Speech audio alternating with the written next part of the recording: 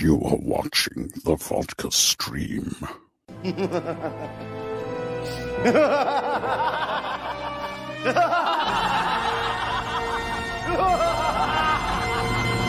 Hey, look at us. Look at us. Huh? Who would have thought? Not me.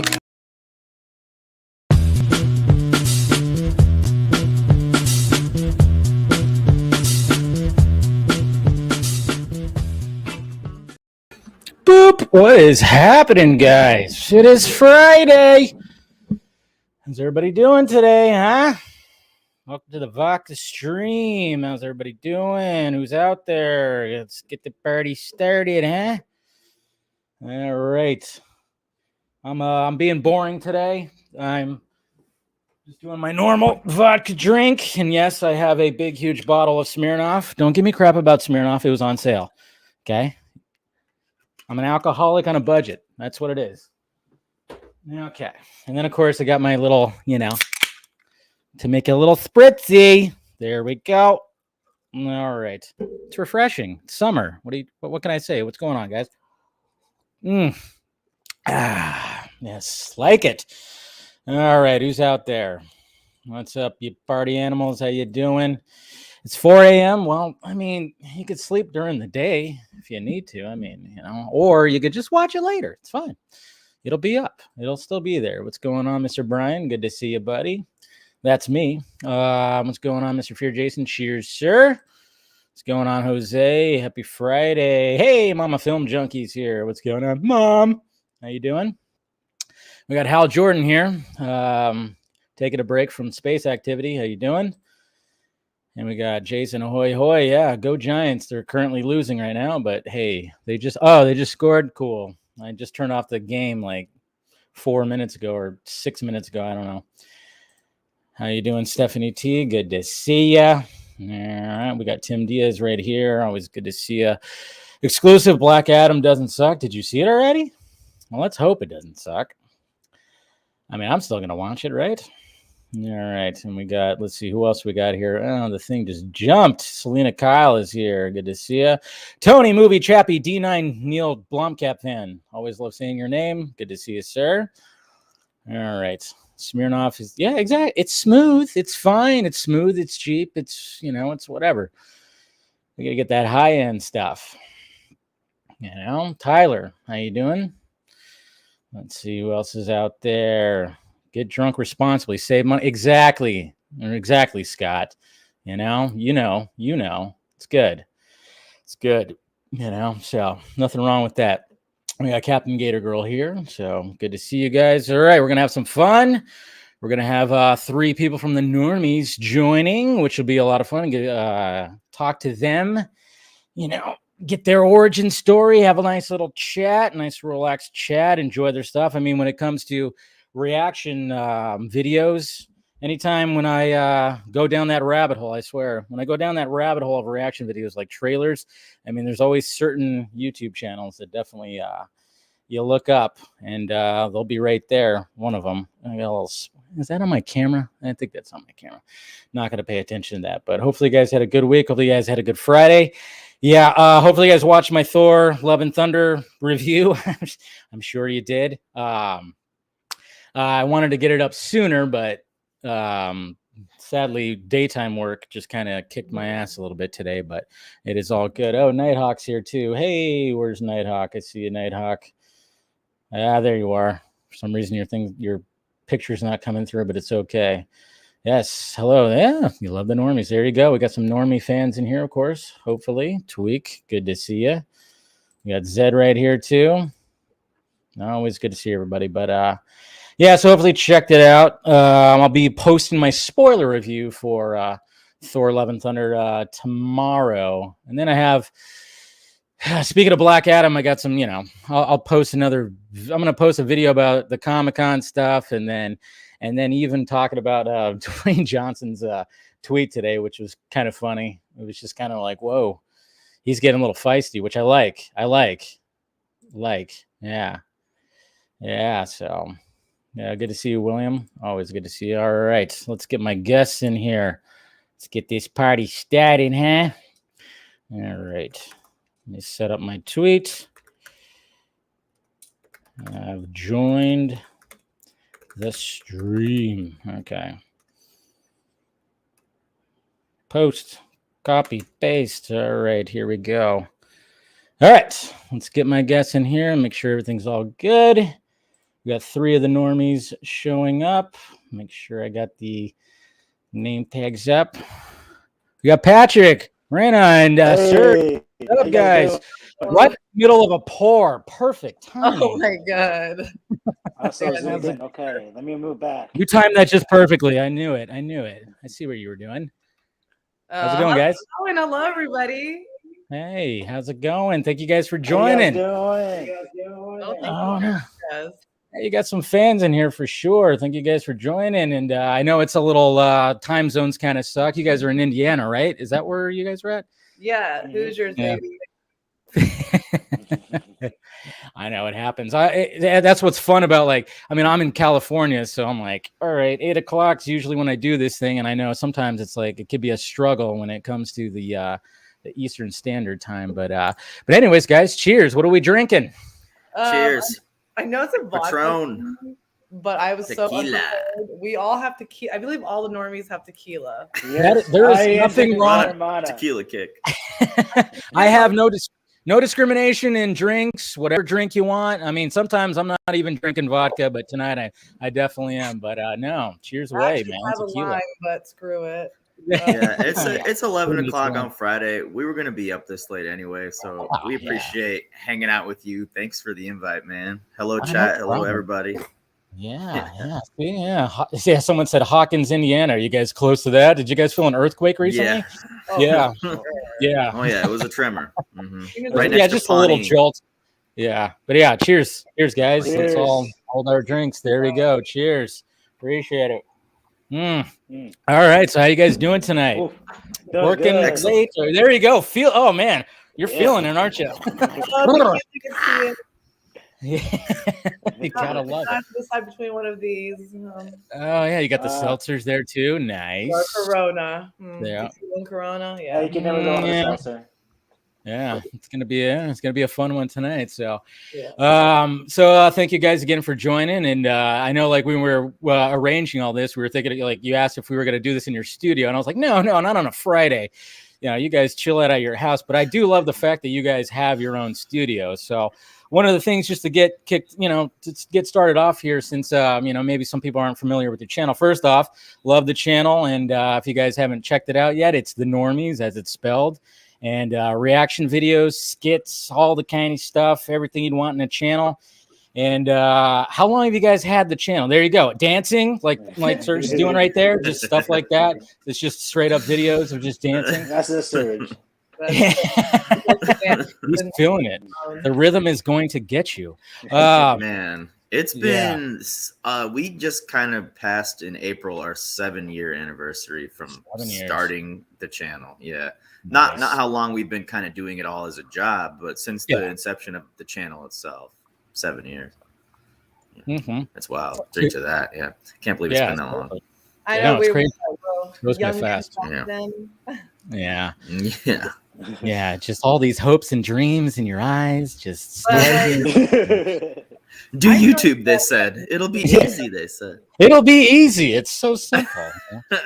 Yeah. No, but so how did the team form? I mean, did you guys have your own individual? You had your own solo movies first, and then you had the team up flick. The Avengers, yeah. The Avengers, Phase 1. Yeah, for sure. Phase 1 was just like, hey, dip the toe in, and then No, but how did you guys kind of form and get together? It feels like Surge has always had a camera in his hand forever, and I wasn't there for because the boys have known each other growing up and everything. They went to school together, college. I joined them after that, but they used to meet up and watch Breaking Bad back in the day together on random days. And Surge would film it. I don't know if those ever made the internet, but he would film it. It's on a personal channel somewhere. But it's not on the Normies. Yeah. We used to do. You put it in private. Yeah. Private, basically. From there to Normies, he's just like, hey, do you guys want to do this on a regular Sunday? And we're like, sure, why not? And now here we are.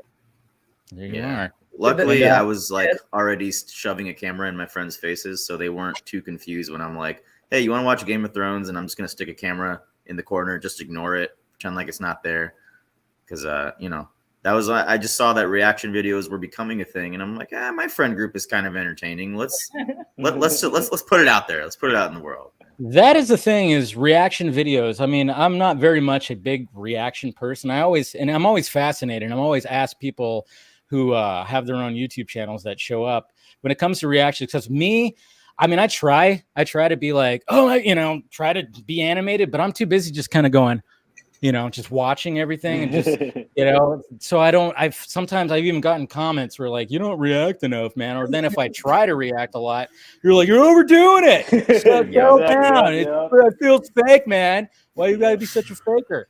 So I'm like, I don't know. I'm trying to find the balance. And now I just kind of do reactions for trailers on the live streams. I'm like, all right, just do a live reaction or something like that. But when it comes to just reacting, obviously I've watched your videos, and I haven't like when it comes to the trailer reactions, like I was saying to everybody, there's always like the certain channels that are always, when I go down that rabbit hole of reactions, you guys are up there, Real Rejects, the Cyber Nerds. So it's always like, especially when it's groups are always fun. That's what I was gonna say. Yeah.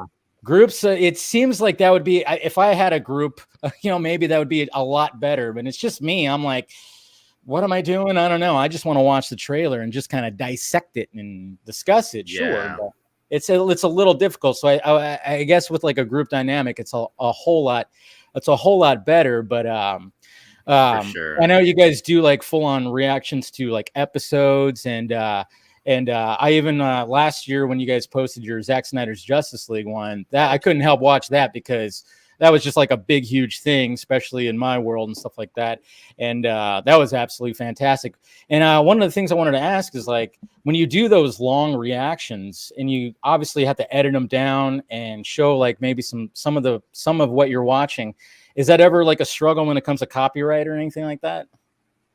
100%. Yeah. 100%. We try to do it in the best possible way that we can, just to where we still feel like it's fair use. Now, there are other reaction channels that upload the entirety of it, but we try to cut it down as much as possible to where it's very disjointed. Like, if you were to watch the Justice League Snyder Cut for the first time with our channel, it would not be enjoyable. It would be very disjointed. We're blabbing. People complain about us talking and joking and shit all the time. That's part of it. That's part of the group party kind of like atmosphere that covers up the dialogue. So it's not the same thing. I don't know if anyone will want to watch anything for the first time with us. So no, that's why I enjoyed it, because I've watched it many times and I wanted to see what you guys thought about it. And I like the fact that it's not like it's 4 hours worth of reacting. You guys did a good job of I mean, you guys did a good job of like cutting it to where you had 2 parts and they're about an hour each, I would say. I thought you guys did a really good job of like breaking it down. Like, I liked seeing your reactions to certain parts. Rana, when you were like tearing up on certain parts, I'm like, I'm with you. Anyway. Yeah. Oh yeah. I can cry during comedy. Yeah. And who's the guy that was sitting next to you? He was wearing the Batman shirt. The damn Mickey, Chris. I can't remember. It might have been Mickey. Yeah. He had like a backwards hat and a Batman shirt on. But I loved it. Wasn't Mickey? Okay. When watching him, he was totally, I loved his reaction because he was just blown away by everything that he was seeing. And I just loved it. I just loved it because I was like, yes. It's so much fun to watch it with your friends like that too, especially like this was a 4-hour movie and it was like an event within itself too. So to get your friends to watch it, it's just so amazing. Yeah. Because like you're reacting to and you're watching your friends react in a way. I don't know. It's awesome. Yeah. It's easy. Like you say, people complain about you not reacting.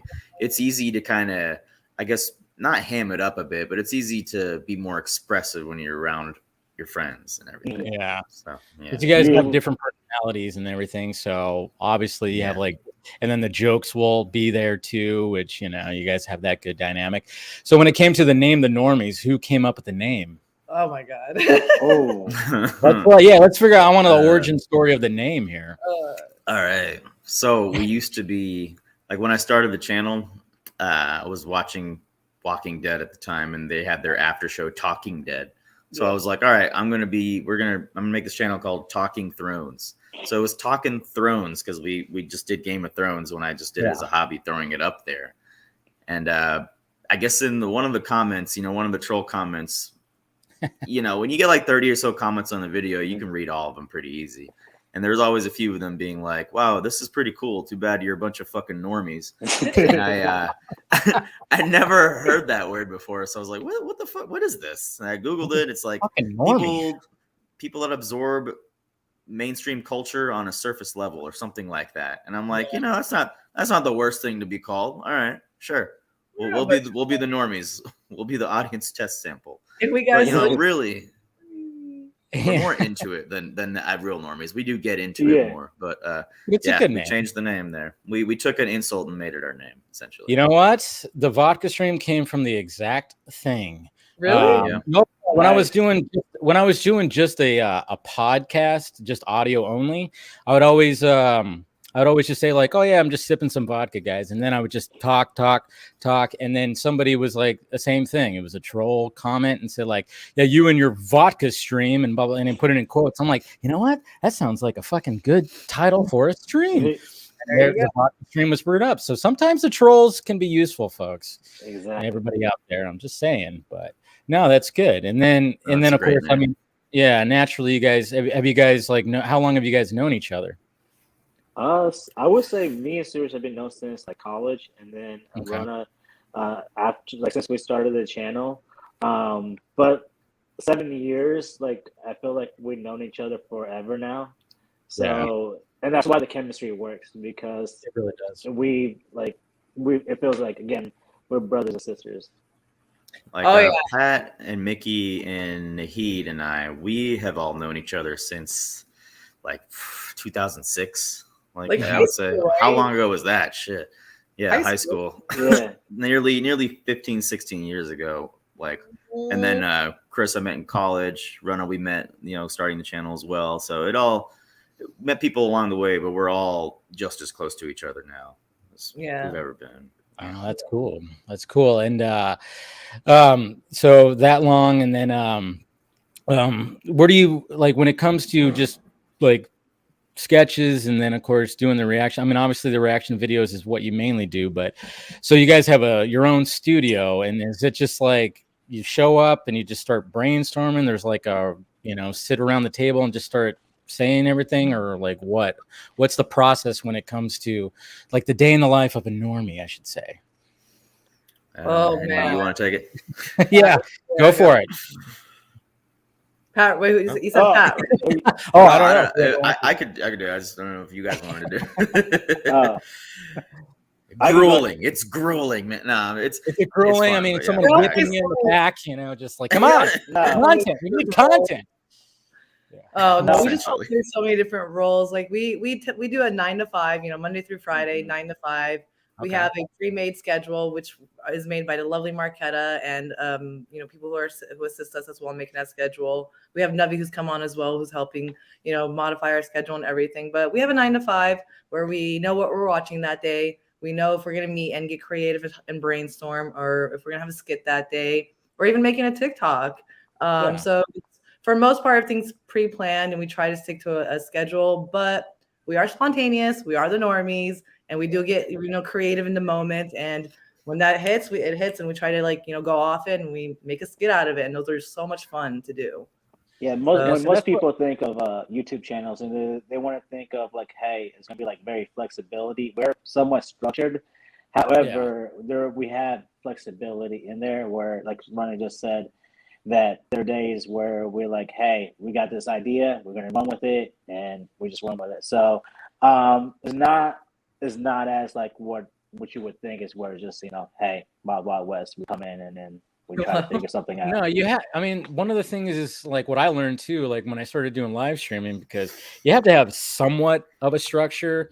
Like when I was like, all right, I was doing the vodka stream. I started that probably like 3 years ago, or maybe even more than that now. And it's kind of, it's grown since then, but it was always every Friday. And it started with just me going, hey, I'm just going to sip vodka. When my glass is done, I'm done. And then all of a sudden it was like, all right, people started coming on and everything. And then I was like, all right, I'm going to start doing like a Monday through Wednesday, just talk about the news and whatever, no guests, just whatever's out there. And, you know, you want to have, you know, I had that structure, but yeah, I mean, but you never know when certain things are going to be, you know, popping up, like some kind of news things on a weekend. And it's like, all right, well, you got to talk about that, or at least do something. Yeah. Or, like, they dropped the Spider-Man trailer on Yeah. Saturday night. Stop what you're doing. Abandon throw your baby away. Whatever you're doing. Make just put that baby down. Just give it to here. You know. Yeah, I know.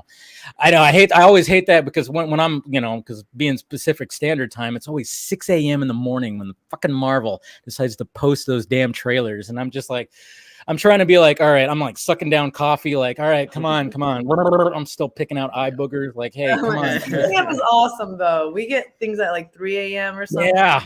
At See, least you get the midnight release at least. Yeah, you're good. You're good. Yeah, but at the same time, like last week we were talking about Stranger Things. I mean, I still have a day job, you know, but I work from home, thankfully. But at the same time, I'm like, I was like going, all right, volume 2, it's 4 hours worth of Stranger Things. It's not just like, hey, 40 minutes. No, these were movies that they were. Yeah, and I didn't want to know shit. Like I had to go like radio dark because not even that, but the latest episode of The Boys also showed up. So I was like, okay, yeah, midnight, but I was like, I gotta wake up for work. So I actually woke up at like 4:30 to start it off. And yeah, I mean, it was kind of like a little pain in the ass, but like if I didn't have the day job, I would have been like up all night and just watched the whole thing. So I just, to me, I'm like, why does it have to be? Why can't they just, you know, right at 5 p.m. you know, or something? Just why couldn't they just do that? You think that they would want to do that? When we did the Snyder Cut, we got to the studio at 6 a.m. to start that, so our editors could do the same day. That's like, to go back to what you were saying, kind of, you know, you start off doing this for fun, and then it has to kind of become a job. You have to put that structure, and then the important part is retaining that fun. So whereas, you know, in the past when we first started, we would have just watched the Snyder Cut at night when we're all hanging out and vibing, but now it's a job, coming in at 6 a.m. to do it. That corporate mentality was a point of contention for a little bit for some people in the company. Sure. We're like, we're too corporate, but it's like you have to have some structure to go and leave the fun as much as you can. To do. Yeah. Like, I can't wear sweatpants anymore. What are you talking about? Like, you know what? Who needs coffee when you're waking up at 3 a.m. for Stranger Things? That's all I gotta say. Yeah, right. Yeah, you better have that coffee machine going. No, but yeah, that's one of the things too. Is like, even with me, like doing like a solo thing, is like, if it starts feeling like a job, I'm like, no, it's got to get fun. So then I'll be like, all right, let's do something where let's do a sketch that's going to be fun, or let's have a segment where it's something completely different. You really, as much as, like you said, you got to keep it at that structure, but you still got to keep it fun. And that must be pretty difficult, you know, with the group. How many people are within the whole team, by the way? I wanted to know. Oh my God. Right now we got about 15 full-time employees on the payroll right now. I believe it might be, I think 15 now. Yeah, 15. Like total company in total, I would say we got 20-ish full-time and part-timers together. With part-timers included. Part-timers are like people that come react, but they don't work behind the scenes on stuff. They just come in to react and then usually head out. So okay, I'm just asking. Wondering if there's a spot open. That's all. I'm just kidding. In the future, I'm like, yeah. Indiana sounds nice. No. Let your people get with by people. You know what I mean? Exactly. Let's just look. Yeah. We'll talk. We'll talk later. We'll talk behind the scenes now. Indianapolis is all. I mean, I'm originally from California, and I've learned to love Indianapolis so much. It's actually amazing. So I don't know. Where'd you live in California? She is talking about. I love Indiana now. Don't. I mean, Indiana's great, but there was a period you love Chicago. In Indiana. Yeah, there's a period. Yeah, but no. Yeah. Okay. You could tell that which ones have been living in Indiana too long. You said you lived in California. Where in California did you live? I was born and raised in Sacramento, actually. Okay, so Northern California. Nice. Yeah, I'm SoCal, so I'm like, I'm North Cal girl. I like SoCal, but like we got all the Santa Cruz, Santa Monica. Yeah, it's true. It's nicer up there, but way expensive. That's for damn sure. Pretty expensive. Yeah, it's very expensive up there. But yeah, California. Dave, Huh. what is your day job and how much time can you dedicate to all this right here? My day job, I do like telecom engineering work, which is, it sounds more exciting than it actually is. But, but it's the job. It's a field that I've been in for forever. And, it's a normal, it's a 9 to 5, but I start at 6:30. I like to get my day done early. So I take a half-hour lunch. So then I'm done at 3, and then I can, focus back on this. But it's kind of nice because from working from home, I can actually, I have this workstation and then I have that workstation. And I'm one of those crazy guys that I don't sit, I stand. I'm surprised I'm even sitting right now, but it's Friday, so I need to relax, relax the feet. But I'll just jump back and forth as I'm working on that and working on this. If I'm because I'll take segments from my streams and post individual videos and whatnot. So I'm constantly just going back and forth. So yeah, it's not too bad, not too shabby. So that's the way I work that. But I need sometimes I'm I need an assistant. I need somebody. I need a team. What the hell? That's gotta help, especially with you guys. But so having the set and everything like that. I mean, how long into the channel was that all able to be an actual thing where you're we can have an actual studio and just have workers behind the scene and actually have a legit thing happening?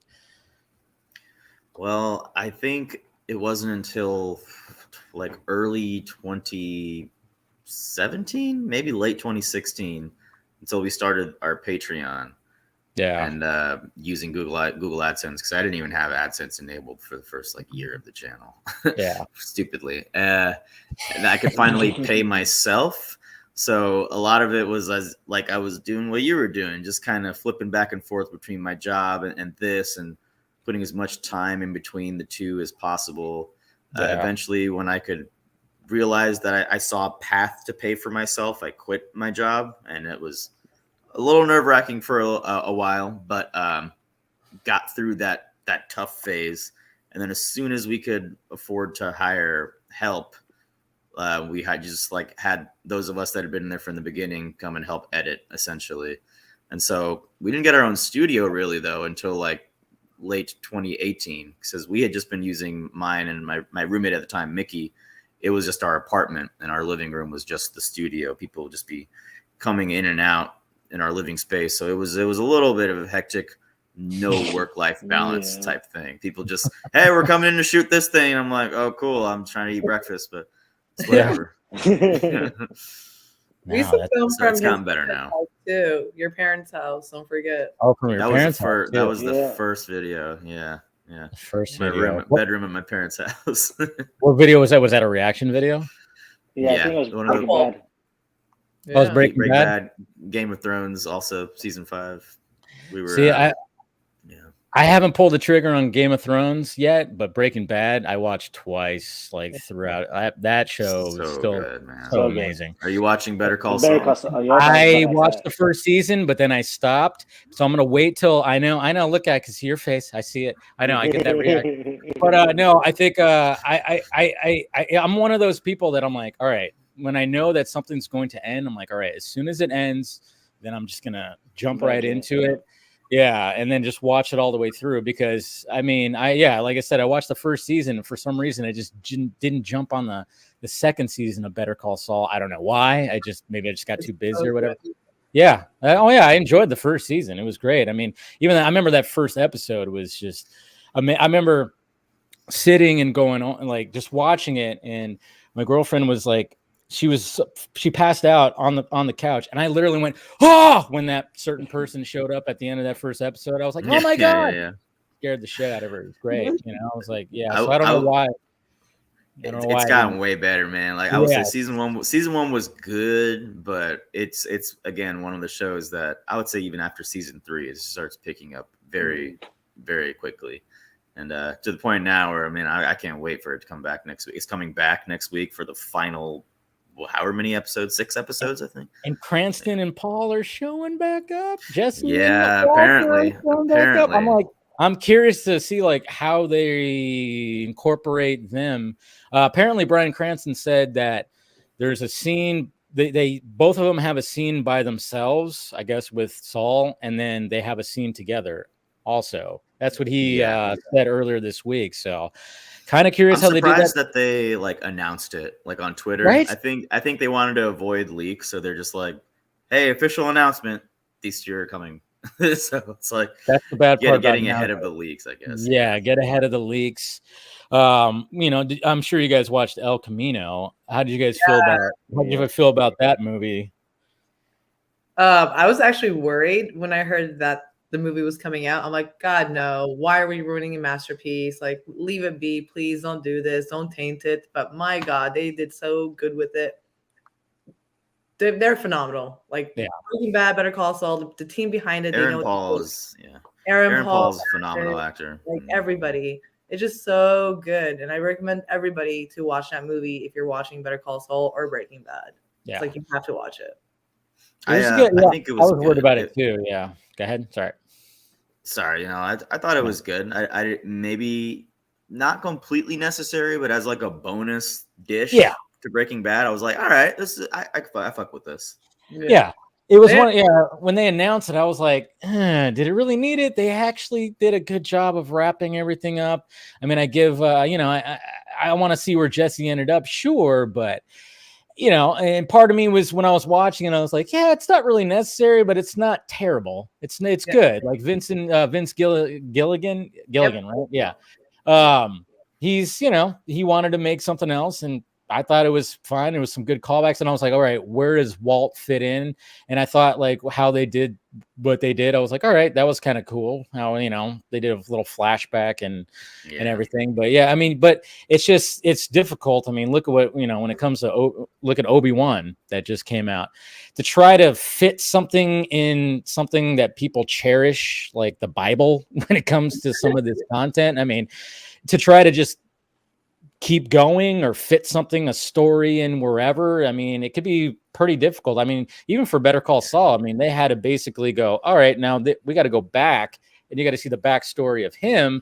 And then somehow we're going to lead into the events that when you met him in what was like season 3 of Breaking Bad or season 2. I can't remember which season that he showed up in, but it's always, that's the challenge. And, if you could pull it off, fuck it, do it. But they did so well too. It just makes me wonder, how did you get there, Saul? How did you get here? Like, I got a question for you, Dave, because you brought up Obi-Wan also. Yeah.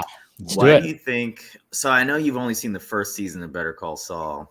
Yeah. I don't want to like spoil things, but like characters show up. Yeah, of course. Characters show up, like Mike. Yeah, I know Gus. I know Gus shows up. Okay, Gus. Mike. So why do you think? And maybe it's just because Star Wars fans are rapidly unpredictable. But why do you think people are okay with Gus and Mike looking the way they look, like way older, maybe with some makeup to try to look younger? And yet, when they did it did you see all of Obi-Wan? Yes, totally did.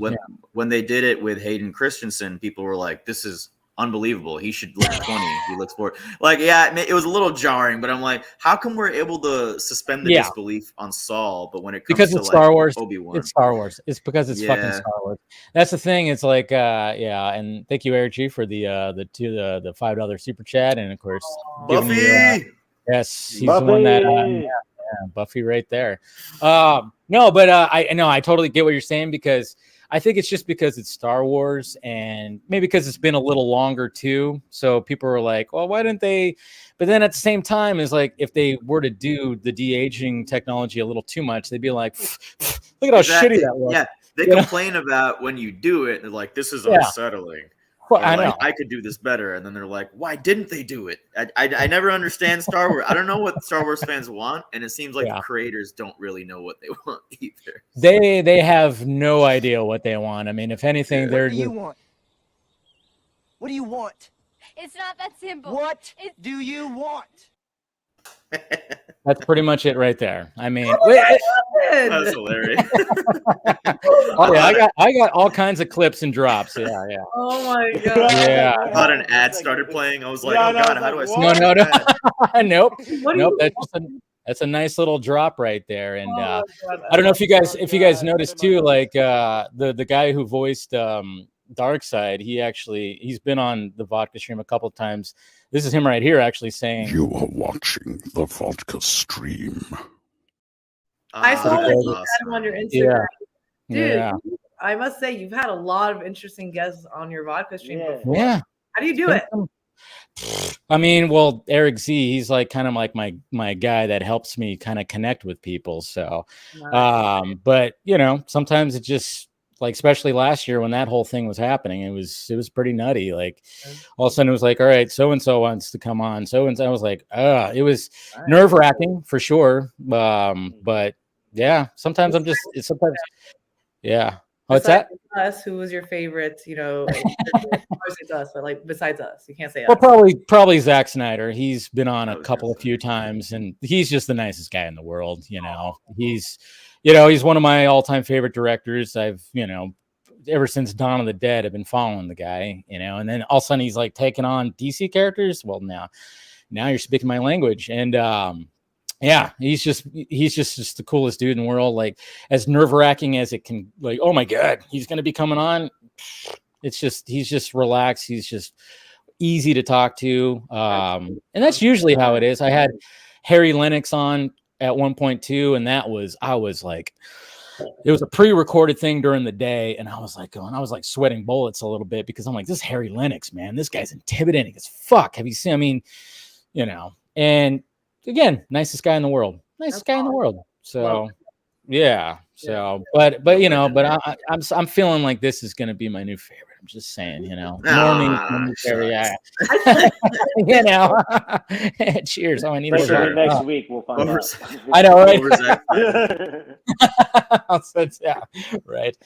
No, but going to stuff that's talking about series and everything like now, Obi-Wan. How did you guys feel? How did you guys feel about Obi-Wan as a whole? Like, did you guys enjoy all that? And because I know there was like a little up and down. I mean, for me, it was a little up and down when it came to series, but those last two episodes were perfect. I thought, not perfect, but it got me in the feels. It did. Rana, you love everything. So I don't know if I can say anything. I'm so easy, like everything. Like, I don't know. Yeah, well, phrasing. I know. I was about to say, whoa, she caught herself. She was like, I'm so easy. Simple. TV. It takes a lot for TV to make me like say, oh, I hate this. You know what I mean? Yeah. Like, and Obi really got to me. I enjoyed seeing the story of like just seeing how hurt he was, with Anakin and everything. Yeah. I was spoiling right now, but like just seeing how good the actor, Ewan, I can never say his name, Ewan McGregor. Yeah. I feel like I never say his name for some reason, but phenomenal acting. And just to bring back Hayden, like just that, I was like, all right, 10 out of 10 for me. I was happy. So yeah, I don't know. I loved it personally. I just like hate that Disney and Star Wars are dropping things at the same time consistently lately. That's my only beef right now. But other than that, Marvel, Star Wars. Marvel too, yeah. Oh yeah.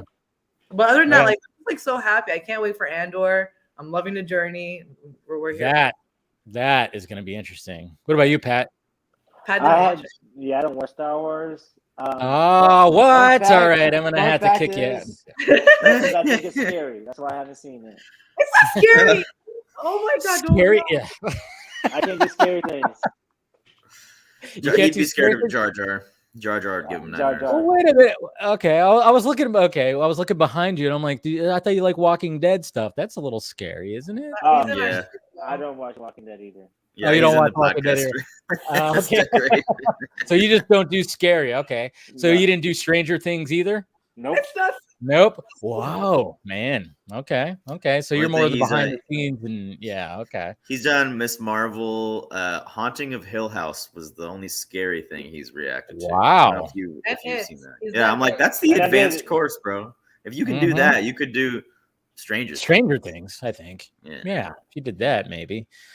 But no. But what did you think, Serge? Like overall, when it came to Obi-Wan? I think that it's hard not to fail when it came to that show. I do think they could have been exceptional, and as it stands, I think the show was just really kind of good. The last two episodes saved it. Ewan McGregor's acting in that one scene in the finale saved it. I mean, who didn't feel anything there? That was incredible. And if the show kind of tugged on that a little bit more, I think I would have enjoyed it. But I did enjoy it. I did enjoy it. That's the thing. I just maybe I had such high expectations. I'm one of the Star Wars fans that I'm criticizing it. I know. So, I mean, that's the thing. Is like there was such a high bar, and okay. Do you think there's going to be a season 2? What do you think? Probably. Do you follow Red Letter Media at all? A little bit, but I haven't watched their videos recently. I know they kind of shit on a lot of things, don't they? They do, but they actually enjoyed Obi-Wan, surprisingly. No shit. Wow. They basically pitched a season 2 that I think is just so perfect that it has to be that. It's essentially, they're going to call it Obi and Qui-Gon, and it's going to be flashbacks to a young Qui-Gon Jinn as he's Force Ghost training Obi-Wan. And there's like a quest that like Qui-Gon is like, I couldn't finish this quest from 30 years ago, and now Obi-Wan will have to finish it. And I'm like, damn, that actually sounds like they might do that. If they Not a bad idea. Not a bad idea. I mean, obviously we were waiting for Qui-Gon to show up, and obviously that in the first episode when he's talking to him, and when nothing happened, I went, oh, that motherfucker is going to show up sometime in here. And then of course Liam Neeson was like going, oh yeah, I don't do TV, what are you talking about? Then at the Star Wars celebration, they announced that he's coming back to voice Qui-Gon and Tales of the Jedi or whatever, the animated series, and his son's going to play as like do the voice of the younger version. And I'm like, all right, yeah, there's no way that this guy is not showing up, come on. And then sure enough he did. Yeah, I think when it comes to season 2, they should just no Vader, no Skywalker. You wrapped up that in a nice little bow and sent it off, and we all cried and got emotional and everything. Sure, but now just go off and do some kind of Jedi cool shit. Ahsoka can be involved in something. Ahsoka. Yeah, exactly, because that's coming out, and apparently Vader's supposed to be a part of that. No spoiler. We're still watching Clone Wars, by the way. Okay, so that's fine. I'm only halfway through myself, so don't worry. Okay, good. Mm-hmm. And I know you did a Love and Thunder review. We're also waiting for that. So no. Yeah. I kind of got your preliminary thoughts on it. I was checking out some of your videos, like because I follow Jeremy Johns also, and his spoiler-free review was kind of similar thoughts, but I won't say anything for these folks here. No, I mean it's I don't know how you guys felt about Thor Ragnarok. See, that's where I disagree with you. I love Ragnarok. Why did you dislike it? I think it was just because it got a little too comedic. Like, there's nothing wrong with like going and I get it, because they were like, hey, after Thor: The Dark World, and Thor is not exactly like, when it comes to the main four, he's the weakest character, even though he's Thor, and so when it came to them going to that route that they did, I understand it, totally do, but it just was, to me, it just was too much with the gags, too much with everything, and then I was hoping that Love and Thunder would kind of bring it back a little bit, but now they went even further. I was like, I actually have said this before, and I personally don't mind it, because I prefer like sci-fi and comedy the most. Yeah, nothing wrong with comedy. Yeah, I have noticed though, like Marvel over the years have, and I know I said this in a reaction somewhere, they've gotten more jokey and comedic in a way. Like they try to throw in more jokes. I don't mind it. I know some people might mind it, but like I love it. It just adds into like the sci-fi and action and everything. All my things into jumbled in one, but I definitely agree with you. I think they do make more jokes now. Yeah. I think it's just like, I mean, there's a good balance that you can have, and there's movies out there that can balance it out very well. And I think like the first Guardians of the Galaxy, I thought did a great job, and that movie shouldn't have fucking worked. When that got announced, it was like, what, Guardians of the Galaxy? Really? You're gonna make that a movie? How is that gonna even work? And it fucking worked, and but I think, when it comes to some of the most recent, besides even, I mean, I really enjoyed Infinity War. I enjoyed Endgame. And then, obviously when it came to No Way Home, that was great. I mean, that was just like, holy shit. That was a feat. That was just something that was just, how did they pull that off? Who knows? And I even enjoyed Multiverse of Madness. Did you guys enjoy that one? Yes, I love it. I didn't see it yet. Pat being the one that's kind of not liking the horror stuff. I mean, that had some horror elements. It did. If you see the reaction, it got to me a little bit. So yeah, it gets to me a little bit. But I still loved it. I loved it. Okay, good. Yeah, and I thought Raimi did a good job of like, hey, this is a Sam Raimi film, and it felt like a Sam Raimi film. That's the thing. It like did. It got a little dark. Again, I'm not going to spoil Rana, but there are parts of images in that movie that are quite graphic and genuinely scary. So at least I thought, like, you know, even if it's a split-second frame, scary. It has some, I mean, it's not a horror, but there are certain like it's got some elements because it's Sam Raimi. I mean, you know, I don't know how. Yeah, Evil Dead, Sam Raimi movie. Oh yeah, I mean, I love the Bruce Campbell cameo. You know, he always has to. He was going to show up. Yeah, of course. No, he was in all 3 Tobey Maguire Spider-Man movies. So it's 3 different characters, and apparently at one point there. Like there was even talks that he was going to be Doctor Strange if they were going to go that route in like a 1990s version, which would have been very interesting if that would have been the case. But that would have been interesting. Yeah. I remember Marvel. Yeah, by chance. What? Miss Marvel? He is watching Miss Marvel. I gotta say, your pronunciation of Nani and all the terms are on point, man. You actually got the pronunciations right. And I'm usually really bad at I'm usually really bad at pronouncing names too. So cheers to that. Cheers. Well, I mean, like it's when I watched the trailer for Miss Marvel, I was like, I don't know if this is gonna be for me. This feels a little, you know, like this is going for teenagers, and this is feeling a little CW to me. But I'll give it a chance. And when I watched that first episode, I went, "Oh, well, this is quite interesting. Actually, it's an interesting character. I like how they were. I just like the style of the directing and everything with the way that they use the camera and." The way that they even show like text messaging was very stylized. Yes. Very stylized that the 2 directors, I forget their names, but they're the ones doing Batgirl also. That's why I'm like going, hey, people are get excited for Batgirl. If you're watching Miss Marvel, you'll see why. Really?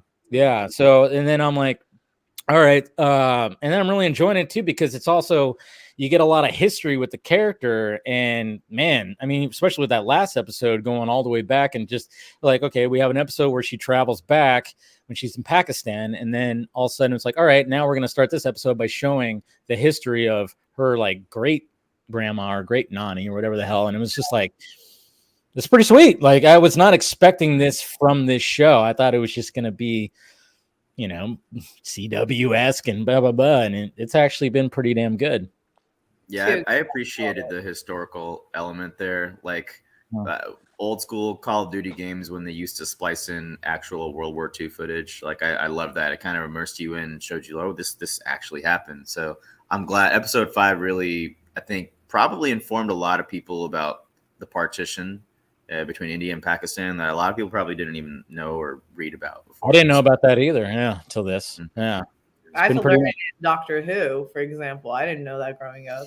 So never got into Doctor Who either. That's one of those things. Neither did I, man. I don't know. I love sci-fi. Like, oh yeah, no, I get it, but I just never. It's just one of those things where, like, I mean, I'm just now getting into Westworld. You know, the show. I don't know if you guys have watched that.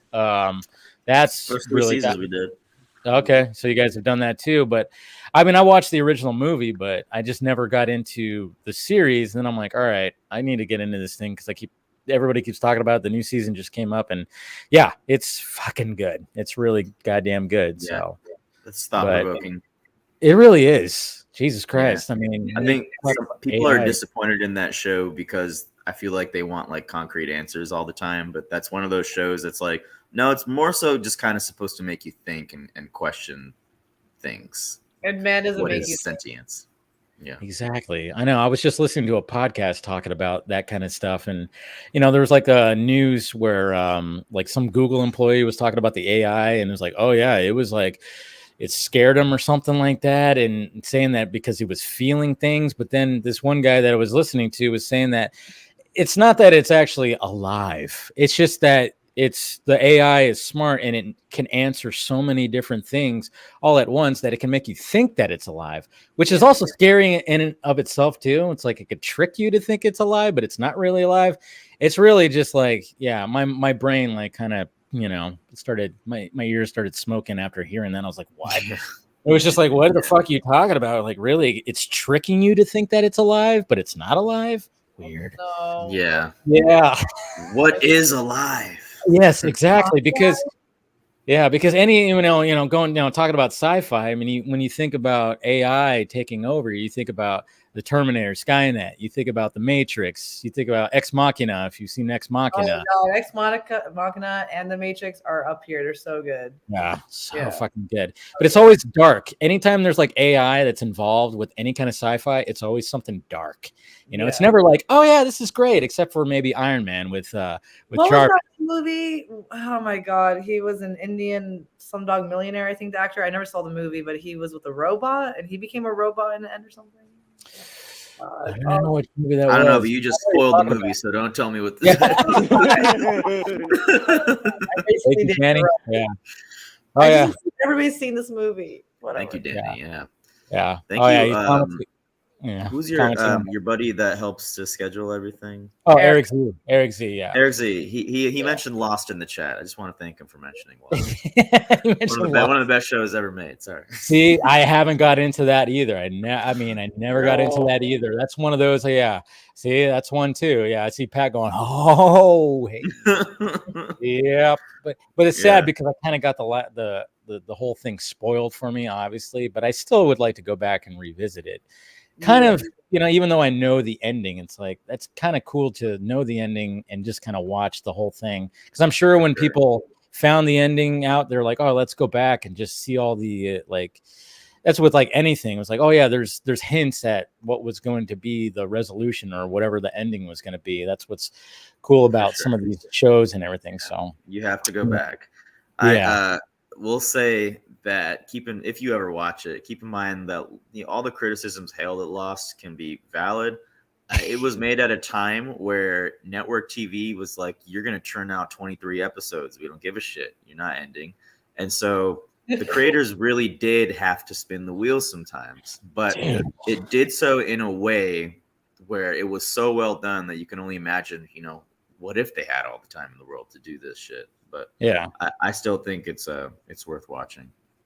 Yeah, I mean, that's another thing too, that when it comes to these series, and I mean, TV has gotten so much better now. I mean, obviously, it seems like actors who would not even think about going to TV are now just going, all right, now I'm going to start in a series. Maybe it's limited or whatever, but it's so well made now. And then there's so many various streaming platforms, and they're all trying to fill up their library and everything. And you can find some hidden gems, a lot of shit. You can find a lot of shit too, A lot of shit.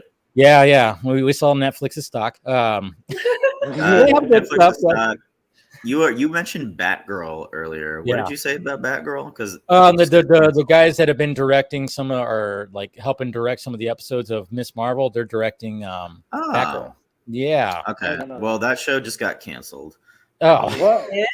And so Miss did Marvel a lot. No, Bat Woman. The CW. You're talking about Batwoman.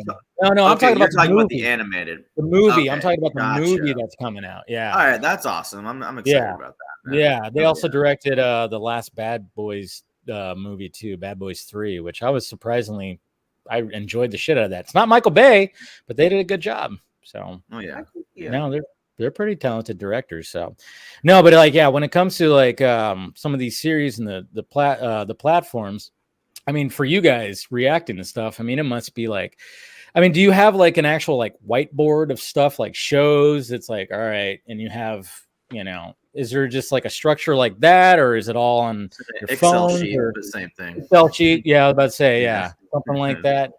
Yeah. And is there master?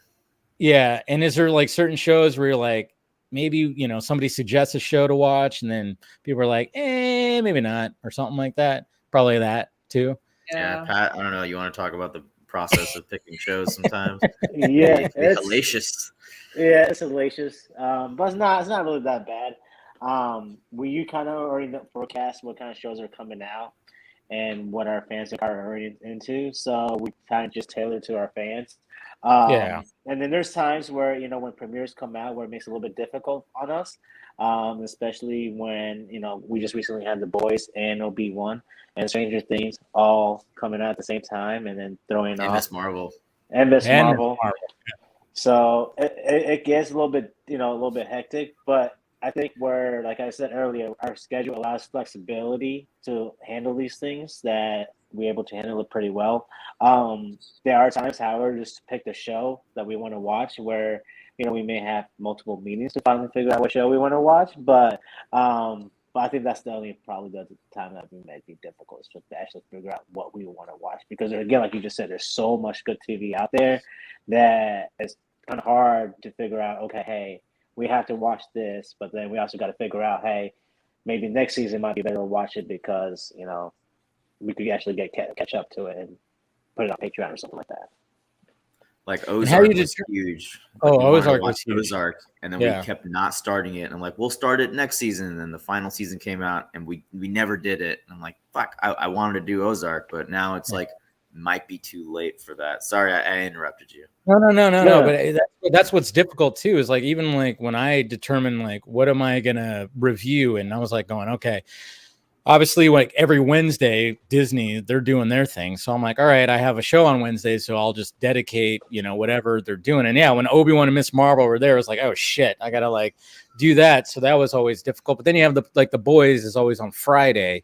So I don't, you know, obviously I just do this and it's not really anything you know. So I was like going, all right, I won't do every episode, I'll do the season premiere and the season finale. And Jesus Christ, that season finale. Did you guys watch it already or no? Yes. So Yes. Wow.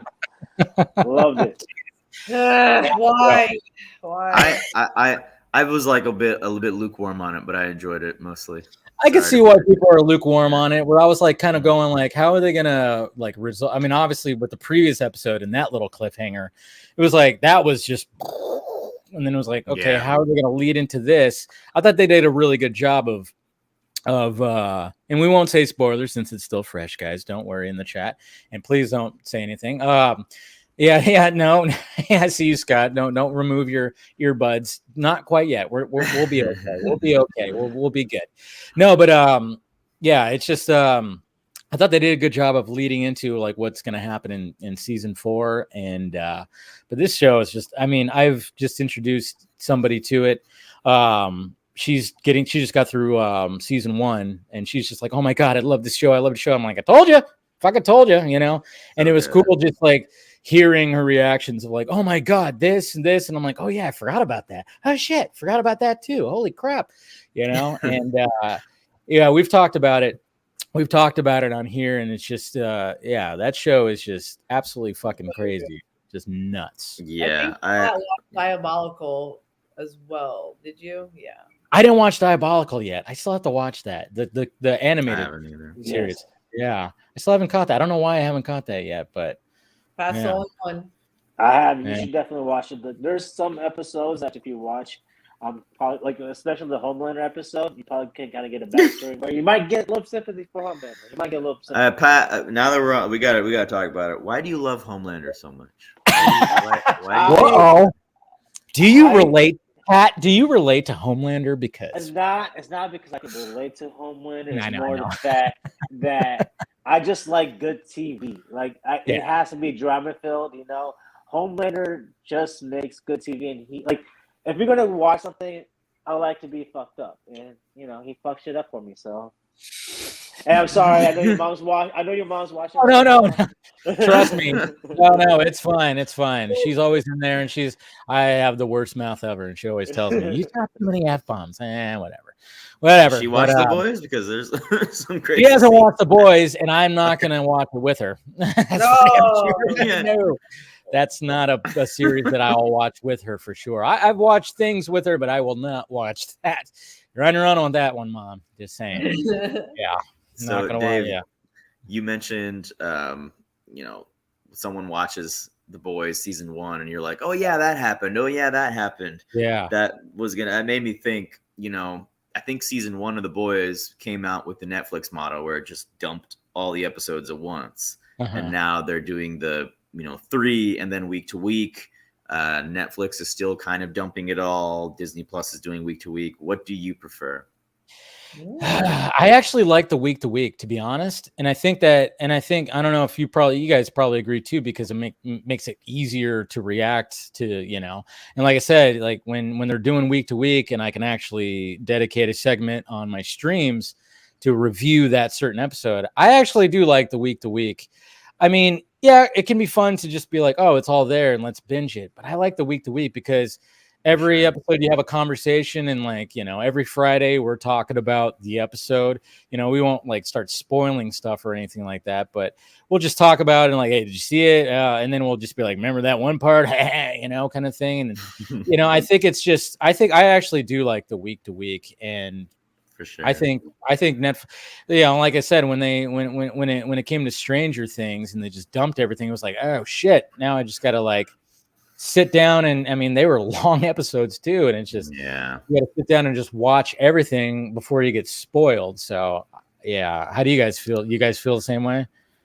Yeah, I like to wait prefer for week week to week, because like you just said, you get to have the conversation and you get to let things to simmer a little bit, versus when you binge it, it's just a big blur sometimes. It's like all things just a big blur sometimes, like seasons blend to things.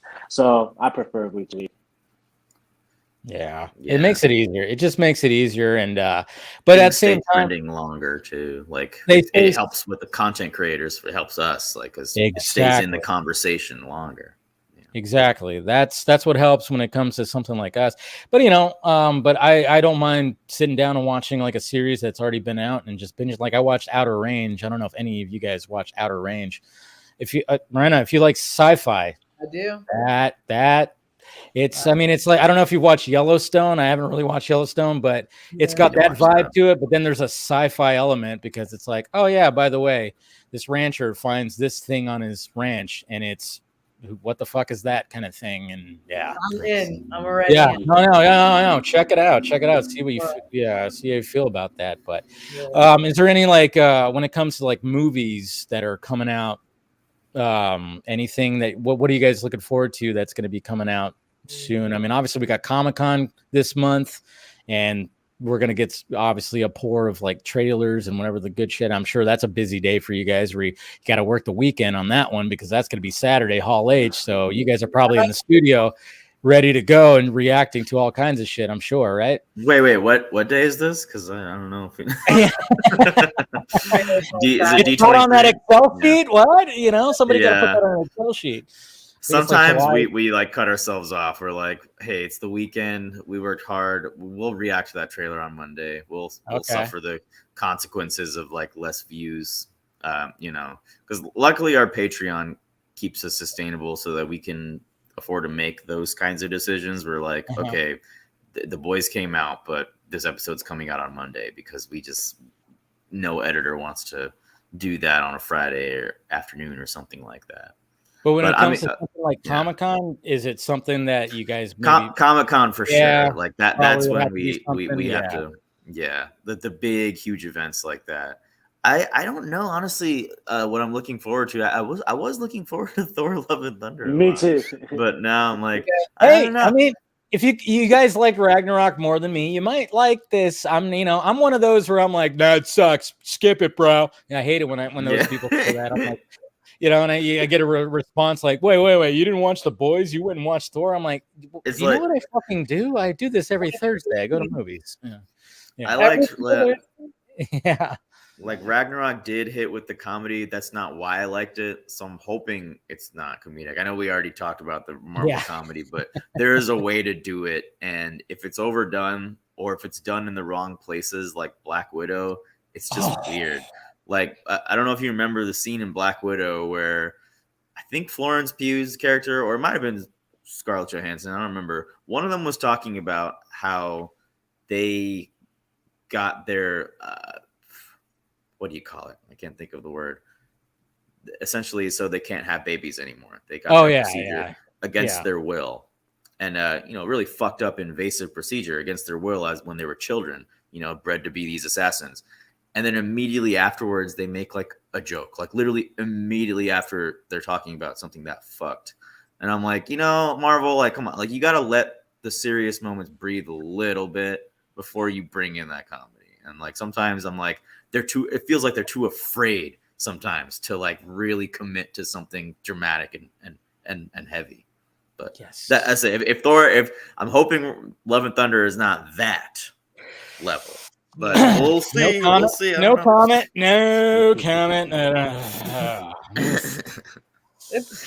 I mean, well, like I said, go watch it. I mean, don't listen to me. I always say, don't listen to me. If you want to go watch. Don't listen to critics. Exactly. Don't listen to anything. Exactly. Have your own opinion. Yeah, exactly. Just have your own opinion. I'm always about that. I mean, and then, if you want to have a discussion about it, let's have a discussion about it. Say what you liked about it. And then, I don't always, if there's a movie I dislike, I'll always go, oh, but this is what's good. I don't just go, this movie sucks. Everything about it's the worst movie in the world. That hyperbole bullshit where you're just like saying all this kind of stuff where it's like, I hate that shit. I always hate it when people do that. But I can actually go like, oh yeah, this was good. That was good.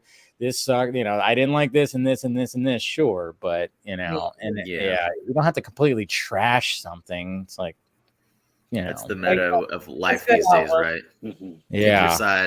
Pick your side and be hyperbolic. That's exactly everything these days. I don't like that.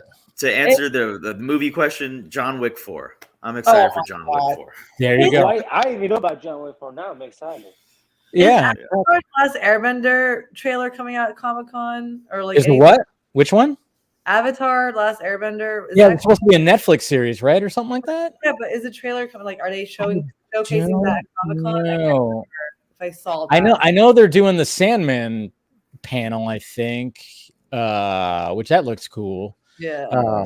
But I don't know about Avatar Airbender. I'm not sure. Read that somewhere, but I could definitely be wrong, and I could be fake news. So make sure you guys look that up on your own. Fake news. I've been reading a lot of wrong things lately. Yeah, no, I'm not sure, but I mean, it was announced. It was funny because, obviously Marvel's going to have, Marvel Studios is going to have their huge big panel and everything, which is, we knew that was going to be the case, which is fine. And then they were like, yeah, but DC's not going to have shit. And then I went, how can they not have anything? And then of course everybody just jumps to the conclusion like, yeah, DC, they don't know what the fuck they're doing, this, that, and this. And then all of a sudden, like Dwayne Johnson goes, "Oh yeah, we're gonna be there." And then Black Adam's coming out. Black Adam's gonna be there, so and then excited. Shazam, right? Okay. Yeah. I read that. See, I know I read some right thing somewhere. Black Panther 2 trailer might drop. Yes, there you go. I think the Black it's coming Panther out in November. Yeah. So like, if it's coming out this year, we haven't seen anything yet, and we haven't seen almost shit. August. Like promo art has come out. That's the only thing that's come out. Like there was blind at this point. You know what? There's nothing wrong with that. I mean, especially with smaller movies. Like I was saying that about, I don't know if you guys saw The Black Phone. Pat, I know you didn't see it because it's a horror thriller. But but The Black Phone, I was even saying, like, when I walked out of that, I'm like, man, if I went in this blind, it would have been not a lot better, but it would have been better because the trailer had to give you like, hey, this is what the story is about. But then it's like, oh, okay. But that when you watch it, you're kind of going, oh man, if I didn't know this aspect of the story, it would have been better experience. Still a great movie, and I still recommend it. And it's one of the best ones of the year that I've seen so far. But man, yeah, sometimes those trailers gonna have to show a little bit too much. Trailer 1 is usually pretty solid. Trailer 2 shows the entire plot of the fucking movie. And then by the time trailer 3 hits, you're like, all right, I've seen everything. I don't need to. Pretty much, because I'm looking forward to that Bullet Train movie with Brad Pitt. I don't know if you guys know what I'm talking about. Yeah. Oh, look it up right now. Yeah, it looks good. Yeah. And the recent trailer, I'm pretty sure they showed the ending. Yeah. I'm like, God damn it! You showed the ending, and I didn't know this person was in it. I was like, fuck, man. I'm like, God damn it, but. Yeah. Brad Pitt still surprises me. I think he was in Lost City in that Sandra Bullock movie. Yes. He's just randomly in it. I'm like, Brad Pitt? Jack Trainer. His name is Jack Trainer. Jack Trainer. That's a ridiculous name. I feel like he was like the best part of the movie, personally. Oh, he was. I totally agree. I really didn't like the main part of the movie. I was like, but Brad Pitt's part of the movie was doing his thing, dude. I respect that. Yeah, exactly. So I love that he's just like, fuck it, I'm just gonna do this, it's whatever. And then now he's gonna be doing this, which it's kind of like a John Wick style. I mean, we're talking about John Wick. It's like now Brad Pitt's at that age where it's like, all right, I'm gonna be the older dude that kicks a lot of ass and does a lot of cool shit. It seems like I think Liam Neeson kind of started this whole thing with Taken. It was like, hey, you're up there in years, but I'm gonna show everybody I kick ass. And then all of a sudden Keanu Reeves was like, oh yeah, well, I'll hold my beer. I'm gonna fucking show you. No, let us hold Tom Cruise's beer, sir. Oh, geez, cheers. I am a recent Tom Cruise believer since we watched all the Mission Impossible movies back to back lately, and we saw the trailer for the new Mission Impossible. What's it called? Like not Protocol or Dead Reckoning. Dead Reckoning. Yeah.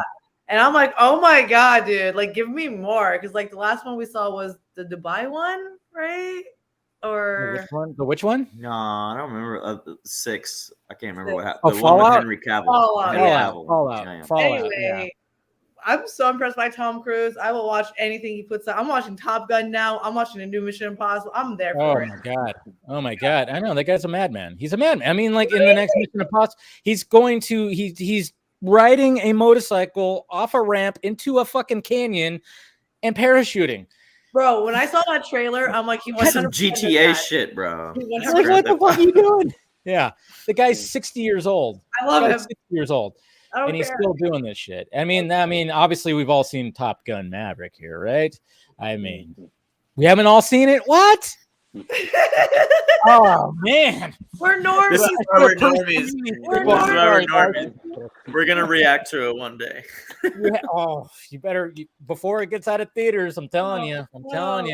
Oh man, you're not gonna make a third one. I haven't seen Doctor Strange. I was waiting to watch it with the normies, but then I went off to some festival and then they watched it. Oh, you had to go have fun. Jeez. How dare you? How dare I? No, you're supposed to be 24/7 normies. Come on now. No, I mean, that's what's kind of difficult. It's like, oh yeah, because you have to do that. But yeah, you got to watch Top Gun Maverick. Because we have to, dude. Anything Top Gun is in, I'm there for it. Oh my God. I mean, and it's just, there's a reason why it's succeeded $1 billion.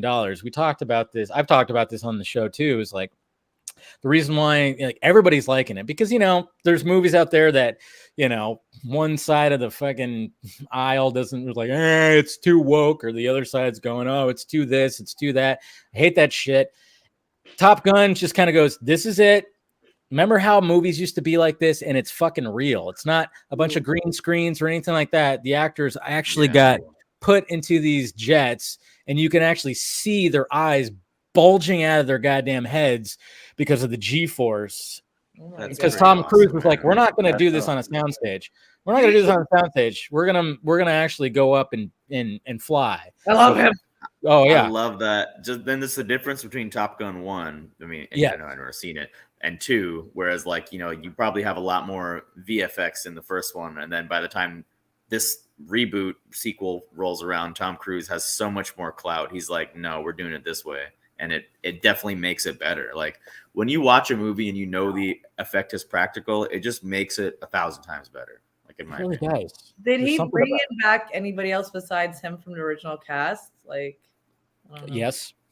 Okay. Yep. I won't say who. This just gets you. Yeah. Like before you go into it, watch the original. Obviously, you got to watch the original, and then is Val Kilmer in there? Possibly. Like a Duckworth Goose or something. I don't know. Well, yeah. It's not really a spoiler. It's out there already, but it's cool that he's able to do it. Dave, what movie are you looking forward to coming out this year? Well, like I said, Bullet Train, that's the next one that I'm looking forward to. Because, with having everything that's come out, we're in summer blockbuster season. So obviously it's like the big movies. And that's pretty much what I've been seeing. I always like it when a little movie can sneak in there. Like I wasn't a big Minions person, so I didn't see Minions last week. I just never got into it. I Pat was like, what? Yeah, he's a Bebo, Bebo, Bebo. That's like Pat's like religion. I'm sure. I don't know. Yeah, He's an enigma. he leaned back into his chair. He went like this. Oh, no. I was like, See? no, Pat, He's come judging, on. judging me. I know. How Okay. it's number? How did it get number one in the box office? Because it's Minions. Okay, that's why. Exactly. Because of What he memes. said. Because of meme and TikTok challenges. That's what it is.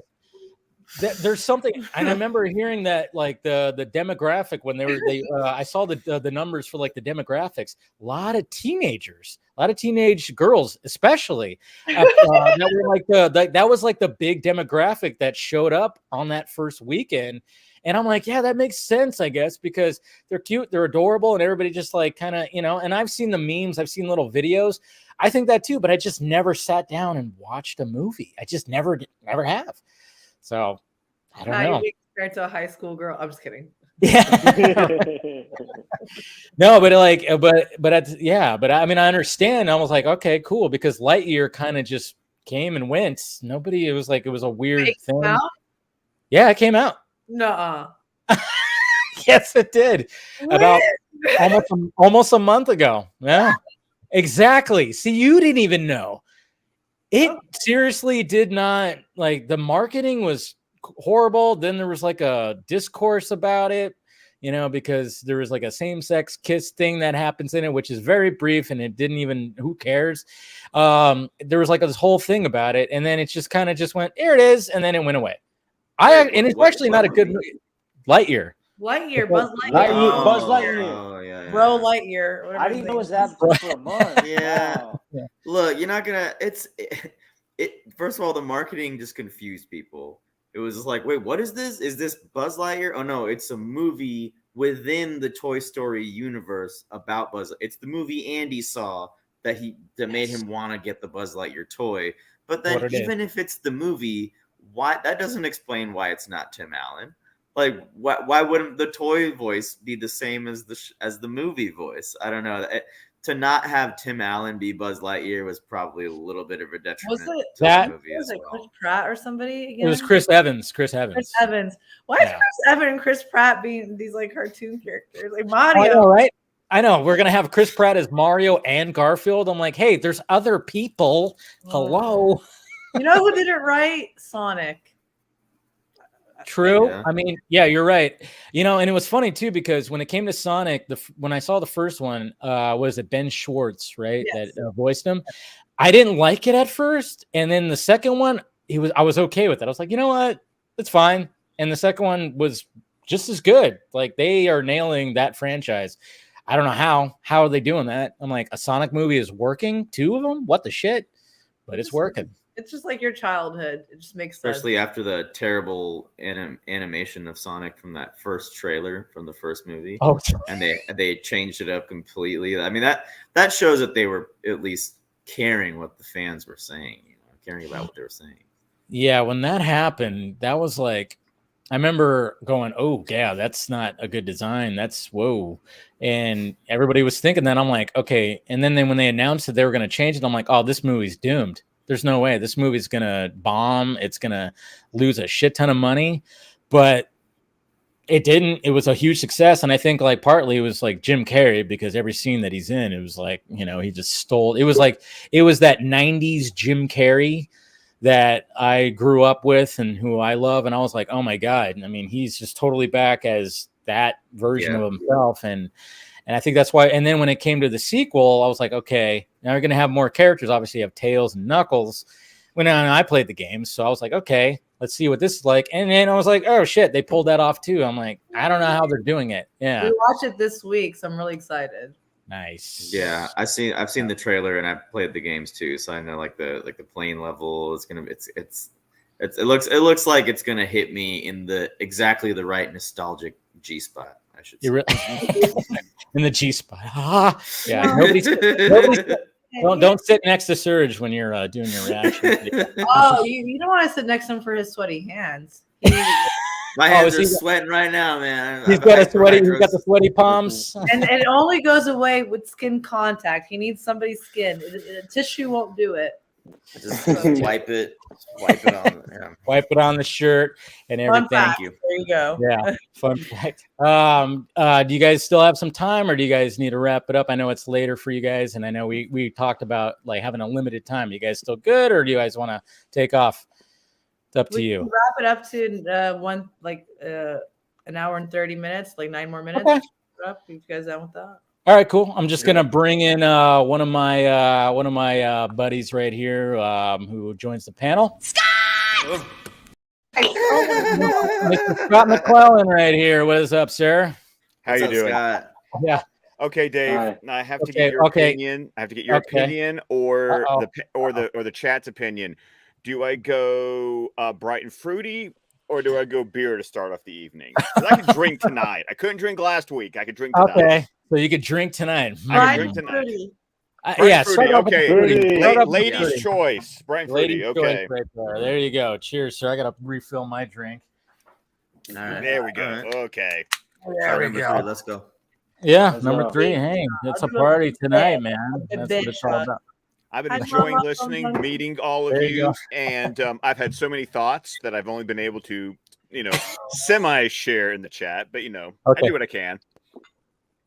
Okay, what's the main thought, Scott? Well, cheers. Well, with Rana now discovering the incredibleness that is Tom Cruise, I had just my brain was like, okay, here's the list. Required watching, go. Yeah. No doubt. But I love the fact that they've been going through the Mission Impossible. Oh, that made my heart so happy. Yes. You need to understand, I am old enough that I saw the first Mission Impossible movie in theaters with my dad. Because I'm 40. I'm that old, okay? You're good. Why is it so hard to believe, Rana? All I know is that you guys talked about 2006 in high school, and I went, "Oh shit, really?" Hold up. That's not a big difference at all. Yeah. No, we're all young at heart. We're all young at heart. Yeah, I saw 2006 in high school. I went, shit, I graduated college. I was in my first house. Okay. It's hard for me to believe that those movies came out that long ago and I didn't know about them. Oh man. That first Mission Impossible. That first Mission Impossible movie, oof. I love so much. It holds a special place in my heart. The Dubai one is Ghost Protocol, and that's the only one I did not catch in theaters.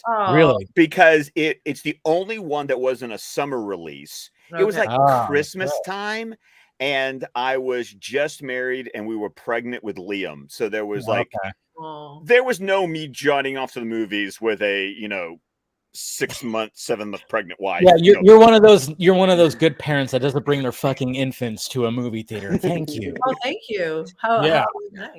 It's called babysitters or grandparents. Take your pick. Yeah, grandparents. There you go. Yeah, grandparents. No, but and we talked about it before too. Is have you guys said you rewatched all of them, right? Or you got rewatched? Yes. Yeah. So they had never seen it. I had seen the whole series, and I really wanted them to watch it because I knew it's like a great series.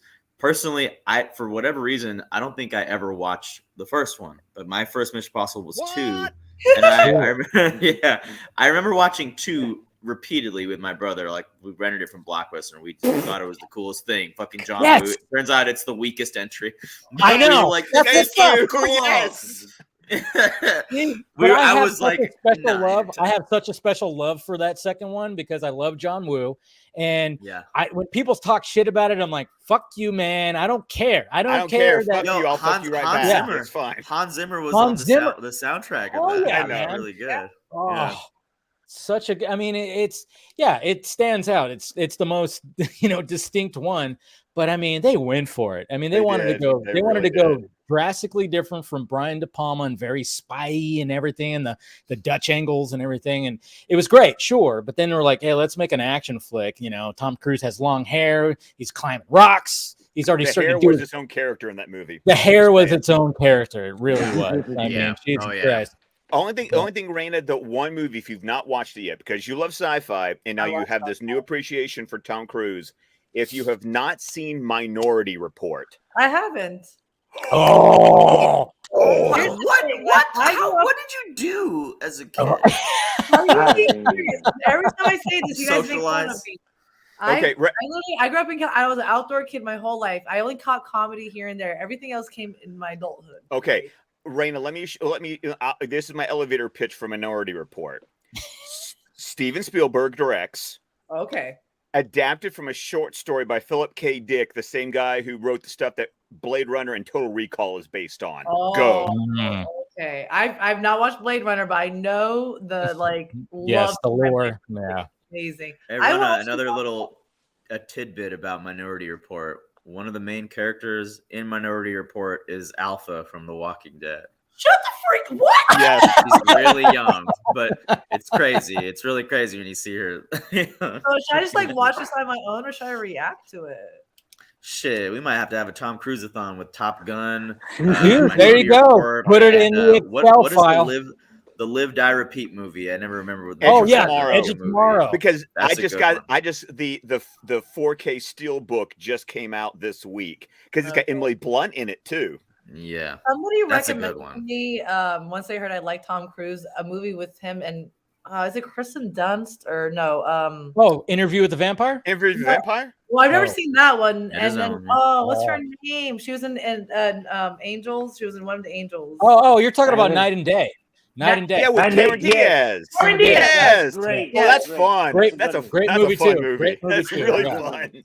There's also isn't there is Vanilla Sky? Is that yes with Penelope Cruz? Penelope Cruz. Yeah. There really isn't a bad Tom Cruise. I'm trying to think of a bad Tom Cruise movie. Collateral. Really Jamie Foxx. What are these? Dude. What are these movies? Okay, Michael Mann. Tom Cruise plays a hitman. It's okay. And Jamie Foxx is the taxi driver. Yes. Okay. You should have a pad and pencil right now, Raina, because you should be writing all this down. Dude, but I'm gonna say just go through his whole filmography. But yeah, I will. The only other Tom Cruise movie I've actually watched is him in Tropic Thunder. Oh, that's great. It's classic. Yeah, that's great too. Yeah. Don't worry. Tom Cruise. No, but when it came to Collateral, okay, every time I revisit that, I'm just going, why hasn't Tom Cruise played more villains? Why? He was stone cold. I mean, Jesus Christ. I mean, the fact that it's I like seeing him as a hero and Ethan Hunt and whatever the fuck, I'd love that. Yeah, it's Tom Cruise. But I'm like, you played a fucking awesome villain here. I mean, I'll have to watch this. Oh yeah, you have to watch that. It's not scary. Don't worry. It's Michael. Like I said, like Scott said, Michael Mann. Did Heat and Miami Vice, which doesn't get a lot of love, which I actually really like that movie. But yeah, check it out. It's villain Tom Cruise, bad guy Tom Cruise, and it's just I'm just going, why has he not attempted to do more? I mean, obviously, Interview with the Vampire, he's a villain. He's Lestat. I mean, he's kind of like the antagonist of that story, and it's why is there? Which, by the way, it don't let the idea that it's vampires and Anne Rice and 90s. No, that's a. Oh, we're watching Buffy. I'm all about that right now. Oh, then you're gonna love Interview with the Vampire.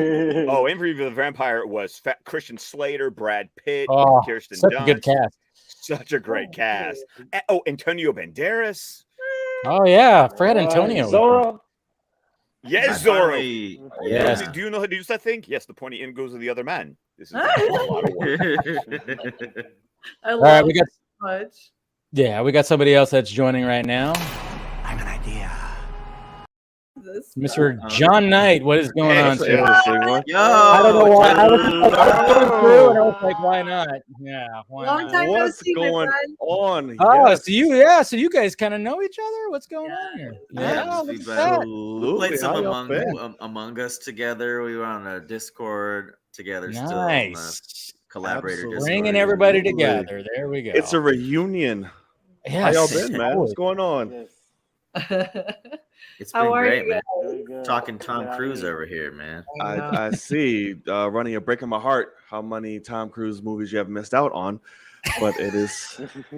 I was okay. meant to be a normie. I was bred and meant to be a normie, apparently. No, don't think about it as breaking your heart, John. Think of it as the joy we have for her that she gets to have all these great films to experience at this point in her life. Yeah. Uh-huh.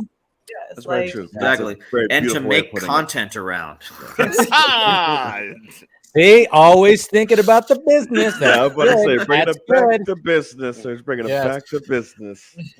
Yeah, Love it, man. Man, he's had a great sprawling career. Why he hasn't played more villains like in Collateral, I don't know. But I think with Christian Bale playing the villain in Thor, I think these legacy actors, I think they need to be in more Marvel shit as villains. Like, let's get Brad Pitt as a villain. Let's get Leonardo DiCaprio as a villain in a Marvel movie. Like that is gonna get butts in seats. You know, if you want butts in seats.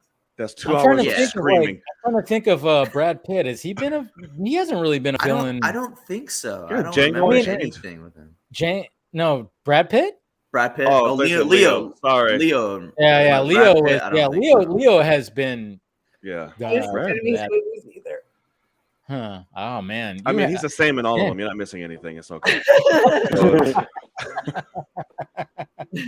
But I'm just trying to think of if there's been any kind of villain Brad Pitt role. I would say slightly Fight Club, but not really, because it kind of no, not. I would check the box there on a Fight. little bit, right? Yeah, that might be the You only would, one. even if it's not technically him. Rana, you haven't seen Fight Club? No. Okay. Oh my god. Okay. Surge, you need a special Excel sheet for Rana. This stream is just going to be a watch party right now. Just I've watched almost every comedy out there, but everything else Nope. Oh, no, I think that was my problem, is that when you guys were talking about the joke stuff, it's like, no, I need my stuff dark. I need my shit dark and gloomy. And it's like, I still remember, just fun tangent, because Dave, it's the Vodka stream. We do tangents. I still remember watching Mask of the Phantasm, Batman animated with my dad. And my at the end, dad going, well, that was kind of depressing. And I was like, yeah, wasn't it amazing? Not my vibe.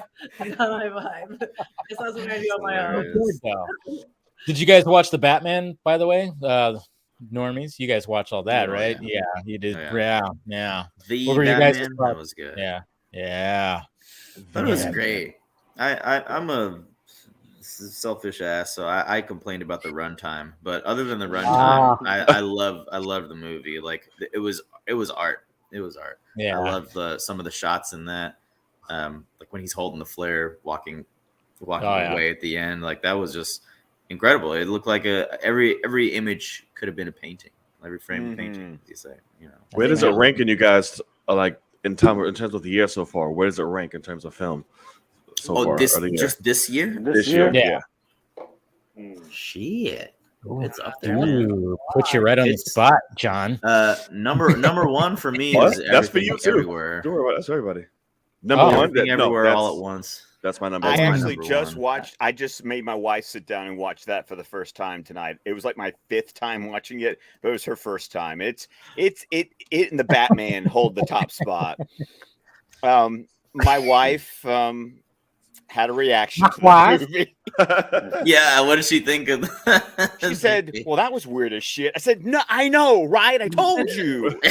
She didn't quite appreciate it. Thankfully, my brother-in-law, her brother was the one who got her to be like, "Isn't this movie that you really like?" "Yes, honey, let's watch it." And she did the thing she does all the time, where she laughs at things that she thinks are weird, or she laughs at things that she doesn't think is appropriate.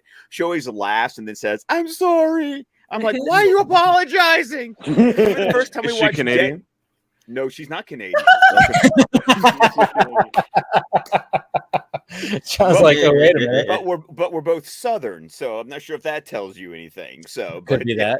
Depends where. I still remember the first time we watched the first Deadpool movie. She kept on laughing, going, "I'm sorry, I'm laughing at this." Like, no, it's funny as hell. It's supposed to be funny. You're supposed to laugh. It's okay. Yeah, it's all right. It's all good. No, when it comes to the Batman, for me, it might be number one still, because I'm a fucking Batman. I mean, I'm wearing a goddamn Batman shirt, so I mean, it's up there. I mean, but you got everywhere, everything, everywhere, all at once. That's also up there. I don't know if you guys have seen that. Normies, have you seen that? That's my number one for sure. Okay, Batman's in the top 3. Batman might be 2 or 3. I don't know. There's something else I watched this year was really good. I can't quite. Northman. See, it's 2 for me. I haven't seen that yet. Oh, okay. Oh, Northman that's was good. pretty good. Yeah. That's Top on the top- Gun is up Top there. Gun, yeah, that's Top my Gun top number 4 3. there. Number 3 Yeah. is Top Gun. Yeah. Yeah, I just got to see it, man. Woof, man. Pat and Rana have not seen Everything Everywhere All at Once. To me, it's the superior multiverse movie. I love Doctor Strange. by Like far. Doctor Strange 2 was By way better than 1. By far. But yeah, you know. But that one was the better multiverse movie for sure. Yeah, Chris and everyone's reaction to Everything Everywhere was like that. Half of you guys' reaction was great. I'm glad you When we enjoyed got posted. Yeah. I was like, oh the, my god, the fucking the you know what I'm talking about? Yeah. yes, absolutely. That is the best shit love- ever. Oh my god! I love how he just go to our reaction. The first 10 seconds of the video is their reaction. It's like a reaction preview to just that part. Don't watch the whole video, just watch that part. It's so funny. Everyone's faces are like, "What are we watching?" I know. Well, that's everyone. See, for me, I remember watching tripping. the first time, going, "What the fuck did I just watch?" And I love every minute of it. You know, it's one of those movies. And I also like so beautiful. And I also like to always remind people that one of the Daniels is from my town, and I think right. was my high school. So crazy. What southern town are you from? What southern area? Or like Birmingham, Alabama. Oh, you're from Alabama. Roll Tides, right? Ooh, nice. Roll Tide. Roll Tides. Roll Tide. That was cute. Hey, she knew. That's all that matters. Hey, A Southern California girl living in Indiana, and she gets it. It's I what get it. matters. No, Northern California. Northern California, right? I forgot. California. Sacramento. Yeah. Sacramento, right? Scott, I promise I watched this interview. My mother-in-law is moving to Birmingham, so we'll be God visiting. bless. Me and fiance will be visiting there a lot more. Maybe we'll grab some lunch or something. Man. There you go. You have to take me. You have to take me. Now the funny part is that I'll probably meet him before I meet the other 4 hosts of my own podcast network that I haven't met yet. Yeah. Or even me. Yeah. Or even you. You know, Yeah. I just met Tim like March. You know, my own co-host of 7 years. So, Yeah. Crazy. because he lives in Indiana. So What? Where in Indiana? I think he always tells me where in Indiana, but I think it's near Gary and actually let me look this up. Maybe he doesn't want me sharing this information. Yeah, because also doesn't Steven also lives in Indiana too, right? Oh, Iowa. Steven lives in Iowa. That's right. It was one of the I's. Sorry. Yes. Yeah. Let me see. But while he's looking that up, I want yeah. to say, Pat, it's good to meet you, buddy, officially. And also, don't let them knock you. All right, I'm not scared by any means, but you're scary. It's very entertaining. Keep being scared. Okay. Keep fighting. I keep on looking at his frame, and I see that Power Rangers helmet, and I'm like, damn, that's pretty cool. Yes. Because that Red Ranger helmet. Oh yeah. Yeah, it's good stuff. Oh, yeah. What did you think about the film that came out a few years ago, Pat? Man, Oh, I don't know if you saw that. No. You have not seen That's it? all. Seen it? No. Normies. All that like stuff. Rana, I used to be outside. I didn't watch TV. No. All that stuff there was sent to us. So like that. Oh, Red is that what it helmet was is? sent to Oh, us. okay. All the Walking Dead variants. But I was a huge Red Ranger fan. I think one of our fans, Lauren, actually sent that to me. That's pretty awesome. Red Ranger is great. I love the Forever Red episode. I mean, it's the only like recent Power Rangers episode that I've watched where they brought like Jason and all the old school cast back. But I do know that Billy from Stranger Things played Red Ranger in that new reboot. He did. Yes, he was the Red Ranger in the movie. Yeah. Yes, I didn't see the movie either, unfortunately. Liu Kang was Kang. a Black Ranger. For real? Yeah, and Heisenberg was Zordon. Yeah. He was. Brian He Cranston. Brian Cranston was Zordon. What? And Princess Elizabeth, Jasmine was a Pink Ranger. Elizabeth Banks was Rita. She was. Yeah. Yeah, you guys This was Rita. Yes. Yeah, maybe I need to watch it. I did not see it. Did it succeed? Is it? No, it did not. It did not. Sadly, it did not succeed. Sadly, it did not. You know, it's sad because I was kind of going like, all right, how are they going to do this? And is this going to work? Because it's Power Rangers. You watch the show, it's cheesy as shit. I remember watching episodes before watching the movie, and I went, "Oh my god, I loved this when I was a kid." I mean, I guess it's fine, but yeah, what they did for the movie, I thought fucking worked. To be honest, I thought it really worked. And They Bill took their Hader was time. Alpha 5. Yes. Oh yeah, Bill Hader is. Bill Hader's Alpha. That's right. Alpha. I'm sorry, Bill Hader is Alpha. Yes. Yes. All of that. Right. Yeah, exactly. That's weird. Maybe this movie is one of those things that it gets a cult following, and then it does. It has. 2 years later, it's gonna be like, we're making the has sequel now, like box office failure, but successful with the fandom, right? I smell a new hashtag.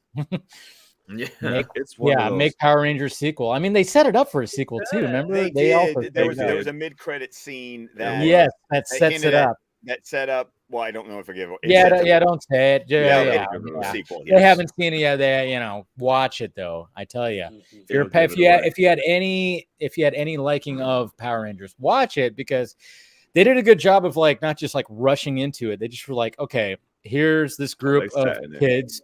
And then they, one of the who plays the Red Ranger is been in Stranger Things. He was Darcy Montgomery, because he was in Stranger Things. He was in Elvis. He's shown up a lot. He's in Elvis.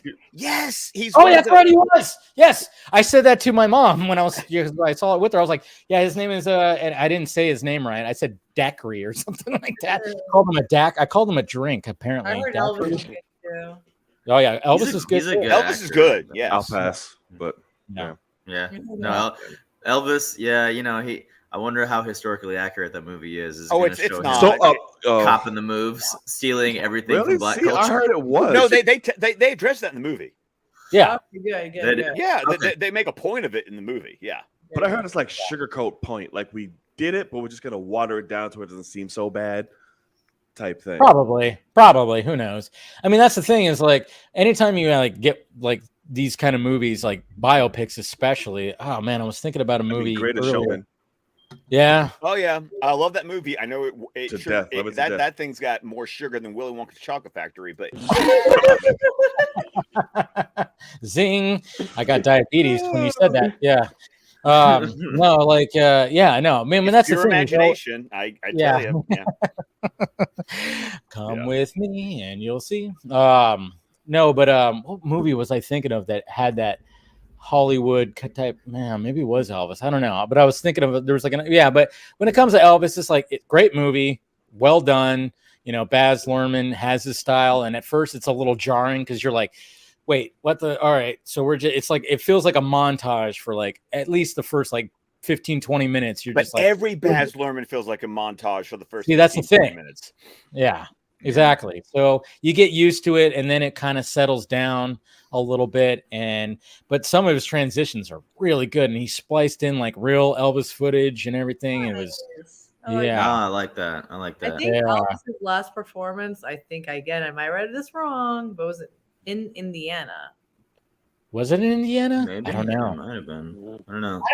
Somebody fact check. Did he die on an Indiana toilet then? Was it in Indiana? I wouldn't be surprised if it was an Indiana toilet. No. Not a toilet. I just remembered my top three.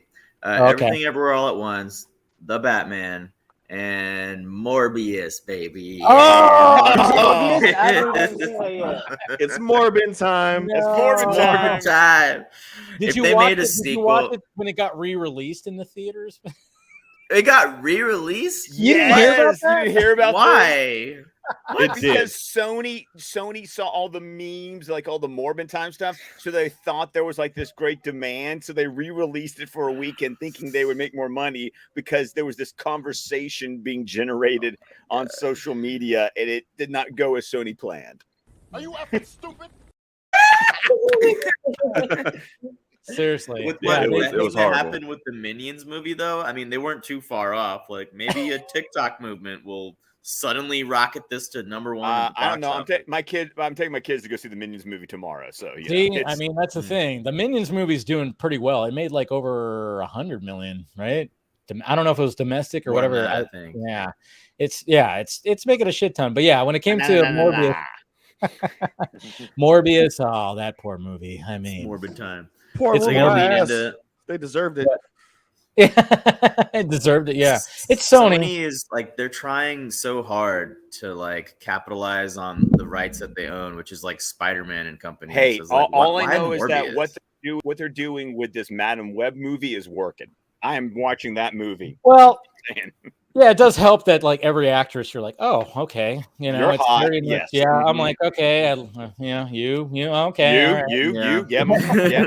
All right, I'll watch this. Yeah, right. like, This is definitely one of those I'm watching the movie for the plot kind of movies, and it's okay. I'll watch it, Madame Web. I'm in. Yeah, see, she's got it. Yeah, exactly. I mean, it's going to be interesting because it seems like they're really going, all right, you know, nobody knows what the fuck Madam Web is, like the general audience. They don't know. The normies don't know. Yeah, the normies out there don't know what that is. So they're going to be like, all right, well, we got to get some A-class, you know, like some names, some female names that are going to be within this. Who's popular right now? And I mean, who they have so far, Scott? Dakota Johnson, Sydney Sweeney, Emma Roberts. Yeah. And Mike Epps was just announced today. Yes. Mike Epps. Mike Epps. Indiana native. He's from Indiana. Is this a movie or a movie? This is a movie. Yes, this is a movie. I was gonna say they're giving like a lot of cool female like TV lately. Like She-Hulk is coming out next, and Jamila Jamil is in that from The Good Place, and I'm stupid excited for that. Even though she looks quite interesting in that picture. I haven't seen the leak of a Jamila Jamil in that. It's Sydney Sweeney though. She was in the trailer for like 5 freaking, like not even like 1 second. If you didn't like pause it and like look at it, you would not catch it. Yeah, but they got a picture of her released today, though. They got a picture of her outfit. Yeah. Sydney Sweeney, I only know her from that show White Euphoria. Lotus that was on HBO. Euphoria. Oh, she was on Euphoria too. I haven't seen that. And I was like, she was in that erotic thriller on Amazon, The Voyeurs. Not erotic thriller. Yeah. That's right. That's how. Yeah, it's an erotic. It definitely is. It definitely is. I mean, it feels like if it's her and it's erotic. Yeah, it's erotic. No, but yeah, I've not seen anything that Sydney Sweeney, is that how you say her name? Yeah, is in, but like obviously I'm on TikTok and I see so much about her and how popular she's become, and she has her own style and she's unique on her own. So like I want to see more of her. I think that's what Sony's doing with this movie. They're like, hey, John, me too. No, but I think, easy. No, but I think that's what they're doing. They're like, they're trying to capitalize on that because nobody's gonna know, like, Madame Web. What is that? Oh, it's associated Spider-Man. Oh, okay, cool. And then guess who's in it? You remember, her and her and her. So I think they're Gen Z loves Sydney Sweeney. I mean, you gotta get the Harry Styles is fucking Thanos' brother. This is like, that is okay, cool. Okay, we'll get Gen Z in the seats. Okay, funny about that? Rana has no idea. You didn't see Eternals? Wait, what? Didn't you see Eternals with us? No. Yeah. Wait, Harry Styles, the singer, is Thanos' brother? Yeah. Spoilers. Sorry. You should have watched Eternals. Wasn't like, you're not missing anything. I'm not revealing anything huge. Yeah. Except, well, that's pretty huge. A lot of undeserved hate. What? But also a surprise. Yeah. Yeah. So you know what's funny about that? When I watched Eternals, I was like, yeah, it was different, which I was totally about. When it came to the MCU, I was like, oh wow, they went a different route, and I was like, good for you. You're trying something different. Did it exactly work all the way? No, but some of it did, and I enjoyed that. But yeah, when it came to that scene where it showed Harry Styles, there was in my theater so many like they have no idea what that character is. It's just because it's Harry fucking. I looked at my brother. He goes, "Who is that?" I went, "Well, it's Stan's brother," but at the same time, they're doing that because it's Harry fucking Styles. They have no idea who that character is. Does he act? Because like I didn't even know Harry Styles. I didn't even know that who he was until we were reacting to it, and someone was like, "That's Harry Styles." I'm like, "Who's?" And Patton Oswalt is his little troll. Yeah, the little dude. Yeah, the little dude that was in that post-credit scene too. Yeah, Harry Styles trying to. I mean, he was in Dunkirk. He's never. He was in Dunkirk. He was good in Dunkirk. Yeah, he was good in Dunkirk. What was that, Rena? Sorry. He he was never like he was just like a singer, right? Not an actor. Because he's in a new movie too with Pugh. What's her first name? Florence Pugh. Pugh. So Yelena and Thanos' brother. You know, it's always because right. You're reminding me. She's in Don't Worry, Darling. Yes. Yeah, that looks like a really good movie. That was a good movie. It's directed by Olivia Wilde. Olivia Wilde. Yes. That's who Harry Styles is with in real life. That's what it is. Yes, and she left, and I think like Olivia Wilde left.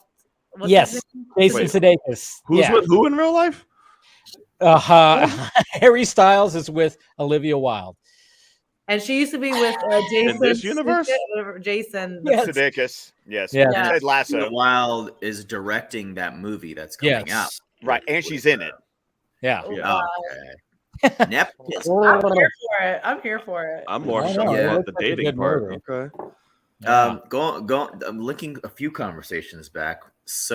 Talking about Sony films and talking about anticipated movies coming out this year. One thing they have succeeded at is the Spider-Verse. So I don't know if you guys are excited for part 2. My kids. Yes. Yeah, but that was a movie that my oldest was in kindergarten. Like he's going into the 4th grade, and that movie came out when he was in kindergarten. I remember picking him up from school and driving him, and us sitting our butts down on a Thursday preview going, we're ready for this. And it's one of those movies that I know he enjoyed it, but Daddy was enjoying it even more than he was. But then every time the trailer pops up, he's in 4th grade. My middle child's going into 1st grade, and they're all like, when does the Spider-Verse movie, come out? When does it come out? Because for the longest time, like even my middle child wanted to dress up as Miles Spider-Man because for him, that became his Spider-Man. That's Miles. Awesome. That's cool. That's awesome. That's pretty funny. Love that. I love that so much. We were at PopCon almost a month ago, and I saw so many kids, just as Miles, especially like that Spider-Man. I was like, that's really cool. No, that movie was a feat because I remember before that movie came out and hearing about it and then seeing that trailer, and I was like, so they essentially took that. What are they? There's a specific style comic book drawing that they talk about because it has like they use a lot of dots. It's called it's called Kirby Crackle. Kirby, okay, because it's Jack Kirby. Yes. Kirby, yeah. So they kind of took that kind of animation and they just wrapped it in fucking 3D and just that's why that movie's so goddamn gorgeous. And that's why it won an Academy of fucking Award. I know, yes. I was so happy when it won that Academy Award because I remember just walking out there going, wow, that's the best Spider-Man movie I've seen. I know it's not live action. Some people get all iffy when it goes, that is my favorite Spider-Man movie ever. And then waiting for the mid-credit scene when Oscar Isaac shows up as Spider-Man 2099. I'm like, Miguel's in here. Yes. Mr. Isaac. I know. They did such a good job with that. Seriously. Forgetting someone will win again. Nicolas Cage was the Spider-Man. Yeah, that was awesome. Oh, I love it. I'm gonna take this with me. I don't understand it, but I will. So freaking perfect. So freaking perfect. And and then that, obviously they had the trailer that came out. What is it called? Across the Spideyverse now, right? Spider-Verse? Across the Spider-Verse part 1. And I'm like, oh, thank God, part 1. Oh, we're gonna get 2 more movies. Thank God. But at the same time, it's like when that first movie came out, I was like, all right, so how are they gonna approach this when it comes to everything else?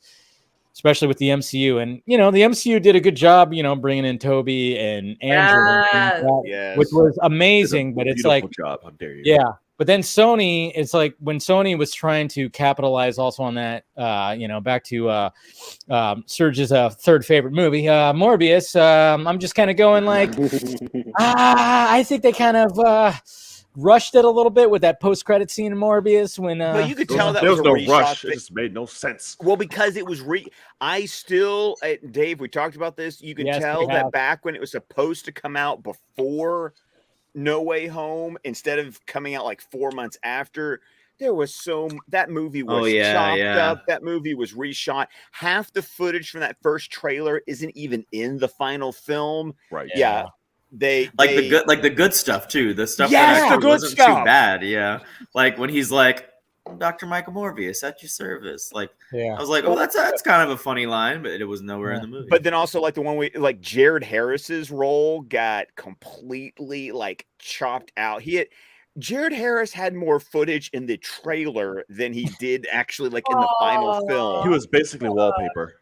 Yes, wallpaper.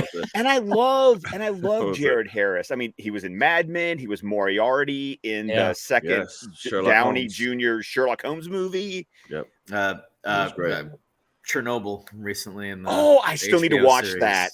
He's great in that. I haven't watched it yet. Great in that. Yeah, I have not watched that. It's phenomenal. No, but that's what's sad. Is like that movie just got chopped up, and then you got that post credit or that mid credit scene where I was like, did somebody just write this on a cocktail napkin? Drunk? Like, I feel bad for Michael Keaton. Michael Keaton keeps being involved in superhero movies that are about to fail. Like Flash. I mean, we got wait a minute. Morbius, now Flash. Like, let's not talk about Ezra's out. Ezra has been fired from Warner Brothers. It's official. No, I don't know if it hasn't been official yet. It hasn't been official. Not official, but are you sure? I saw something recently. I know, but don't always believe some of those headlines, because from what I gathered, they're kind of just being like a little hush hush about it. And there's I don't know what more can be salvaged, man. He's breaking into people's houses. He's choking bitches at the pharmacy. Like, what are you doing? Yeah, but that's the thing, though, is like some of that stuff is like, oh man. What was that, Pat? Is he really that? I haven't seen Flash, so I don't know if he's really that good or not. Okay, whoa. He's good. I liked him as the Flash. I like them as the Flash. But like, just because you haven't seen Flash doesn't mean that all of them choke out bitches like Saul said. he broke into people's home, held them up at knife point. Like, I don't know what he's doing. Warner Brothers can only keep a hush hush for so long. For real, no, they should have store when he tried to take a picture. He was like, "Hey, like Ezra Miller here. Like, hey, want to take a picture, whatever?" And he's just sitting there, just but John, did you see the full video? I choke, huh? Did you see the full video? That's the thing, is like people are posting stuff. That video was from over 2 years ago, first off. And there's a full video, and the guy who like posted it, he's all like, oh my God, I met Ezra Miller. And it wasn't even like what that whole little snippet that you saw. That's the thing. There's a lot of things that are like out of context that have been coming out. He's been arrested 11 times in Hawaii. Why do you say that? What's the context for being arrested 11 times in Hawaii? Oh, I know. There's like, I'm not saying he's a sweetheart. Don't worry. I'm not saying he's a sweetheart. But, I'm not saying he's a sweetheart. Don't worry. But I mean, even like a police report came out, and when it talked about him pulling a knife, it wasn't even in the report. And there's all kinds. It's just all fucking, and it's crazy. It's all kind of crazy, and the media likes to dogpile, you know. Oh, of course. Like, as soon as someone's down, they're gonna kick you while you're down. So that's the unfortunate part. See, that's the thing. I mean, like, I'm not like defending like, oh, he's 100%, he's an angel, but a lot of the things, like for instance, what that video that John was talking about, is like when people saw that, they're like, what the hell is that? But then it's like, well, wait, that video is from over 2 years ago, and if you watch the full thing, the guy who posted it on TikTok, he was like, oh my God, I met Ezra Miller, and we joked around about this and blah blah blah, and it was like, oh well, there you go. And it's like, what the hell? So there's a lot of that. That's the thing. It's Yeah, but I mean, when it comes to the Flash movie, though, it's like what sucks about is like the test screenings are positive when it comes to that. More positive than Black Adam. That's what's crazy about it. Hey, Black Adam! I'm excited for it. I know. I'm not trying to shit on Black. I'm rooting. I'm rooting what my wet. Pat loves The Rock. Pat loves Dwayne Johnson. So okay, no. You have good taste, brother. Good taste. Yeah. No. I'm rooting for it, but I know it needs a little bit of help. I feel like The Rock, Dwayne Johnson put a lot of heart and time into this. Yeah. I'm hoping, yes. I mean, when it comes to this movie, go ahead. I'm so sorry. I keep jumping things, but DC, What are you guys? Did you guys hear about the rumor that Lady Gaga might be playing Harley Quinn in the Joker sequel? Why? Like the Joaquin Phoenix Joker. It's really stupid. Sequel. Why? You don't know? They might, because I hear they might make it a musical. And that was the Hollywood Reporter report. Yeah. I mean, so we've already had this conversation. You gotta understand, I love musicals. I was a theater kid, so like I'm down for this personally. If it's Lady Gaga, I mean, like it'll be good, right? I mean, no. What do you mean? She was good in America. She was great in American. Nope. Now, is it because you guys hate musicals, or is yes, I don't like musicals. No, it's not just I that. love musicals. It's not just. I just don't think it's gonna work. No, it's not going to work. I think it might. Okay, now, Rana, to your point, the reason I am holding off judgment is because I was one of those people, and I have unfortunately recorded episodes that are like published on the internet where I was like, when they talked about this Joaquin Phoenix Joker movie, I was on air saying, "What the hell is this? Why is this even happening?" And then I go see the movie, and I'm like, fuck it, I love this movie. This was amazing. No, you can't. No, man, putting Lady Gaga's Harley Quinn though, like Harley Quinn in my head is like this other image, and they've portrayed her as the comic image for so many years. Not to say like you can't put somebody else in those shoes, you know, different ethnicity, different color, different like, you know, even freaking sex. I don't care, but just Lady like Gaga is white as fuck. I mean, who's Lady Gaga and Margot Robbie? It's not about that at all. It's just like I just can't see Lady Gaga being Harley Quinn at all. Like that's not I can because American Horror Story. There you go. She's a great. That apparently is everyone's favorite season. Is the Lady Gaga season. So and what is the Bradley Cooper shit? A Star is Born. Yeah, that was a good movie. Maybe I'm just they said she's a good actress. Yeah. Maybe if she's a good actress, maybe she can pull it off. Yeah, I'm not saying she's a bad actress. I haven't seen those movies, but she's not great. She's not great. I haven't seen him, so I don't have a personal opinion. I haven't seen any of those. Hey, I've seen everything that she's in. It's not great. John. It's not great. I'm like, and actually, that season of Horror Story is my least favorite out of all of them. Oh, at least one of them. I didn't even finish. That's the only season I didn't finish. Was that one? What did Lady Gaga do to you, John? Was it the Bad Hurt Romance? Like that song was playing during like which song hurt you, John? Which song hurt you? Such, listen, it was a constipated night. No, that's I don't know. Yeah, you're a little bit backed up or whatever, but it was her fault. I don't know. All right, we got We got Travis joining up, right? I just like because you don't have any movie clips with my name. Every time I get here, I know. I gotta find something with your name. Right. Travis. What was mine? I said I was. Joker. I know. I got to find one for you too, John, because now you're consistent. But I just wanted you to come in, and I was like, all right, I'll find something. I'm not going to repeat that. I'm not going to say whatever he said there. But happy Friday, everybody. It's good to see Scott and John again. It's good to meet all of you. I hope everyone's doing well tonight. Thank God. We're doing good. We're doing good. I know you guys probably want to, you need to wrap up pretty soon. The Normies. Yeah, I'm saying I know it's 1 a.m. We're here at time. Yeah, it's getting a little tired. I mean, it went on longer than what we originally thought, which is always what's great. I always love that when it's like, all right, well, that's like the motto of the Vodka stream. It really is a little longer than we thought. Let's come on for a couple hours, and then here you are 6 hours later. Yes, it happens. So there you go. Yeah, look at Surge looking at it like, I think I can go for another hour. Yeah, there you go. No, thank you for having me. Oh, no problem. 2 hours. It's been a lot of fun. Yeah, it's been a lot of fun. That's what it always is. I know you love that. Oh, look at that. He's got the rock. He's got the rock. Hell yes. I love it. I emptied the bottle. Like, that's my last bit in the bottle. So there you go. Well, cheers, guys. Cheers. For sure. I poured a little bit. Travis, what hath you come? What message hast you brought forth to this?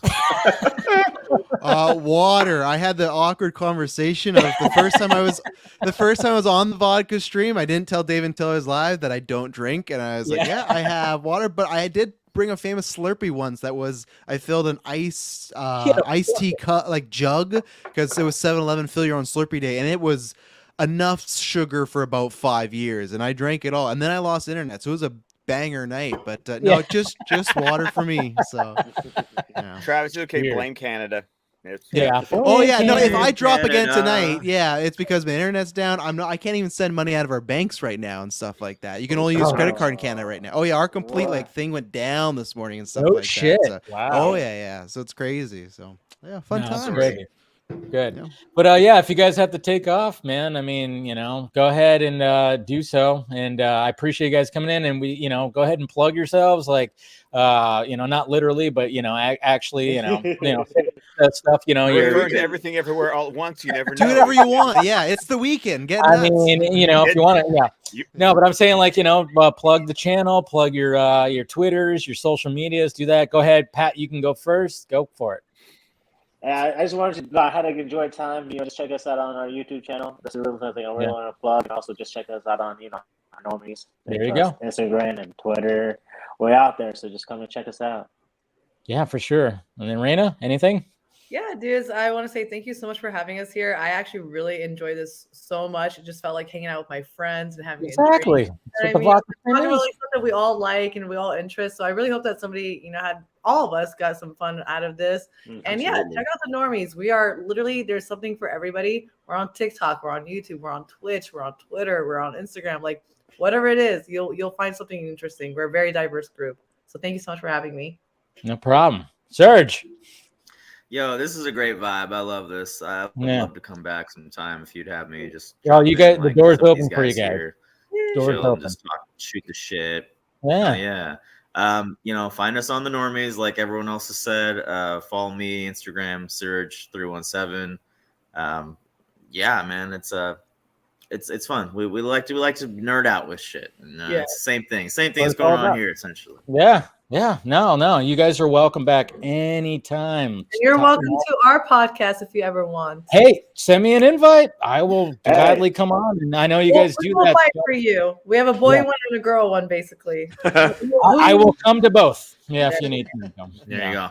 Yeah, I will join both. All right, guys. It's been a lot of fun. And, bye. Have a good weekend. All right, guys. Take it easy. Cheers. Cheers. Cheers. Cheers. All right. See you guys. And I joined the stream, they all fucking leave. First Scott, I know, right? I'm never gonna come on anymore. They just they enjoyed John's shoulders. Travis, you need to understand. When you enter a room, you just you sound like my father now, Scott. No. Yeah, but Travis, you know what? Hey, but Travis, at least I feel sorry for Ray. He joined just as they were about to leave. Yeah. I told them. I said, I'm coming. I'm bringing Ray with me. And they're like, fuck, we got to get out of here. You warned them. That's what happened. You warned them that I was coming. So dude, I was like, it was a weird, like, they was like, oh yeah. I was like, I saw Ray in the chat. I was like, all right, I'll send Ray the link. He seems like he's good for tonight. And yeah, but they were like sending me a message in the private. They're like, hey, we got to go. And I was like, shit. But it was funny because I love it because they were like, hey, can we only do like 45 minutes? And they stayed for 2 hours. I was like, and even when I joined in, they were like, let's make it an even hour and a half. And then I was watching that counter go. I was just like, yeah, right. That's what happens. That's what happens. Last words on the vodka stream. Exactly. Yeah, exactly. But anyways, what's going on, Ray? How you doing? You guys talk about Thor yet? Come on, Ray. I haven't even seen it. I'm not going Scott, to. you're gonna love it. You're gonna love it. No, I'm gonna love it. Oh yeah, it's gonna be the best thing. You're gonna walk in the fuck you, Travis. Winter Soldier. Winter Soldier who? Actually, no, that's a good question. I don't think I ever asked you, Scott, because I like DC Squadcast. What is your favorite MCU film? That was bad for me just to assume Winter Soldier, but I usually that's the go-to for most people. I feel. Well, no, actually, for me, I think at this point, it's No Way Home. Oh, fair enough. Yeah. I mean, my top three. If you want to talk top three, top four, No Way Home, Infinity War, Winter Soldier, first Iron Man. Oh, like that's a good top four. That's a damn good top four. That's a good. And even the order could maybe fluctuate, but right now, like Infinity War and Winter Soldier, I feel like can just kind of like flip flop.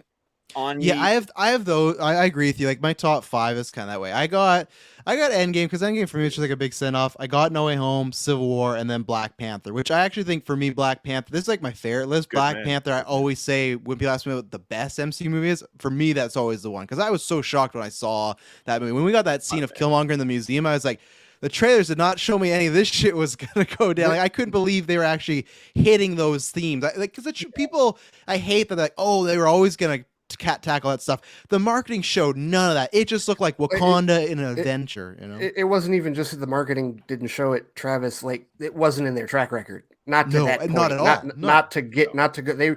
There were like the scene in that movie that still blows me away is the flashback scene with Sterling K. Brown. Yes. Like when he's talking about, their leaders are corrupt and all, like all that whole scene when Zuri is telling T'Challa what happened. Like, I'm sitting there like, oh, they're going here. Yeah. Okay. When Killmonger's when they're talking in the museum, they're like, oh, we acquired this, and then Killmonger literally says, and where do you think white people got it from? I just remember the complete shift in my theater of like, oh, this is the type of movie that's happening right now. And I couldn't, like, I loved it so much, and everyone's great, but Michael B. Jordan is just so fucking good in that movie. Like, hey, Auntie. I love that. Maybe it's hyperbolic, but when I he was said so... that, my whole theater erupted. He was all, hi, Auntie. Like that. When he said that, I was like, yeah, the whole theater just lit up. I was so pulling for him to get a best supporting nom. I didn't think he would win, but he's just so good in that movie, and he commands it. And I'm excited to probably see him in Black Panther too, which is a bad kept secret. But I'll tell this little story because when we saw it 3 times, like in the first week. But like the opening night that we saw it in IMAX, there were like 2 whole schools that had like brought like classes, like they brought their classes from like Flint City schools to see it. But there was a hilarious moment that happened during the end credit scene when Bucky shows up, and I mean middle-aged white couple, like right in front of us. As soon as he stepped out of the hut, she's like, "Oh, that's the other broken white boy." The other broken white boy. Totally, because she had picked up on that earlier in the movie and wasn't sure who it was, and then got confirmation. Yeah, Bucky for sure. Bucky when he got his arm. But that's he didn't get his arm until Infinity War. Sorry. Yeah.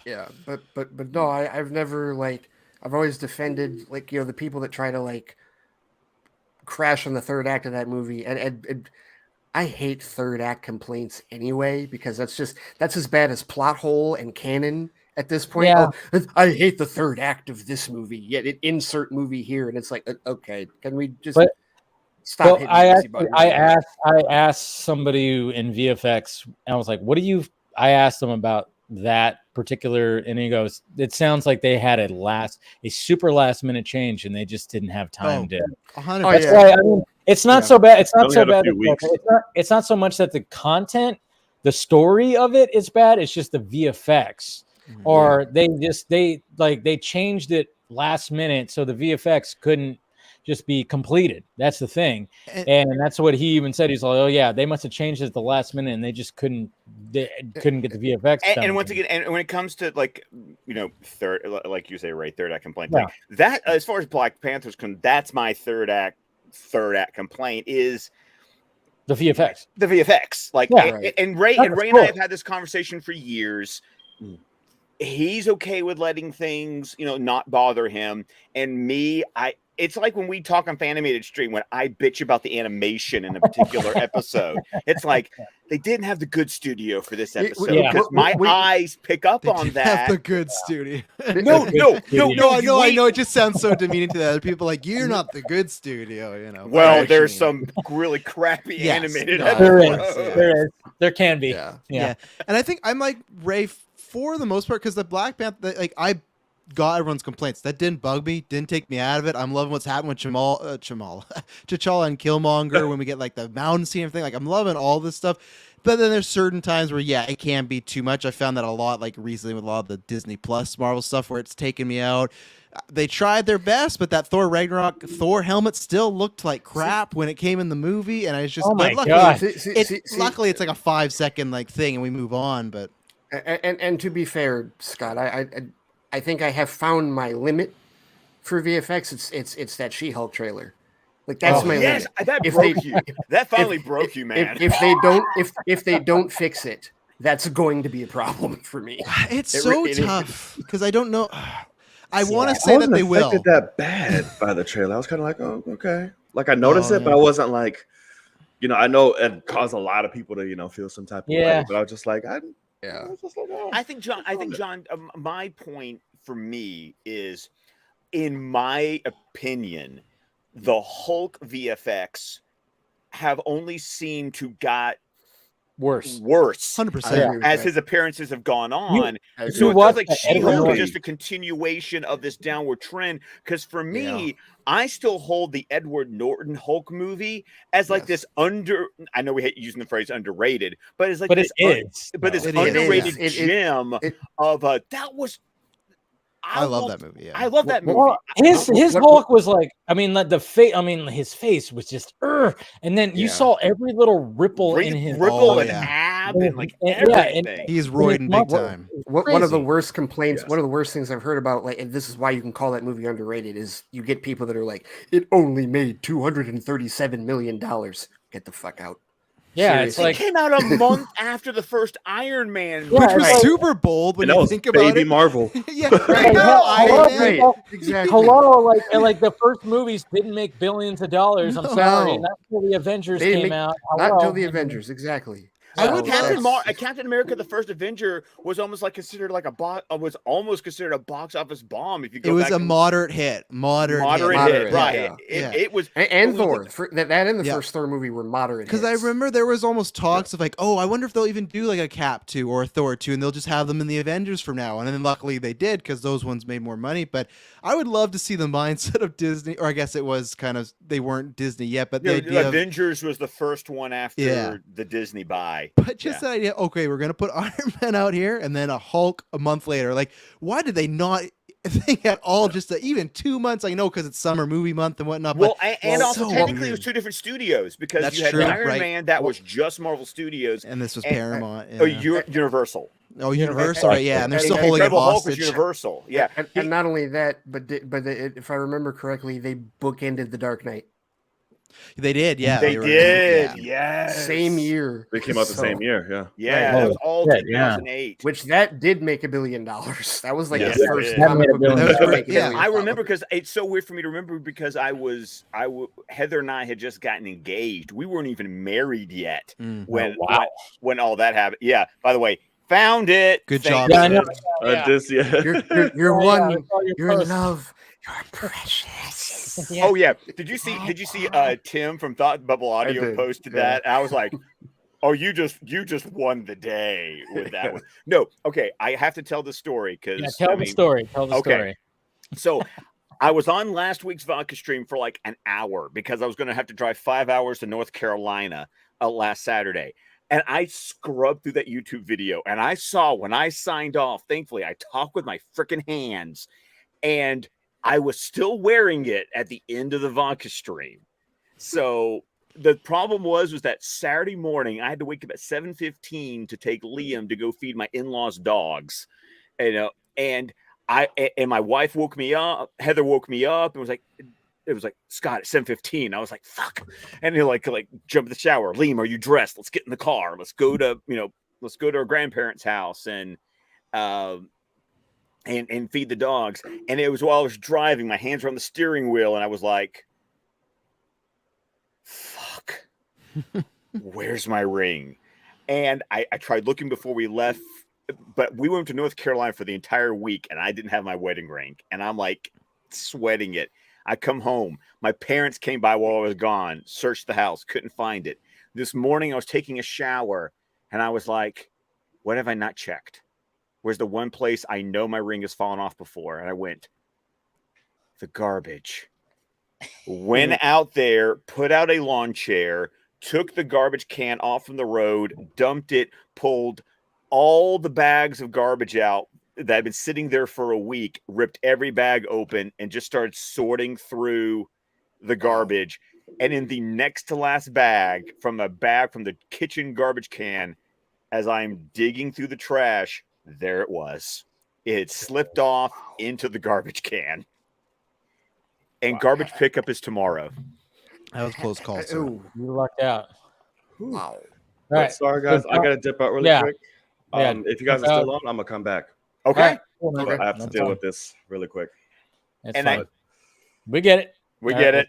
Yeah. Hey, Shaw. It's because I showed up, right, Joan?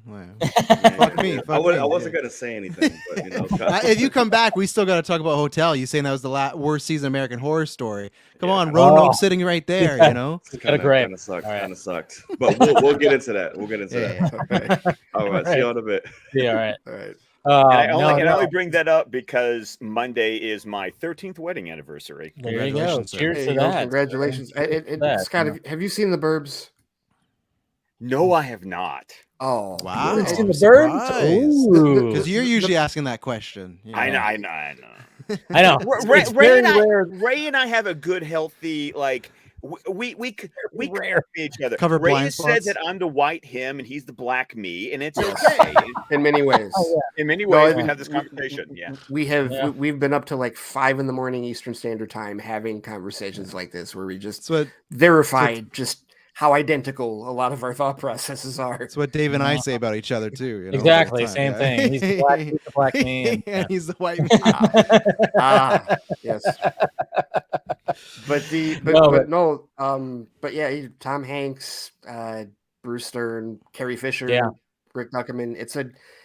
I don't even know how to necessarily classify the movie because it's I don't know that it's like the greatest movie, but it's just kind of a cult definitely classic. It's not, but it's a cult classic. I have heard of them. It's not like I'm sitting here not knowing what you're talking about. It's like, oh, I know the movie you're talking about. I just haven't seen it. So that Corey Feldman's in it too. Corey Feldman's in it too. Yeah. I was about to say remember that. Yeah. The story that you just told reminded me of a scene from that movie because the whole point of the movie is that they believe their next door neighbors are murderers who live in the Munster house, the Klopeks, right? And so they've witnessed them taking this weird ritual of taking the garbage out in the rain one night. And so the next morning the garbage guys show up, one of which is Robert Picardo. And they are they're grabbing the garbage and they're dumping it into the truck, and then Rick Duckerman and Bruce Stern running out what are you doing with the garbage? What are you out of your mind? And they start sifting through the garbage in the truck looking for bones and whatever debris they threw out from the night before. And it just reminded me, he's like, who's pick up this mess? Who picks up this mess? Why, you're gonna pick up this mess because you are a garbage man.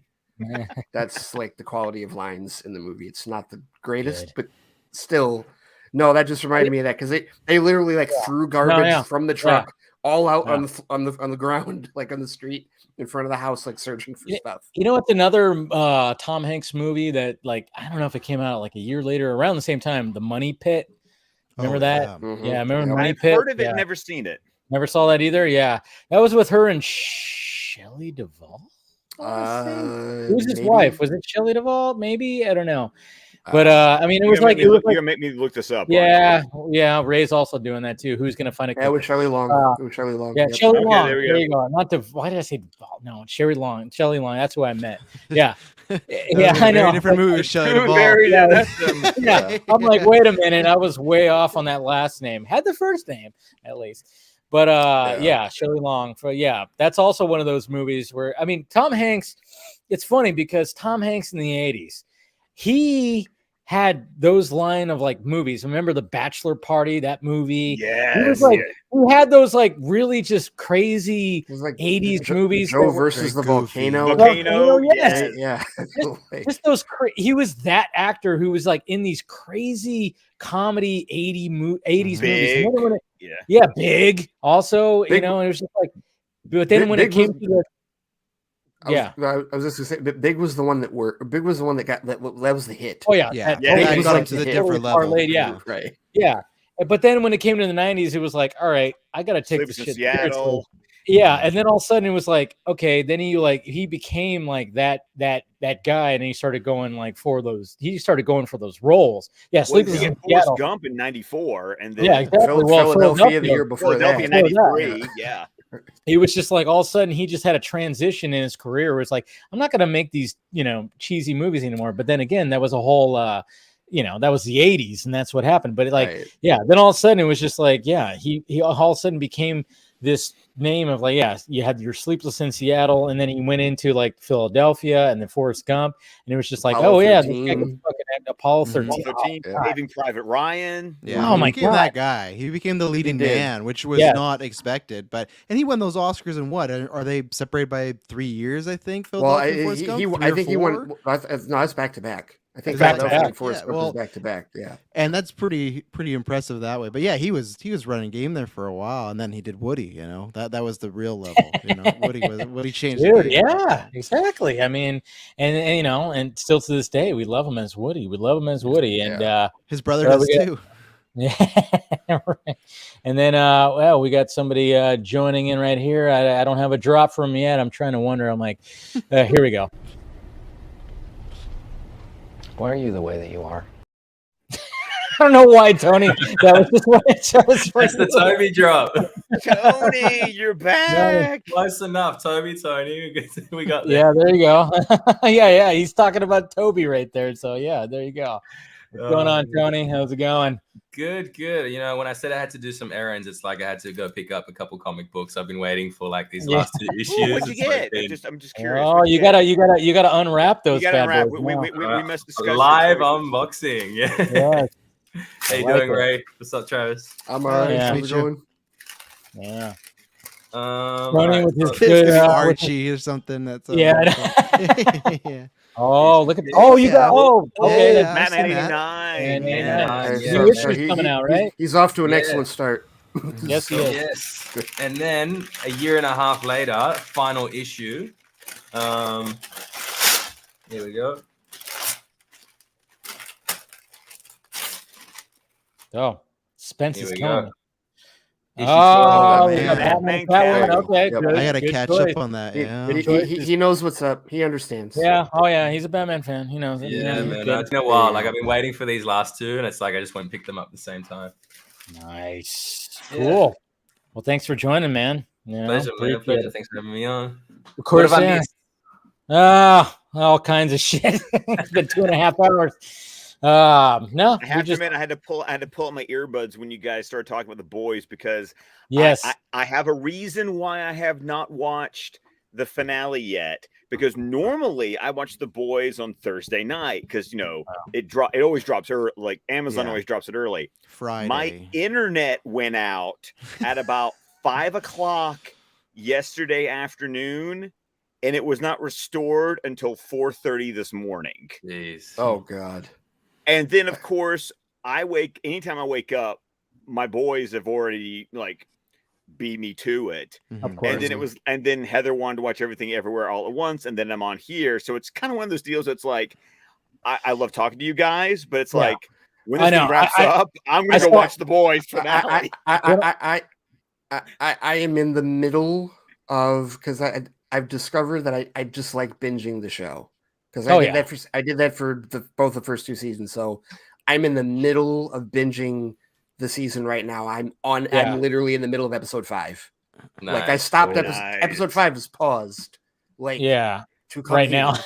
Right. No, but I saw your chat, Scott, when you saw everybody pull out their earbuds. I'm like, hey, don't worry, we're not going to talk about spoilers. Which anytime there's a new episode that's fresh, I'm always like, hey, let's not do that. It's fine. Travis, have you been watching The Boys? Oh yeah, no, that's what I was doing before Geek Verse before that. Yeah, no, I finished it right before Thor. Actually, when I saw that, I was like, I loved it. Another great season. It just continues to be just standout TV. Homelander's fantastic. Everything they do with this character. So Season 3, I haven't watched the finale yet, but Travis, I'm kind of curious in your opinion. For me personally, season 3 is the best season so far. I don't know. Yeah, I think so. I was talking about this with Taylor because he picked 2, and I think I just said I need to do a solid rewatch of them all. I shouldn't because I have not as long as Ray's list, but I have a list of my own where it's I want to watch this and this, and do I want to rewatch 3 seasons of The Boys right now? And I kind of do, but I don't. But I think 3 is up there because it's been twists and turns. I think the best thing about it, the show's always done this, but there's so much operating in the gray area this season, like with every character. Well, one episode you're agreeing with them, the one you're like, I don't know if I can follow you this path, with everybody. And that's the best TV or movies, because you want a character to succeed, and if they're taking a bad route, you're like, oh, please don't go down that route, like come back. And some people, they go too far. So I think I'd probably agree with 3, but 1 and 2 are just even still so strong, you know, like you can make a case for all of them. Yeah, it's just amazing. It's amazing television. And as I think it was a couple of weeks ago, we were talking about The Boys. It was the same one where it was like the old gang back together.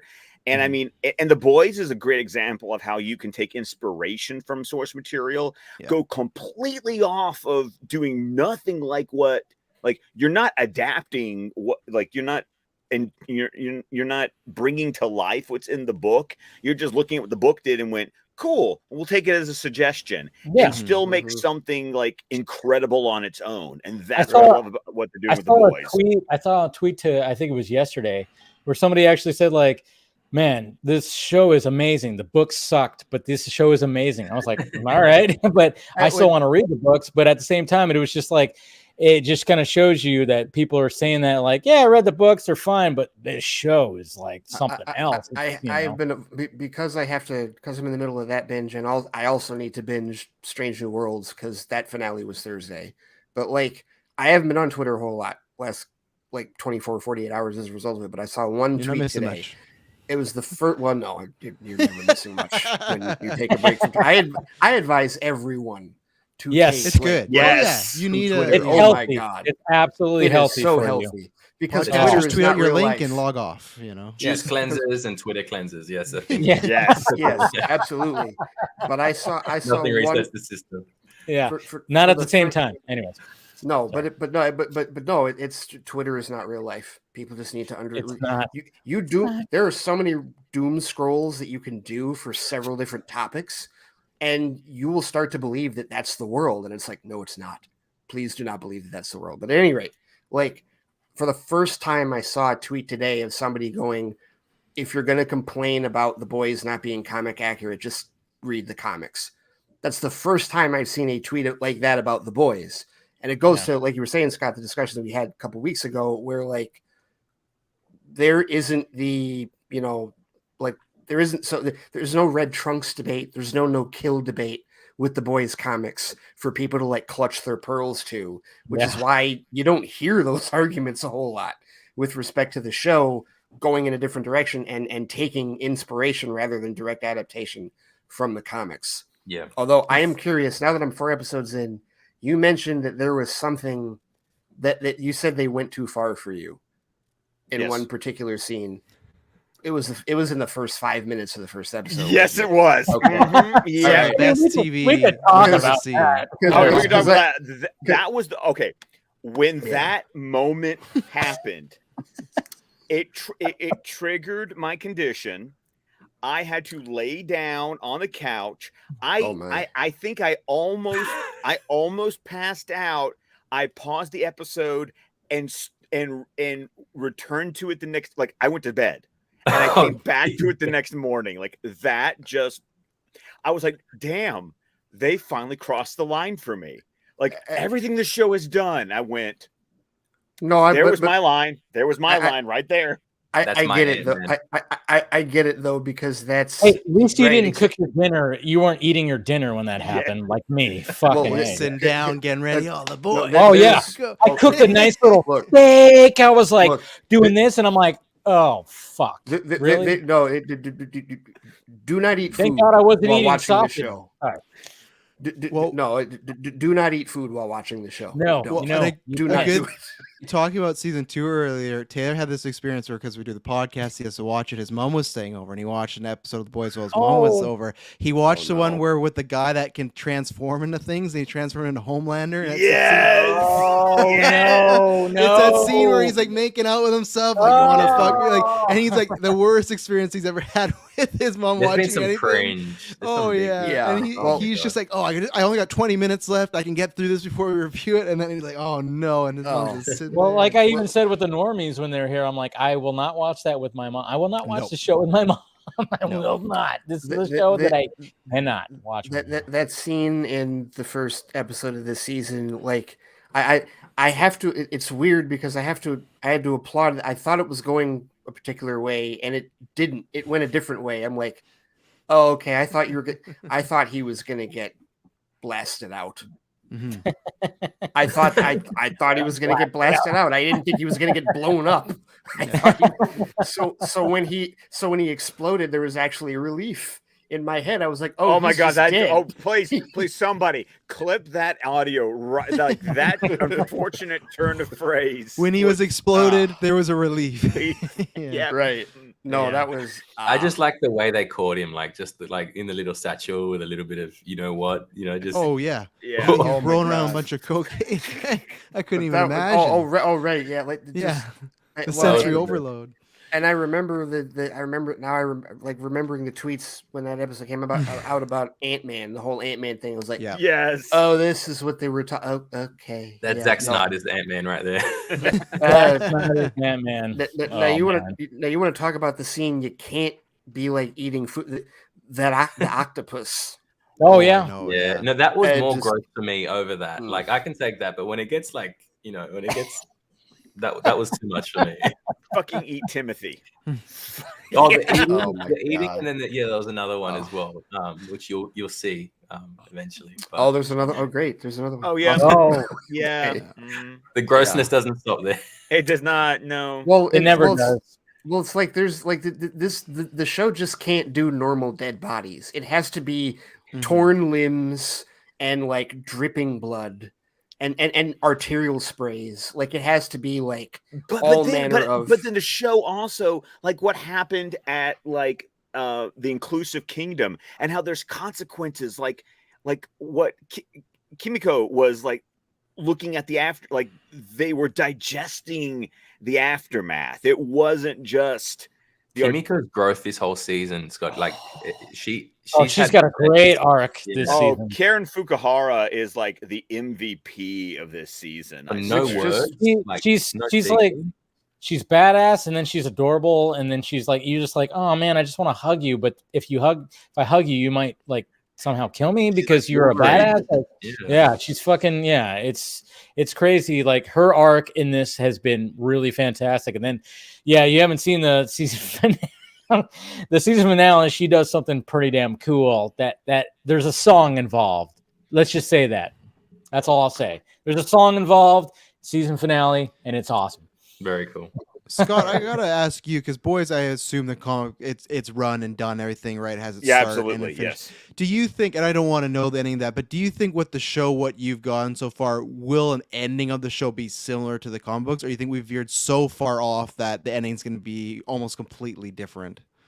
We have veered so far off. Okay. The ending is going to be completely different. Yeah. No, I was just wondering, because when the show's over, I'm going to read The Boys. I have the same thing with Invincible that I'll read it after. There's just so much of like, I'm not a savant, but there's so much stuff with Marvel and DC where it's like, oh yeah, I kind of like, I know beats here, or I know this plot line, or I know like the gauntlet and the snap. So I kind of like having stuff where it's like, I'm completely new to this. I don't know anything about it, thrill me away. But okay, that's good to know. Even though there's but once again, like what the show's been doing this entire time, there'll be moments where you'll go, oh, you pull this moment, or you pull this idea, but the way, let's just say what I enjoyed about the comic book series, since it did come to a close, was that everything it was like a good series finale where everything just came to a point, and then it just got tied up in a bow.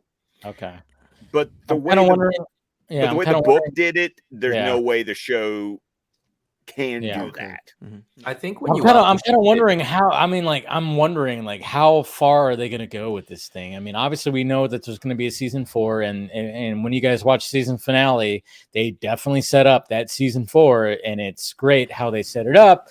But I'm just going, all right, so like how far are they going to go? I think they can go probably season 5, but I'm like wondering, can they go even farther than that? I'm just, because when it comes to, again, shock value, I mean, when you fire up that first episode of season 3 and I'm about to, I'm eating my steak and I'm going, oh yeah, what do it's going to be okay. And then that opening scene, I'm like, how do you top that? Like, well, I don't want. That's the thing. I don't want it to be a sense of don't go. No, that was the line. You stepped over it, and then the rest of the season is kind of backed off from that line for me personally. Thank God. Yeah. But it's like, but I also don't want the show to become something that feels like we have to. Like, I don't need a big gross out shock moment to get more big out and gross out. What I love about the show is that, like Travis was talking about, the way the show just operates in the gray, and you're like, none of you are good people. Oh yeah. There's just bad and better. And that's why my favorite arc this season has been Butcher, because that's what I love. Like the first two seasons we're building up to, he's trying to kill Homelander, but he's like silently becoming Homelander, of like using his group, pushing people away, hurting people. And this, especially the penultimate episode last week, was just phenomenal what they did with Butcher and this. So like, and he was a character that there's times where he could easily flip to a side where like, I can't agree with anything you're doing anymore. You've gone too far. And I've really liked, and I can't wait to see what more happens. Yeah, there's season little 4. moments of humanity left within him, and it's like he's very close to going. Yes. And the only person that is like recognizing that is Huey, which we've noticed. I mean, obviously the relationship has built throughout the series. Is like Huey is always the one that's always like, yeah, I know he's a dick, but he's kind of it's like well, we have people like that in our lives where we go, you're an asshole, but you're my asshole. Right. That's what's so good about that relationship. So, I remember when we tried to get Brent to watch this show, which it failed. Did not work out at all. Yes. But no, that was but Travis Scott, that was one of the reasons that he didn't like it, is because there wasn't anybody likable. He wanted at least one or two characters, and he couldn't even find that in Huey. Like he found nothing likable or redeemable in any of the characters. Huey's got his shit going on. Yeah, Huey's like constantly apologizing for fucking up, and it's like, man, you know the right thing to do, and you always, like. And this season, he was a lot in the gray area. He was making some choice where I was like, I don't know. Okay, that explains it. Because I always wonder with Brent, because I know he loves Invincible, and Invincible feels similar to this show as far as some of these moments. But he's got the main character. But that's why now I understand. Travis, this absolutely, like when we were still doing fans, this absolutely came out in the show because he didn't like the boys, but he was so excited about Invincible. And then I watched it, and I got on there, and I was like, okay, Brent, explain yourself. Because I need to know what the hell is so different between these two shows. And it was that. Yeah. But that makes sense because he is like a Boy Scout Invincible. Like Invincible is like, he's Mr. Good Guy. He's Spider-Man. He's Clark Kent. He's like, no matter how shitty it gets, he's always going to do the right thing. He will fuck up. He'll fuck up doing the right thing. Exactly. Right. Where Huey's like, oh, this drug, could I take it? Yeah, sure. I'm just going to take it. Oh, my girlfriend says I should not leave at all. Oh, I'm just going to leave her. Like he constantly makes these decisions where you go, oh, but okay, that makes a lot of sense. Cause those are very similar type of shows, and I love Invincible too. Yeah. Can't wait for season 2. Yes, definitely. Jesus Christ, I binged that all in a night. Like Invincible, I couldn't stop watching. I was like, I gotta see how this fucking thing. And then of course the finale was like, I was like, what the fuck? I mean, that's the craziest thing I've still ever seen. Yeah, picking him up, the like, train killing. Yeah, I've never seen the train thing. Oh my god. Well, I'm still like the voice cast of that show still blows me away. Like everybody that they got, but also J.K. Simmons. That's I still can't think of a first episode of a show where the ending, it was one of those cases where it's like, okay, this show is pretty good. I'll stick with it for another episode or two. And then the end happens, and I'm like, I'm watching this entire fucking show. Yeah. That's what got me. That's how you hook new people right there. Yeah. Because I was watching it. I remember watching it and going, all right, this is kind of mediocre. This is like your run of the mill thing. I'm like, all right. What's everyone talking about? Yeah. Well, I'm like, why is everybody like freaking out about this? And all of a sudden you get to that last like a minute and a half where, he just the turn. You go, oh, that's what. Oh, here's the series. I went, all right, I'm in, and I binged the rest of it like that night. I couldn't stop watching. Yeah, Jesus Christ, because like the whole first episode is just like, all right, I've seen this kind of who is this fun like superhero League, fan. and then Yeah, then all of a sudden that happens and you're going, oh shit, okay, that's what this is. And then the rest of the series was just so fucking fantastic. My God. Ugh, crazy. Okay, so Travis, you brought up Marvel. Have you seen Thor? Oh yeah, of course I've seen Thor. Let's talk about Thor. I knew this was going to come up at some point. We don't have. No, I won't say spoilers. No, we won't do. We'll keep it spoiler free. But of course. But Travis, go ahead. You're okay, so I feel like I'm in enemy territory here because I watched Dave's reaction because I knew Dave has a channel, so I know he has to watch it. But I just know from talking to Dave this time, I'm like, he's not going to like this movie, and he didn't like the movie, and I know there's a whole bunch of that. So Dave's gonna hate this. I loved the movie. Do I think it's like a great movie or a top MCU movie? No, but I had a great time with it. Is there a little too much jokes? Sure. Is Korg in there too much? Yes. But like, there's the stuff that they did with Gore and Jane Foster is the reason I actually like it better than Ragnarok, because there is a few times where, because this is where I will disagree. People say, oh, there's 15 seconds of joke. There's sometimes, which I know people are gonna be laugh. There's like a solid 5 minutes of like just serious stuff going on with Thor and Jane, and they're just talking, and it's not a quip, and that's what I appreciate, because I don't think Ragnarok really ever has that. I feel like it's on the gas all the time, even in the fights with Hela, because I think we've talked about this, Ray, with Hela, where in the previews, oh, she's super serious, but when we get to the movie, she's making jokes. She's like, that's what I like. Gore's not like that, and there's times where Gore and Thor are fighting, there's no jokes happening, it's a score, it's a serious mode, where with Hela, I never really got that. So for me, I'm actually on the side that I liked it more than Love and Thunder. I have it ranked like 23, and there's like 35 MCU parts, so it's Ragnarok. It's still Ragnarok, like in that middle portion, but I loved my time with it. And it's like I said, it's not I could pick things apart. There's characters kind of wasted and everything like that, but the moments that I was waiting for them to deliver on, I thought they delivered on me tenfold, and I really like that. And I get why people don't like it, or versus you know. Okay, well, I want to, and Travis, to your point. No, we're not pulling Broken Arrow out on Travis. Okay, but okay, but what I appreciate about how you framed that, Travis. No, I like that. I like that because I'm not going to see this movie simply because I understand I do not like Waititi. Like I think the only thing that he has done that I have enjoyed is that one episode he did of The Mandalorian. Okay. You didn't like Jojo Rabbit? No, he didn't. I didn't. Yeah. Really? Even that didn't connect with me. I like. Have you seen What We Do in the Shadows? No, I have not. I haven't either, but it's been recommended to me to see that. Okay, and my problem is it's been recommended to me too, but I've gotten to this point that the only things that he's done that I have either enjoyed and or tolerated, because there's a difference, is been that one episode of Mandalorian that he directed, and then his character in Lightyear didn't bug the shit out of me. Oh, that's true. That's true. His character did not bug me either. You say that's a Free Guy. Yeah, but he almost. Thankfully, Free Guy was so good. I really enjoyed Free Guy because his character almost was like, "Oh my god!" Almost. So Travis, to your point, I'm not going to watch the movie because I'm not going to put I hate to say it, but it's like my mind is already made up. Yeah. So it's not like the movie's not going to get a fair shake for me, but I also feel like based on most people's reactions, my mind's made up because I know what it's going to be. Well, and I feel like it's fun to watch the two communities, right? Because I feel like, we come from different spots. And I feel like the same how like Dave and maybe a lot of your audience, they're joking that I'm banned and, I have fun with them and stuff like that. But like, I feel the same way that you guys have dealt with the people that absolutely hate Snyder's work, hate everything about it, tear it down, worst thing ever happened to DC. I think Taika is kind of that for Marvel, where people feel he's ruining Thor. It's Taika awful. and James Gunn.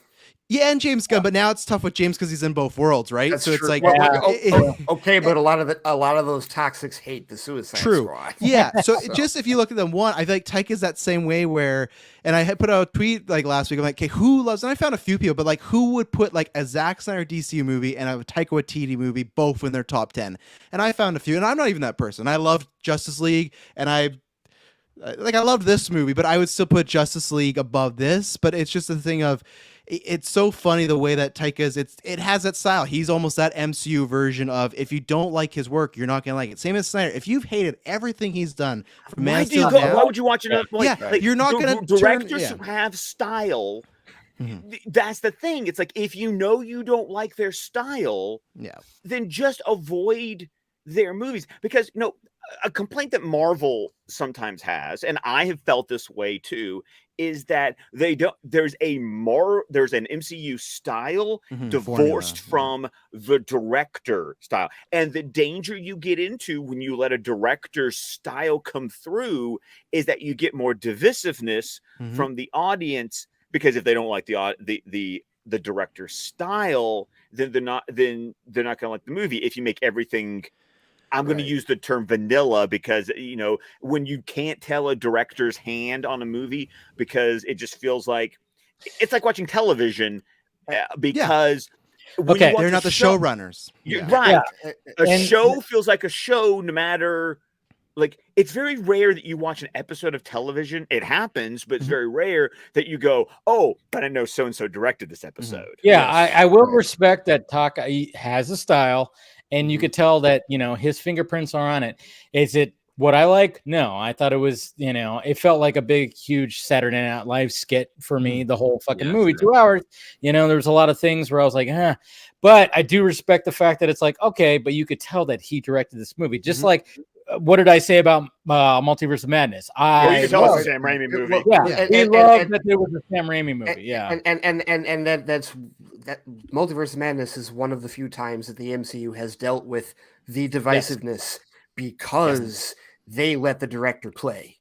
And these two now, like I feel like Ragnarok and Love and Thunder. This one's also the same too. You have people that love it. You got some people in the middle, of course, but then you got people like vitriol Hayden. That same thing. If you've ever thought about any director, like, I just want to see the director's vision, you can't be mad at them for going with this route, especially because like and even like you look at the box office, like what happened on Thursday, and not to measure, but I'm just saying, like, it had 100% growth of the last one. So clearly there's an audience, right? If you may hate it, you may think they ruined Thor, but this is working for some people. And they're not going to say, well, you know what? These fans are really mad, but we're making a lot of money. But the fans are mad. You know what, Taika, we don't ever want to work with you again. And like, because to Dave's point, if you take Taika away, then you take Raimi away. Like that style, you get the same thing, Okay, one of the things, that I'm going to say, like, and it's not spoilery, but when it comes to Ragnarok, remember when in Ragnarok they had Matt Damon show up and they were doing that reenactment in front of the stage. So of course, there's going to be something like that again in here. I mean, I think it's already been known that there's going to be a similar thing that happens here.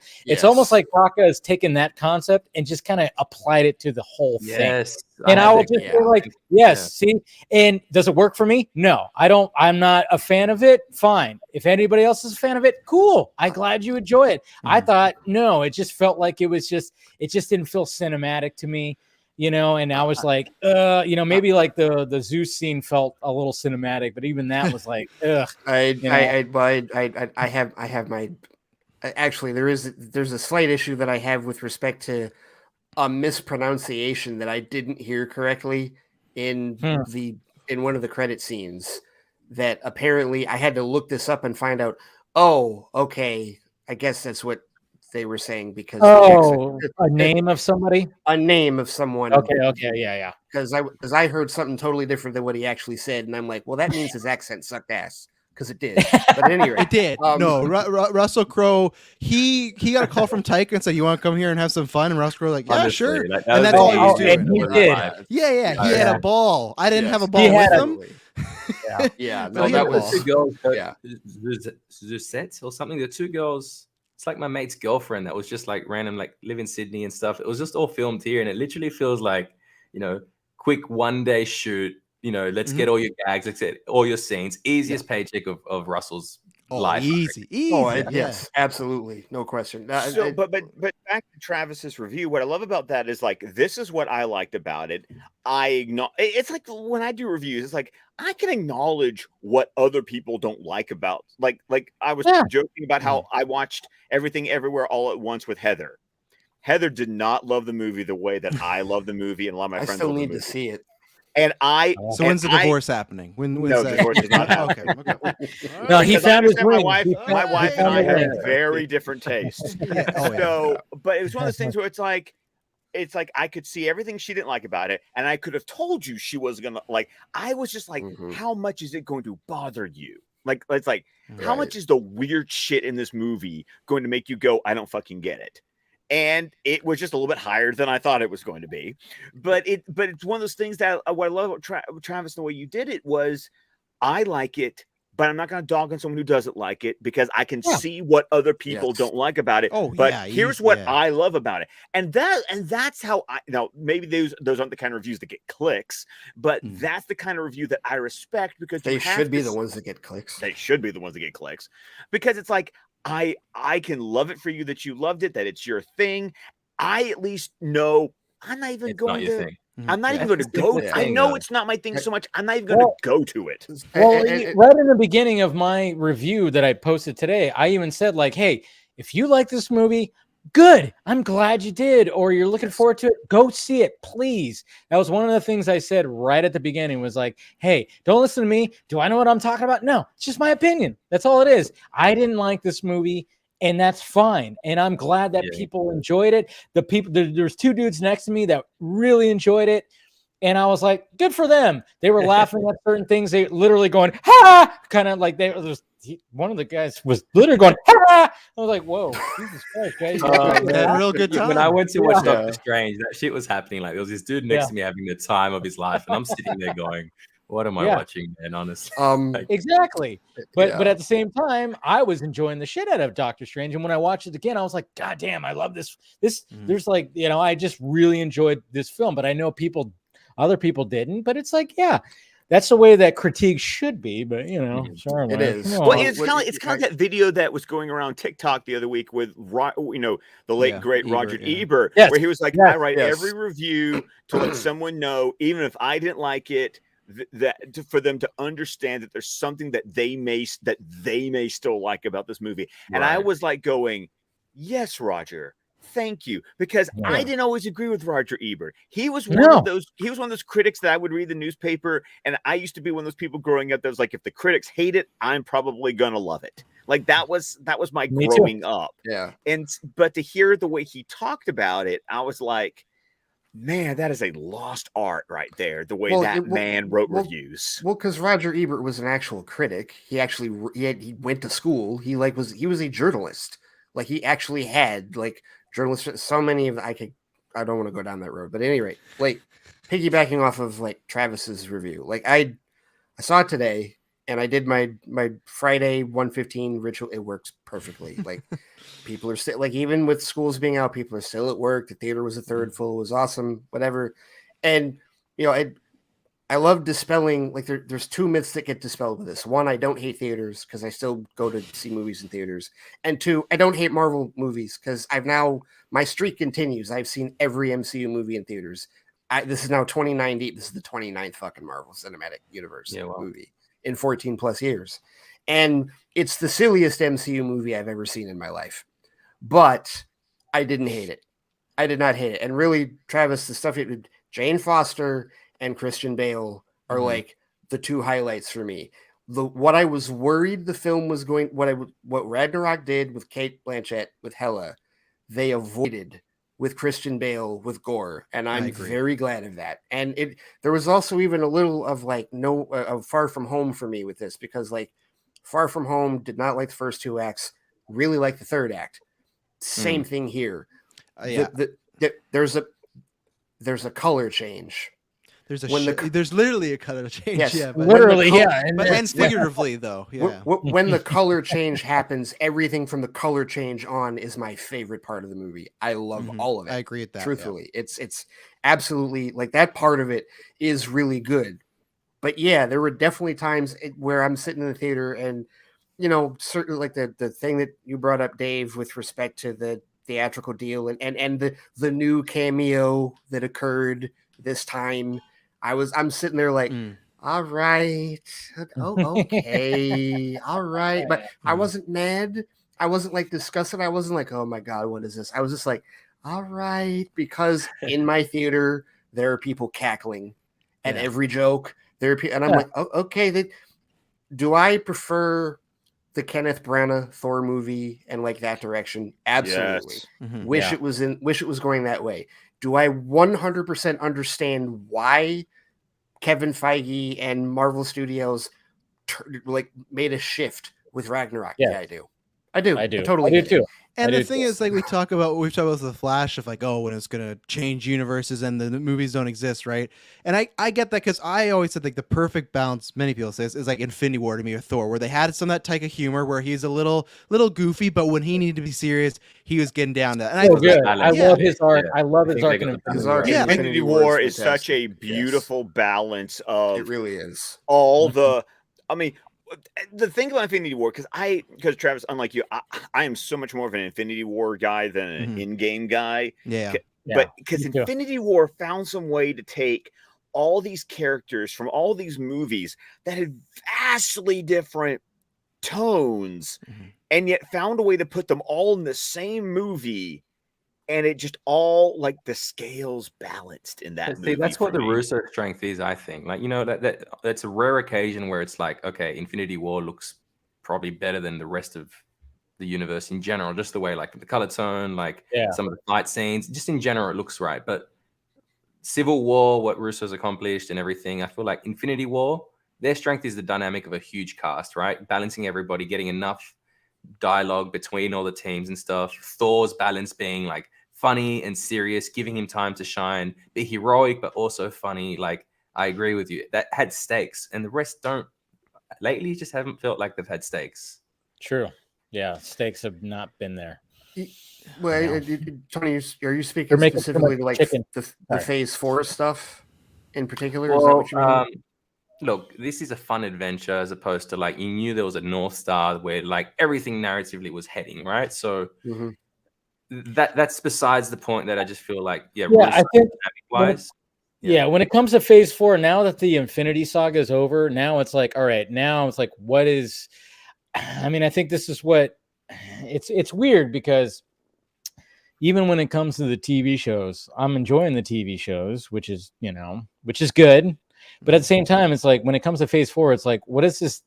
Everybody's going, what is this going to lead to? Because when it came to Phase 1, 2, and 3, it all led to something. And I think that's why people are kind of going like, what is this? Is this going to lead to something? And I guess it's going to maybe go to Secret Wars or whatever the hell it's going to try to go in that realm. I don't know. See, but that's the funny thing. On the same page here. That's funny thing, Dave, is like, I don't feel that way about Phase 4. Either, yeah. Like, I'm at this point where like Phase 4 right now is my second favorite phase.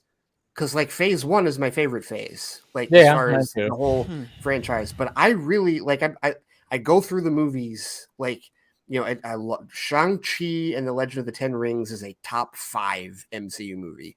I don't know where in the list it fits yet because I got to figure that out. I love that movie. I really liked Eternals. I love No Way Home. I loved Multiverse of Madness. How was Black Widow for you? Black Widow that's like the top of it's like the bottom of the middle tier, top of the lower tier because it's a poor man's Winter Soldier. It's bottom 5 for me, yeah. Too. It's bottom. And Scott, I think I probably said this here. It's not a Phase 4. It's a lost episode from Phase 3. It's a lost movie episode from Phase 3. It really is. It's a movie that they made because Ike Perlmutter didn't let them make it before, and they would have made it. I legitimately think they would have made it in that time when she was alive, because there was no time once you got into Civil War, Infinity War, Endgame. That whole transition happened. I think it was just kind of like a make good of, hey, we would have done this earlier, but there was like stuff behind the scenes. We're doing this now, which led to other stuff behind the scenes. Not to switch gears completely, but it's a very similar situation to as if you were to go back and make a Henry Cavill kind of thing, just putting it out there. If you were to go back and make his own solo Superman thing, it's a very similar Black Widow situation in the sense that it's just like, cool guys, understanding that we're taking a pause from where the linear narrative is heading. We're just going back in time and telling this little chapter here and understanding that it's just that. Yeah. And if they specifically were making a Man of Steel 2, yes, I would agree with that. Yeah. I don't know if I would agree with that if they decide to make a new one now, taking all the movies that have happened since then into account and just saying that he's still there. Like, I think that would still be a little different. But in Black Widow's case, when I say that it is a poor man's Winter Soldier, I mean watch the movie. The third, structurally speaking, the movie is exactly like. It's copy my homework, but don't let it show. Like that's what exactly. Yeah. I mean, the third act of the movie takes place in a floating fortress. You know, it may as well have been mind wiped before, right? Yeah. You know, so but no, I did not hate it. I did like it. I mean, did I like it more than Captain Marvel? Yeah, probably. I would. Yes, I would. Black Widow was better than Captain Marvel in my opinion. But no, there's like so many people. I think it's weird because we've had like 3 phases of the cinematic television approach with the MCU, and now that we're not getting a definitive cinematic television approach, people are like, "Where is it? Like, what's going on? Where's the?" And I'm like, "Why? We had a ride. Why can't we just enjoy some solo projects for a second?" Yeah, well, and to that point, it's made my experience because I've had this conversation after Endgame, especially after Far From Home, how much as I did not like Far From Home. Yeah, it was we like agree on that. I am done. Like, but then like I watched the No Way Home trailer and I went, fuck it, I'm Michael from Godfather Part 3. Yeah, I was out. They pull me back in because Mhm. you show me all the legacy stuff for Spider-Man. Yeah. And Ray, you and I have talked about this. I'm a Spider-Man fan. Like, it's like, damn it, you're gonna get me because I love Spider-Man. You and then knew I it, though. realized this is what Phase 4 has been for me. Is that it's the finally because there has not been that hardcore established in credit scenes are leading you into the next movie kind of deal. Is that now it's I can kind of be like at the buffet where I just kind of pick and choose what I'm at the salad bar. And I'm just like, I want a little Spider-Man. I want a lot of Spider-Man. I want a little Doctor Strange. Maybe I'll get Black Widow, like, this on the second pass, and Shang-Chi, Eternals. I'll get there maybe like maybe the second trip for the rest. Yeah, the homework problem's gone. The homework problem isn't there anymore, and so I'm still the gluttonous pig because I'm still going to all of it, but I'm fine with that. I can be the exception. It's good, but no, we're finally at a point now where it's like you don't necessarily need to see this. You don't necessarily need to see that now. If these rumors are true and it is leading to Secret Wars, then we may have the homework problem all over again, depending on how they tie all of this in. But for right now, I'm enjoying the variety. No, because you had to watch WandaVision to really understand Doctor Strange, but because I didn't watch Falcon and the Winter Soldier, not watching Falcon and Winter Soldier and not watching Loki hasn't really affected anything that I've wanted to watch. I didn't even have to see Hawkeye, even though seeing Kingpin and Hawkeye would have prepared me for Matt Murdock showing up in No Way Home. But but once again, it's like I am literally getting to pick and choose the projects I give a shit about, and I don't have the responsibility of feeling like I have to watch everything, because if I don't, I'm gonna fucking miss something. Well, and I you know what, when it came to Thor: Love and sorry, I don't mean to cut you off. No, go ahead. One of the things, I mean, it's just brief. Man, I missed Loki. I'm just saying. Oh, he'll be back. Travis, what were you about to say? Oh, I was just gonna say, like, I think the other thing is with them pumping out this much content, I think they kind of know that people are gonna get more picky and choosy because you're having how many, like 4 shows a year, 3 movies. It's not like it used to be where even if there was, I think, Scott, if you had maybe only 2 MCU movies for the next 5 years, you would maybe go see them because like, okay, because there's not that many. But when you're getting 7 to 8 projects a year and then you add an animation, it is not worth the time to keep up with it if it's not leading anything. And I'm like Ray, the leading thing's not bothering me because I like that it gives it a break. Endgame was this huge thing, and I think it's smart because then when you get your next Avengers, the big crossover, it feels big again. If you just wait 3 years and do it, that's when people start turning away. It's like, oh, it's just another Avengers. That's why I hate, and they've done, my only problem with Phase 4, they've done a lot of world-ending situations. Eternal had a world-ending situations. They goddamn added world-ending situation, the Miss Marvel, and it's just like you got to take that away because like if you got to keep it small. And the thing is with the Phase 1, until Loki showed up looking at that Tesseract, those movies are like connected, but not really leading to anything that big, right? You got Nick Fury being like, "Hey, I'd like you on a team," and that's about it. It's very loose connections that the second Avengers happened, then they tied them all together and said, "Oh, that's why these were all connected." Look at the Incredible Hulk end credit scene. It didn't even matter. It made no sense. It don't make sense. Tony starts trying to get the Hulk, and then Iron Man 2, like, you're not on the Avengers. But then in Avengers, they all tie. Oh, go ahead. No, I was just gonna say it's also not an end credit scene. It's at the end of the movie. It is at the end of the movie. It's not for the credits. Yeah, and also by the time you get to Iron Man 2, you realize Iron Man 2 is happening while the Incredible Hulk is happening because you look behind Nick Fury and you see footage of the Harlem shit, right? Well, no, it's the Harlem shit. It's the school. It's a school attack where Betty's teaching. Yeah. And I think what they'll do is when you get to Avengers or the big crossover, they will take the key little parts that, hey, if you need to go watch that, because even with Endgame, they say like, oh, you got to watch everything. There's still a few things you could skip there. You don't have to watch. I don't know. Yeah. No, you don't have to actually, because the amount she was in it, but they were smart to make it seem like that way. They were very smart marketing wise, like you got to see this going in. You don't have to. You just have to know, oh, she's a superpower being who's friends with Nick Fury, and she's going to be in this movie. If you like her, watch the movie. If not, then whatever. So I think that they're smart to do this now. I think in July they are going to do their big, like, here's our 3 to 4 year plan. I do think. I don't know if we're going to get a date, but I think they are going to give us the next big, they'll just like Untitled Avengers movie 2028. And then you'll kind of get that, okay, maybe I do got to catch up. But I like that it's just, let's do WandaVision. Let's do Shang-Chi. Let's do Miss Marvel. Let's do Moon Knight and see what sticks. And we don't have to return to it. Like even the contracts are different now. It's not Elizabeth Olsen being signed for 8 years. It's Oscar Isaac doing Moon Knight. And maybe we'll come back to it. If not, then we sign you for one and we'll see you another time, you know? And pursuant to what you were talking about before, Scott, in terms of the vanilla flavor that the MCU has had, you know, in terms of like not necessarily letting the directors put their stamp on their films, I feel like that has largely been not restrained this in Phase 4. Like I can look at Phase 4 has been like, because you've got Chloe Zhao doing Eternals, and everyone was like, "Oh yeah, this feels like a Chloe Zhao movie." And so you look at Eternals felt like a Chloe Zhao movie. Doctor Strange felt like a Sam Raimi movie. 100%. Thor: Love and Thunder is a Taika Waititi movie. Like there has all I can say about Spider-Man: No Way Home is fuck it. It felt like a Spider-Man movie. Yeah, I know. Yeah, I don't know what John Watts style is, but he doesn't at least, but for the first time of the Homecoming trilogy, at least it felt like a Spider-Man movie.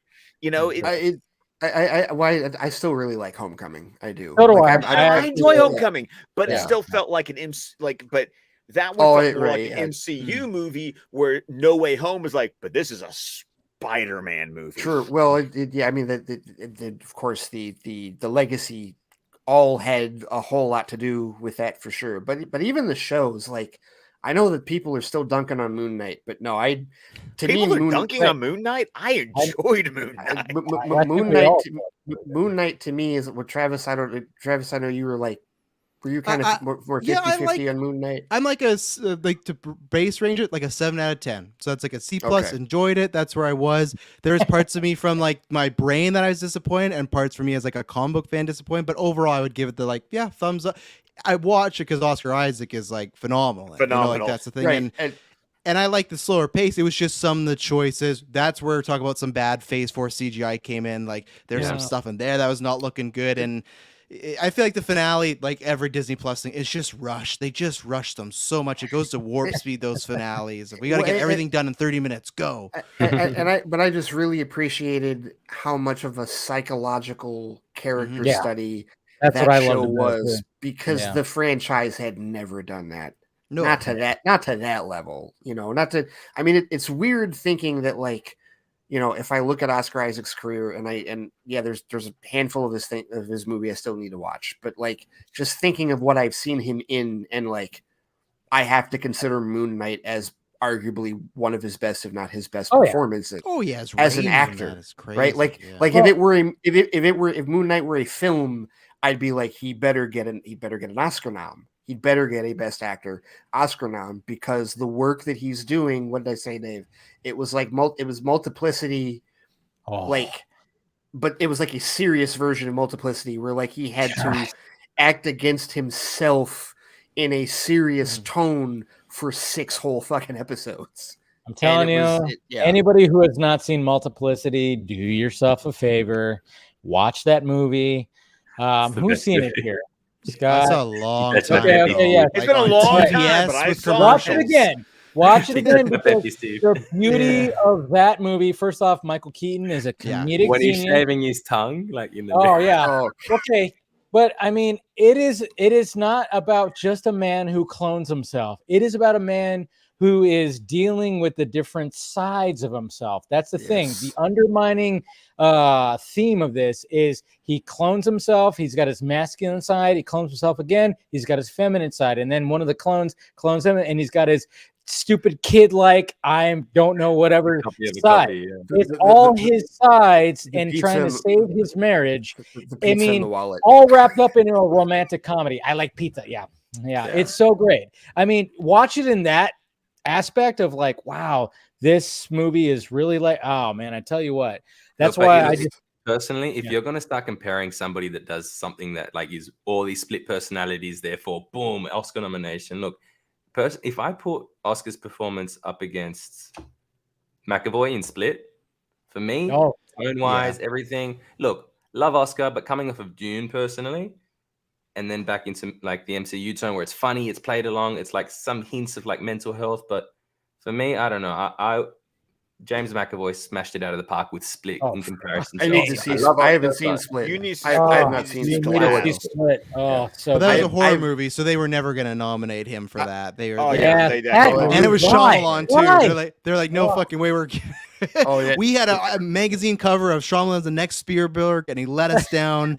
We are not giving him any sort of recognition. Ray, I'm telling you, like, just in terms of his accents, like, yes, Oscar does a great job with like the fake English accent, but if you go watch Split and just look at the way he transforms in between like Patricia, it gives me chills, man. Just Patricia gives me chills. It's an all-star performance. Well, because the only one of that trilogy I've seen is Unbreakable, and I loved that. I saw that at the theater when that came out long ago in 2000. But like, no, it is on my list. I've also heard people say the same about Tatiana Maslany in Orphan Black. Yeah, I've never seen Orphan Black. I still haven't watched that yet. I haven't watched it. I haven't either. And it was on. Oh man, and it was on. And I did this because I never finished Orphan Black, but they had because it's BBC America, so it's not streaming. Like it's not really streaming. Like you have to buy it, and Vudu had an entire series bundle. I think for like $30, I got all 5 seasons, and it was like I jumped on that. I love that show. But yes, Tatiana in Orphan Black, all the different versions of herself that she plays, it's just, and it was television. I mean, it was BBC America, which, you know, sometimes they've got the budget and sometimes they don't. It's like watching Doctor Who. I know you haven't watched Doctor Who, Dave, but it's like you can just watch as Doctor Who got more popular. It got more money. You're just gonna see it in the show. Watching the Christopher Eccleston season is a lot different than the first Matt Smith season. Like, I mean, just compare TARDISes. Like, even just comparing it, and it's nothing against how it looked in Eccleston's, but if you compare it to what they did with Smith's, it's like, oh yeah, they found some cash. They found some pounds and added it to the budget. The CW is like the opposite to every CW show, basically. Except for Superman and Lois, which, by the way, we still need to talk about season 2, right? We do. So, like, we haven't, because I did finish.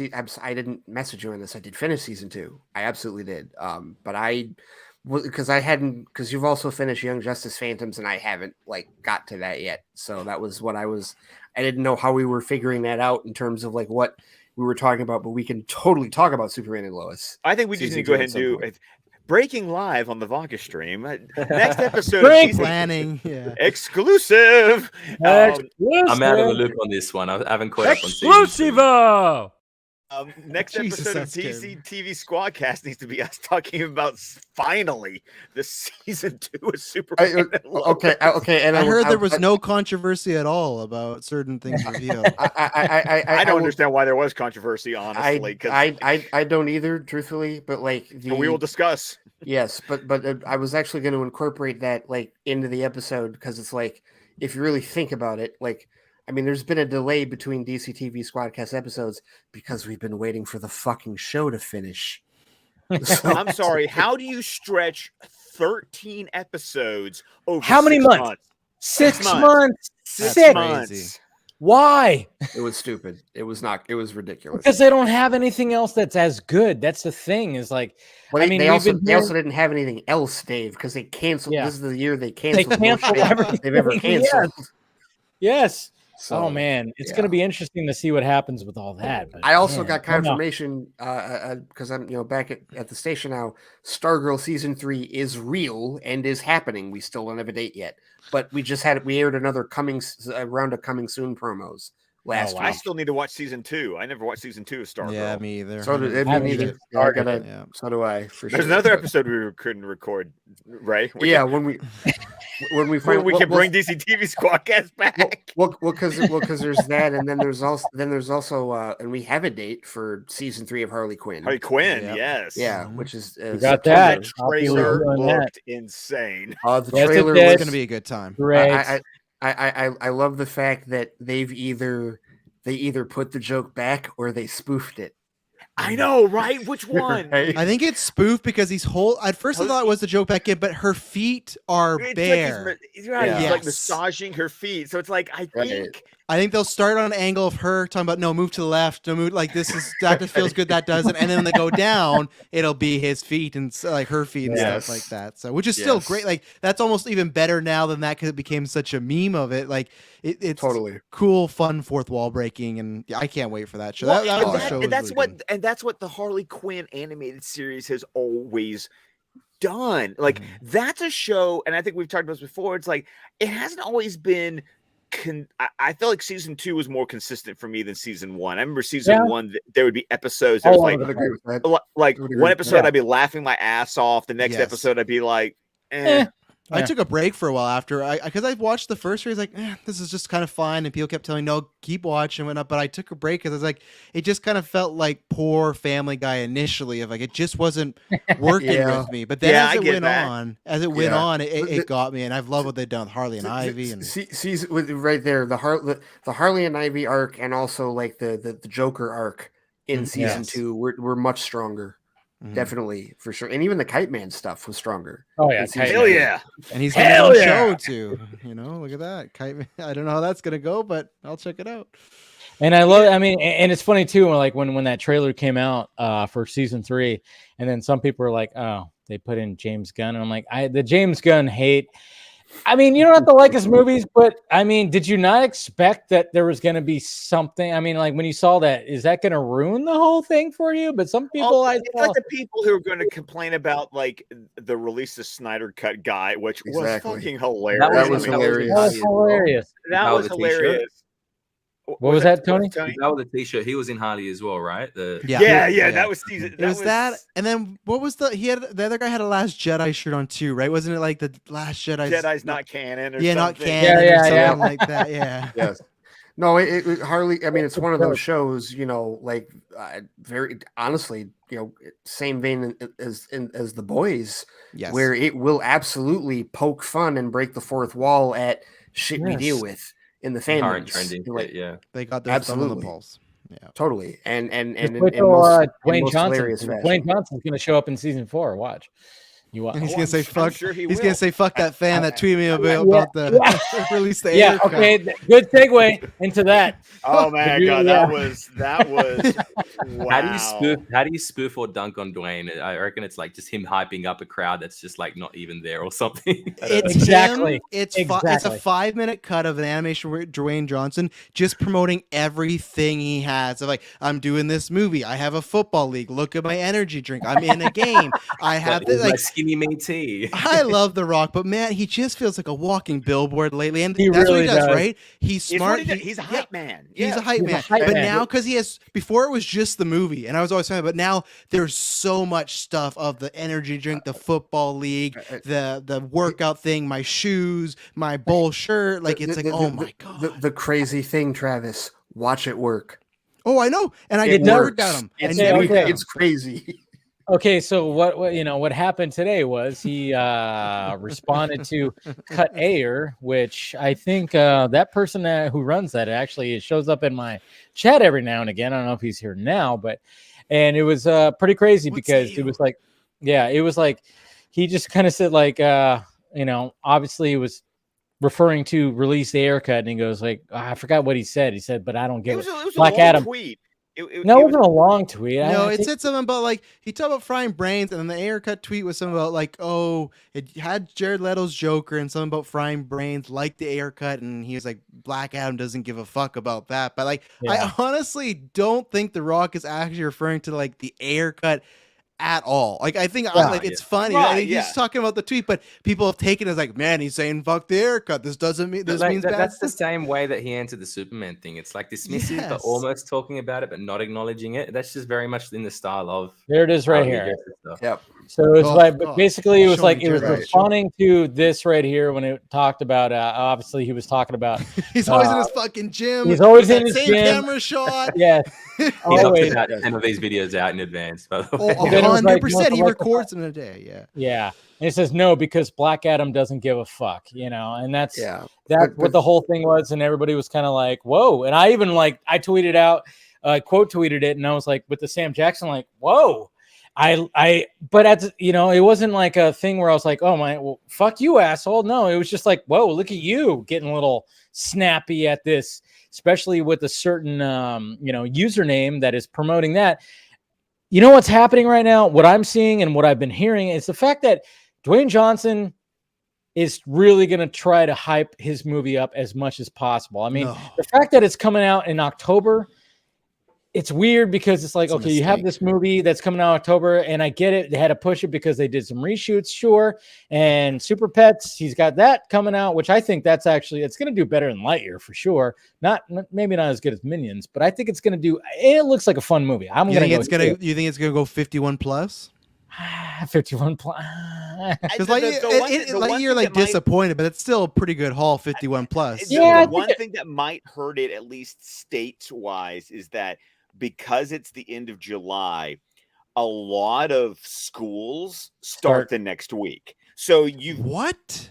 Oh yeah, That doesn't happen here in Canada. It's not till September. It's weird here. Oh, It my is weird here. God. Yes. Yeah. Yes. Oh my gosh. Schools start and end at different intervals in the states. It's not I can never uniform imagine whatsoever. not having August off. Oh yeah, when we were kids, it was all September. But now it's after Labor Day. It's the day after Labor Day. After Labor Day. Wow, okay. When we were kids, No, they Labor learned Day. something But today. now it's like the kids are coming back in the middle of my August. wife's first day of work is August 1st. Oh yeah. Fuck. What is that? So weird. Travis, they've screwed it up. They've we've screwed up the school system three ways. School from Sunday system in this country in is this country. We're currently in the different ways. school holiday section at the moment, right? So kids here in Australia, you get 10 Scott's weeks. right about 2 that. weeks. Yeah. 2 Like weeks. every Ah. 10 weeks, you get 2 weeks, and then like on the fourth go at that, you get 6 weeks. That's how the structure is here. So some Okay, we need to adopt this. Yes. Damn it. Yeah, another breaks. policy, another international policy that we should adopt. What do you know? Never mind. I know. Yes. We need but to like adopt the- yeah. But you know, it's like you like the whole Lightyear thing. Like I've had a couple of listeners ask about like, what do I think is the deal with Lightyear's underperformance? And they're like, do you think that because I guess the analysts are suggesting it's because Disney like broke the Pixar perception by putting so many of them on streaming before releasing this. And I don't think it's that. Partly. I think partly though. I think what it is that we're at a point now, especially with all of the record inflation happening right now. Yeah, that's been happening in this country. I think that people are even more discerning in terms of what they're going to spend their dollars on as far as going to the theater. Bingo. And when your choices are Bingo. Top Gun Maverick Jurassic Park World or Jurassic World Dominion and Lightyear, and you already know that in 45 days, Lightyear, which isn't a Toy Story movie, it's not. Lightyear is not a Toy Story movie. When you know that's going to be on Disney Plus in a month and a half, like you're like, well, that's the odd one out. It just is, it's a Toy Story story. Sorry. Because you know that Top Gun Maverick, you're going to want to see on the big screen. Yeah. And Ray, I heard your review and you were like, Scott was right. And like, you understood what I meant. I made it on the last day and I'm very glad I did. So, and depending on the age of your kids, Jurassic World Dominion kind of has that kind of weird crossover because I mean, people will still take their kids because it's dinosaurs. Yes. So, but to your point, inflation, the gas, the prices, your money isn't worth as much as it used to. No, families have to make choices. And, I took my family to go see Lightyear because I didn't take my kids to go see Jurassic World Dominion. Same, Scott. Yeah. And then plus, with A-List, my ticket's always free. Okay, we're never paying for me. When it came to Lightyear, this was they took a chance and they said, all right, we're not going to do. I mean, obviously, this is not Toy Story. It's what Andy watched and why in that world they bought the Buzz Lightyear toy. So they took a chance with that, which I thought was cool. But at the same time, it's like I could see why families and stuff are like, eh.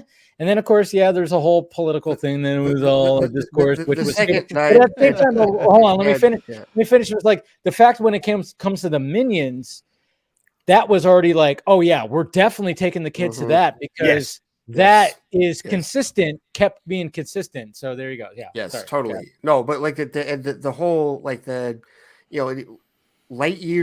I think the second a family looks at that, especially if you're somebody like think about those of us in the Toy Story generation, those of us that grew up through all like the progression of those movies, right? If you were a kid in 95 and then again in 99, and then you grew up for the third film in 2010 that freaked all of us out at the end. And we cried our freaking eyes out. Oh my God. Yeah. And even those of us that, went to see the fourth one and liked it for what it was, right? Yeah. The second you didn't see Woody in this trailer, you're like, oh, it's not a Toy Story movie. It's not about the toys, right? It's something about the actual person. And I really like the movie. The movie is a fantastic, movie's good. It's a fantastic tribute to like the sci-fi genre. I mean, there's Star Trek, there's Star Wars, there's Buck Rogers, there's Battlestar Galactica, there's Lost in Space. There is so much. There's like so much sci-fi stuff in there because it is a pure sci-fi film. And the robot cat socks was like, how is that not a toy? Declan wants that for Christmas. Declan wants socks for Christmas. I watched the trailer and I'm like, that cat's going to annoy the crap out of me. And by the time the movie was over, I was like, I fucking love that cat. And I'm not a cat person. Socks was awesome. Dude, they like everything that they could incorporate into that little robot to act like a cat, they did. And I was belly laughing at like some of the things that little robotic cat was doing. Totally. It was, it's just, I mean, I'm telling you, it's just like, it just seemed like the marketing, they didn't know how to market the movie. And they're like, it'll be on Disney Plus in 45 days. People are going to watch the shit out of it. Then we'll just put it out there. And it just seemed like they just didn't care so much. Well, and that's the other thing. Like, I feel like we're going to see, because we see this Warner Brothers has done this a few times with HBO Max. Where like, you have something that didn't necessarily do all as well as they thought it would theatrically. And then, if it does well on the streaming service, that first week the numbers will come out, right? I think Disney is going to give us some like big first week numbers for Lightyear when that hits Disney. Oh yeah, they're probably be the biggest family movie that's premiered ever. Biggest debut. Yes, absolutely see that happening. Because I think you're right, Dave. I don't think they knew quite how to market it because again, with it not being a Toy Story movie, you don't have the same built-in audience that Minions has. listen, I applaud them for taking a shot on Lightyear. I really am glad that they allowed the filmmakers to take that character in that direction, because I did enjoy the movie. So did I. But it doesn't surprise me that it did what it did theatrically. And like I said, and like your point, I think the inflation's a big thing. And when it's already in a month where the adults decided to spend their money on movies they wanted to go watch, that didn't leave a lot of money to take the kids to go see a movie. But Minions is a different month. So for a lot of us, a new paycheck. Right. And you don't know when it's going to be available on streaming. You know, 45. True. You know, in 45 days, Lightyear will be on Disney Plus. You don't know that about Minions, right? Minions will probably show up on Peacock at some point. Yeah, when it's done its run. Yeah, when it's done its run, but it's not a guarantee. It's not a guarantee. Right. And so that's kind of like, to your point, Travis. That's why when we're talking about Super Pets, I know my boys are excited for Super Pets. Oh yeah, my kids too. But they're my children. I've kind of brainwashed them to be excited for, Super Pets. That's such a negative term, Scott. It's not brainwashing. They adopted your qualities. That's the better way to say it. They adopted your qualities. But they're excited for that one. But then I look at the timing going, but it's only got it literally has one weekend, maybe 2 weekends before, the kids aren't available anymore. Yeah. But that's what's so weird about that. Is like, why is August not part of the summer blockbuster season? It's always like March is like the beginning, and then it just almost seems like March is now the beginning, even though it's not summer. It's weird. But I remember because you had Guardians in the original Suicide Squad. Yeah, August, and they started to become hits. But before that, it was August was like a light month. You didn't want to release anything in August. You would get some cheap horror films in August, like a rom-com or something. But the blockbusters were not really a thing. And again, I don't know what is in August. I'd have to look. I do like how we started this conversation. I think that Black Adam would have done better in summer. It feels like a summer movie. It's the same way as, remember at one point when Top Gun had like a December release date, and I was always like, that doesn't make any sense. Like that's not a summer. That's not a Christmas movie. You want coming out right before Father's Day? Yeah, that was damn brilliant. And on Memorial Day. Right. It does not even approach $1 billion if it releases in December. 100%, and that's where I don't know what Black Adam's gonna do, because it's funny when I saw the trailer with Thor, people like laughing at the jokes, they're liking it, like the Rock isms that people like, the people that love or like Love and Thunder will love Love and Thunder will like similar things as far as the Rock's humor, because it's not MCU humor, but it has that wheelhouse of some quips. He'll like break a serious situation with a joke or a look, and the trailer I was watching was digging it. So I think it has potential, obviously, to do very well, but I just think it would have done a lot better in the summer, even in like beat Hobbs and Shaw though. Probably not. I think it could. Overall, I don't know, because you have that built-in Fast fans. So you got Statham. Yeah, but the only thing about that, the only thing I'd say about that, Travis, is as someone that saw Hobbs and Shaw and actually enjoyed the movie, I enjoyed it too. It's not like it. I mean, just the characters. It's like the thinnest of connections to the rest of the Fast and Furious franchise. It is, but I feel like everybody, when they saw whatever it was, Fast 7, 8, 9, 10, 11, call your mom, like when you saw The Rock and Jason Statham together for the first time, everyone was like, man, they should really do a movie of those two together. And they fucking did, and they were smart. And like, even then, the total box office is $760 million. I would actually take the bet that Black Adam won't beat that, to be honest. I don't think Black Adam has that same Rock Statham pull. I just don't see it yet. Maybe another trailer will turn it, but I want to see what his fan base does, because I even more so than anyone in our circles, I want to see what The Rock's global fan base does. With that film. This is purely down to him, right? He's always lent on like a previous IP. He's been like the Viagra for it, whatever existing right thing. But and you also got to remember, like, this is, I mean, we've been waiting, there's a point with this genre with superhero films where like you're waiting for like the next big name to like do a superhero thing, like who's going to be in this, who's going to be here, who's going to be there.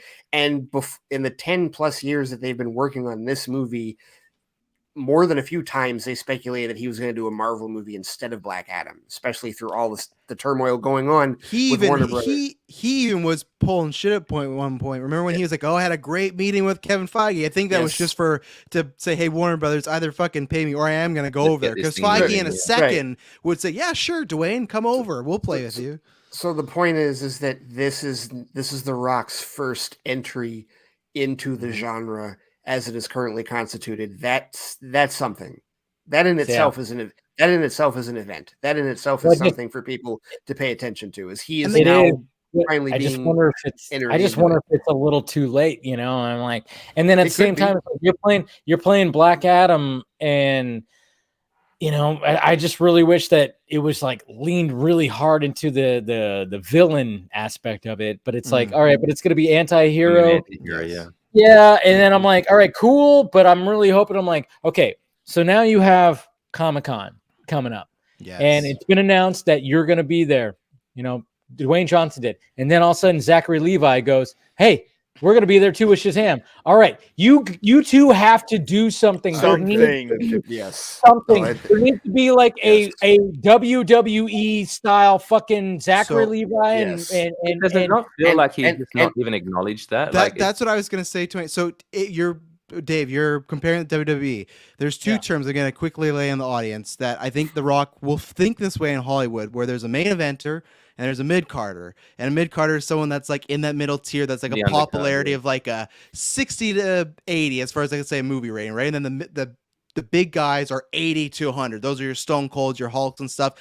I want that face-off to happen. I don't think it will happen this year because I feel like The Rock feels like Shazam and Levi is below him right now. He wants the focus to be on Adam, The Rock.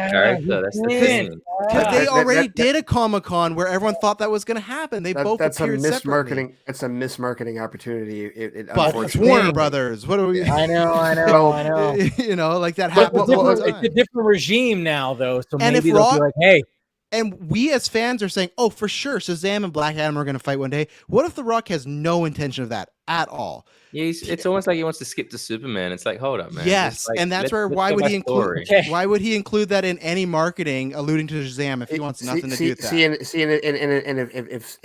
If Zaslav or whoever's in charge of it, if they really wanted to like blow all of us away, and this is what I'm about to say is not going to happen. I know what you're about to say. It will not happen. But holy shit. Yeah. It would destroy the internet if we had that moment where it is Levi and The Rock facing off, and all of a sudden out of nowhere, Cavill says, "Let's get ready to rumble." Something like that. That's never happen. But it will never happen. They wouldn't spoil it before the movie. But remember when Civil War was announced? Remember like when Marvel fucking smart marketing. Okay, so take a page out of that a little bit if you could. I mean, I know it might be too late, and then of course with the whole merger, everything's all like fucking up in the air and everything's a mess right now. But man, could you imagine? Like, I mean, I remember when they were announcing like the slate back when before and it was like Captain America Serpent Society or whatever. Serpent Society, yeah, we're still waiting. They had that, but then they decided to be like, hey, guess what? Boom, Civil War, and then it like all of a sudden you have Chris Evans, you have Robert Downey Jr. And then right in the middle, who came out? Chadwick Boseman to be announced as Black Panther. And that was so smart because no one at that point knew who Chadwick Boseman was. He was just a new upcomer. And right away, I remember all those images of you had Stark, Downey, Evans, and him in the middle. That made him feel like a star like that. And same thing with Levi. If you had a shot of Levi and The Rock staring down, that would get even more people interested in Shazam too. Like, oh, what does this mean? Like, what is this thing? It's going to lead to this? It would raise Levi up. But I wonder if The Rock in this stage of his life where he is would not do that. Like, and I think most of those problems are probably with Vin Diesel, but I guarantee you Vin Diesel and The Rock had problems just because they both have big egos, right? Well, let's just say Levi wouldn't have to stand on a fucking soapbox to be eye to eye. He's tall enough to at least be close enough to his eye to eye. You know, Levi's tall, not Vin Diesel. No. Oh yeah. No. Sorry. I had to make that joke. But there's also a part of me that's like, guys, can we even remember when the last time it was that we had a proper San Diego Comic-Con. Mm-hmm. Yeah. Wow. I almost forget what that's when they like. announced Batman v Superman. Remember when that whole thing happened? I mean, for Marvel, it was magical. 2019 when they did the phase of like, we're doing Widow, like they did their phase 4. I can't remember DC, but for Marvel, they did that thing. Pandemic hit, but I feel like they did do a big panel when you had Justice League and other stuff coming out as well too. Because remember they had the whole Justice League out there. Oh no, I remember. I remember because Ray, you and I were doing some.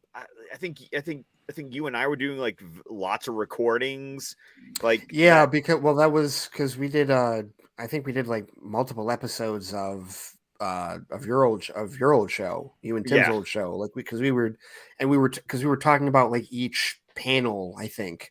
Because we did Aquaman and we did Shazam and we did Justice League. I mean,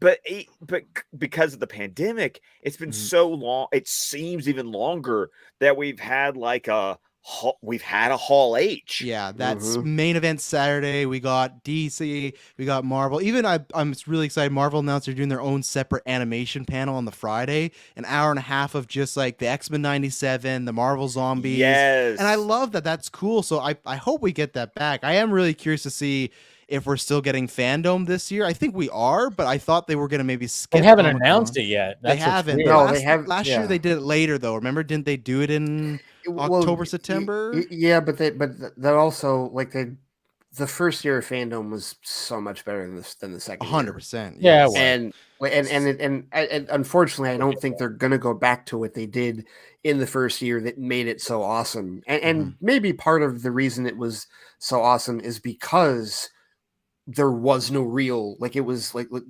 they capitalized on everybody being kind of hostage we were starving for content. Starving.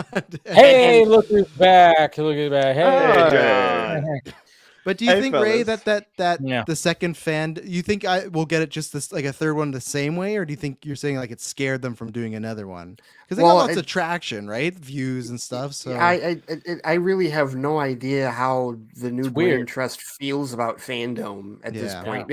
We're still honestly, and I feel like Dave and I are like the only ones that are like kind of waiting for them to announce who the new DC chief is going to be like relatively soon. Because to me, it's like before I'm at the point now, Travis, where it's like before you go like any further, you need to figure that out. Right? I agree. And I'm from the fandom later. You can do that another year. From a marketing and from a production standpoint, that's why when people were freaking out about like the Hall H stuff, I was like, I'm far less concerned about their presence at Hall H than I am about who's going to be the new boss going forward, because that's their biggest thing that they need to sort out. So I don't know. I'm not sure. I mean, they could announce the opportunity to do that though. Like they can kind of address what they want to get off of their plate without having to have a full slate, without having to address all the issues around all the different kind of like different projects at the moment. It's like, cool, get a little bit of buzz on what's immediately in front of you, and then get out of there. I mean, because like for honestly, like when we're talking about the stuff they have announced for Hall H, frankly, the one thing that's got me the most hyped is the Sandman show on Netflix. Like that's the of all their upcoming projects. Frankly, that's the one that I'm like, I'm like waiting on go for that Sandman show. Well, you almost kind of feel like for projects this year, because that's the other thing. Like people, I think, forget that there actually is a decent list of projects that are coming within the next year for DC. Months, right. But I almost feel like, subjectively speaking, I feel like DC maybe shot their wad in March. That was it. Like how do you top that? Well, I mean, the movies that they have coming out this year, they're going to be, I mean, obviously they're going to be pushing Super Pets, obviously. And then, of course, then you have Black Adam, you have Shazam. They need, I mean, that's it for 2022. That's it. Yeah, that's it. And then and the next two movies that are coming out, guess what? There's actors in both of those movies that are controversial right now. Yes. So it's like, what do you do? More so than the other. And, you know, as far as like actual news, like the tabloids are still talking about Amber Heard and still have no clue who Ezra Miller is. I think the thing with Aquaman too, like I guess I'm not really worried because I know you guys were talking about the normies before. Like I'm not really worried about box office for either of them. I think Flash will be successful. I think Aquaman will be successful because there's still enough people that's still the biggest DC movie of all time. Aquaman's still the biggest DC film they've Crazy ever done. how that is, right? Yeah, and Momoa's only gotten bigger. And even then the Her thing might make people like. You have those the rubbernecker effect. Yeah, so I wonder what they'll do. Like, I want to see this controversial figure. You know, I think that there is. I think as far as the Amber Heard thing, like there's going to be, especially since the trial has ended. You know, not to like go down that rabbit hole too deeply.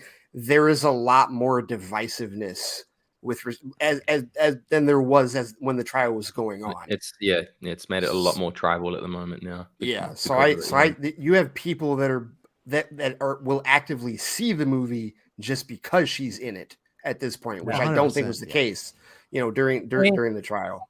Essentially, Warner Brothers is going to have to lean into this controversies, like both of them, and be like, "Hey, well, you know." they still don't have to acknowledge Ezra because again, the general audience has almost zero clue. Yeah, and they don't gotta say anything about who they are or what's I never going heard on. anybody named Ezra. Yeah. They don't gotta say anything about Amber either. They could not even have her do press. Like they don't have like he's not gonna do press. No Ezra way. didn't do press for Fantastic Beasts, so it's just like I think they can avoid that. That trailer is gonna be heavy on the brother. It's gonna be heavy on Yahya because Yahya is just getting like to be a bigger star as well. So I think there's tons of stuff that. I think they're both going to be successful. Here's the thing. If they're not successful, I don't think it's on these controversies. Will that hurt a little bit? Sure. But I think it would be more, let's say the overall movie's not good or has a bad release or something like that. What they classify as a success though, it's weird because it almost, for me, it feels like Aquaman was almost like caught everyone up by surprise that it hit $1 billion, right? So like, are they going to be judging this next one by $1 billion? Because $1 billion is just not. No, I don't think that's real. I don't think that's realistic, especially with it being pre-pandemic. Yeah, I don't think it's realistic. So what? Well, yeah, it's like what parameters are they measuring success on for this next one? For example, we don't know. Yeah, that's the thing, Tony. We don't know, and they're not going to tell us. So we'll know if it comes out. People are going to make a mixture of box office and streaming. You know. Yeah, right. But no, we're all looking at Top Gun Maverick, going that thing hit $1 billion, and it was like. It's still possible. Yeah. Where did this come from? And the only reason I was, and Ray, we like to joke about like, why are we cheering this on? Because we're not seeing any of this money. The only reason I was excited for it was because a non-comic book movie. Like, you proved that that made me very happy. Just a general, well-made blockbuster can make bank. Put butts in the seats. Because within the conversations that we see and get involved in our circles, it centers around superheroes being Hollywood itself. And it's like, no, there's a hell of a lot more other than just this one genre. Yes, because it does everyone seem like... either saw Top Gun Maverick or was like, damn, I need to see that movie. Everyone's it became the... When was the last time you had a must-see movie event where, like, your father, your uncle, your mother, your you're aunt, saying your non-comic book, non-comic book, non-comic book movie where like everyone Avatar?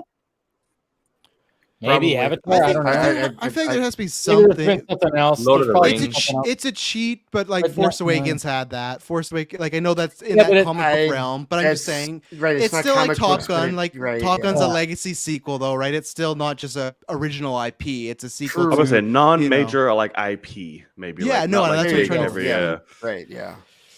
Yeah, what's been the last now Top Gun fans are like, no, Top Gun's a major IP. No, it isn't. Come on, it is not.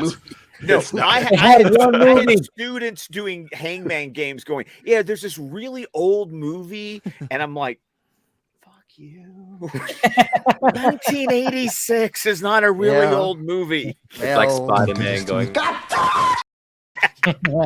Right. Yeah. No, Dave, you might be right. Avatar is like the last one I can think of, like that of a non-major IP. Where everybody was just like, you have to see this. You have to see this. But the novelty of 3D at the time too. It's like, what's going on with this? And, it was an experience. Well, but Top Gun does the same thing with the idea of one. We have those of us who remember the first movie, who are fans of the first movie. But once again, we kind of talked about with the Normies, the idea of Tom Cruise going, okay, that crazy son of a bitch actually did that. Oh yeah, he has that stunt self. Like, I just want to see what he does next. Like when McQuarrie shared that picture of the next Mission Impossible, and he's just fucking rolling around on that plane. Like, oh my god! Half the people that go see Dead Reckoning are going to see it purely to find out how he risked his life. Yes, and to see him run.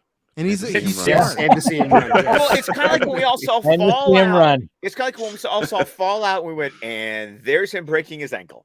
Oh yeah, exactly. Oh right. Yeah. The fact that they actually left the breaking of his ankle in the damn movie. It's there. You actually see him limp. Yeah. You actually see him when he pulls himself up. He limps, and then all of a sudden, the next scene, he's back to running. It's like, oh, wait a minute. Still sore today. He was back running because he did that, and he said, "Listen, it's gonna take months for you." Yeah, he said, "Like, can't do that." I don't know. It was like maybe 2 months.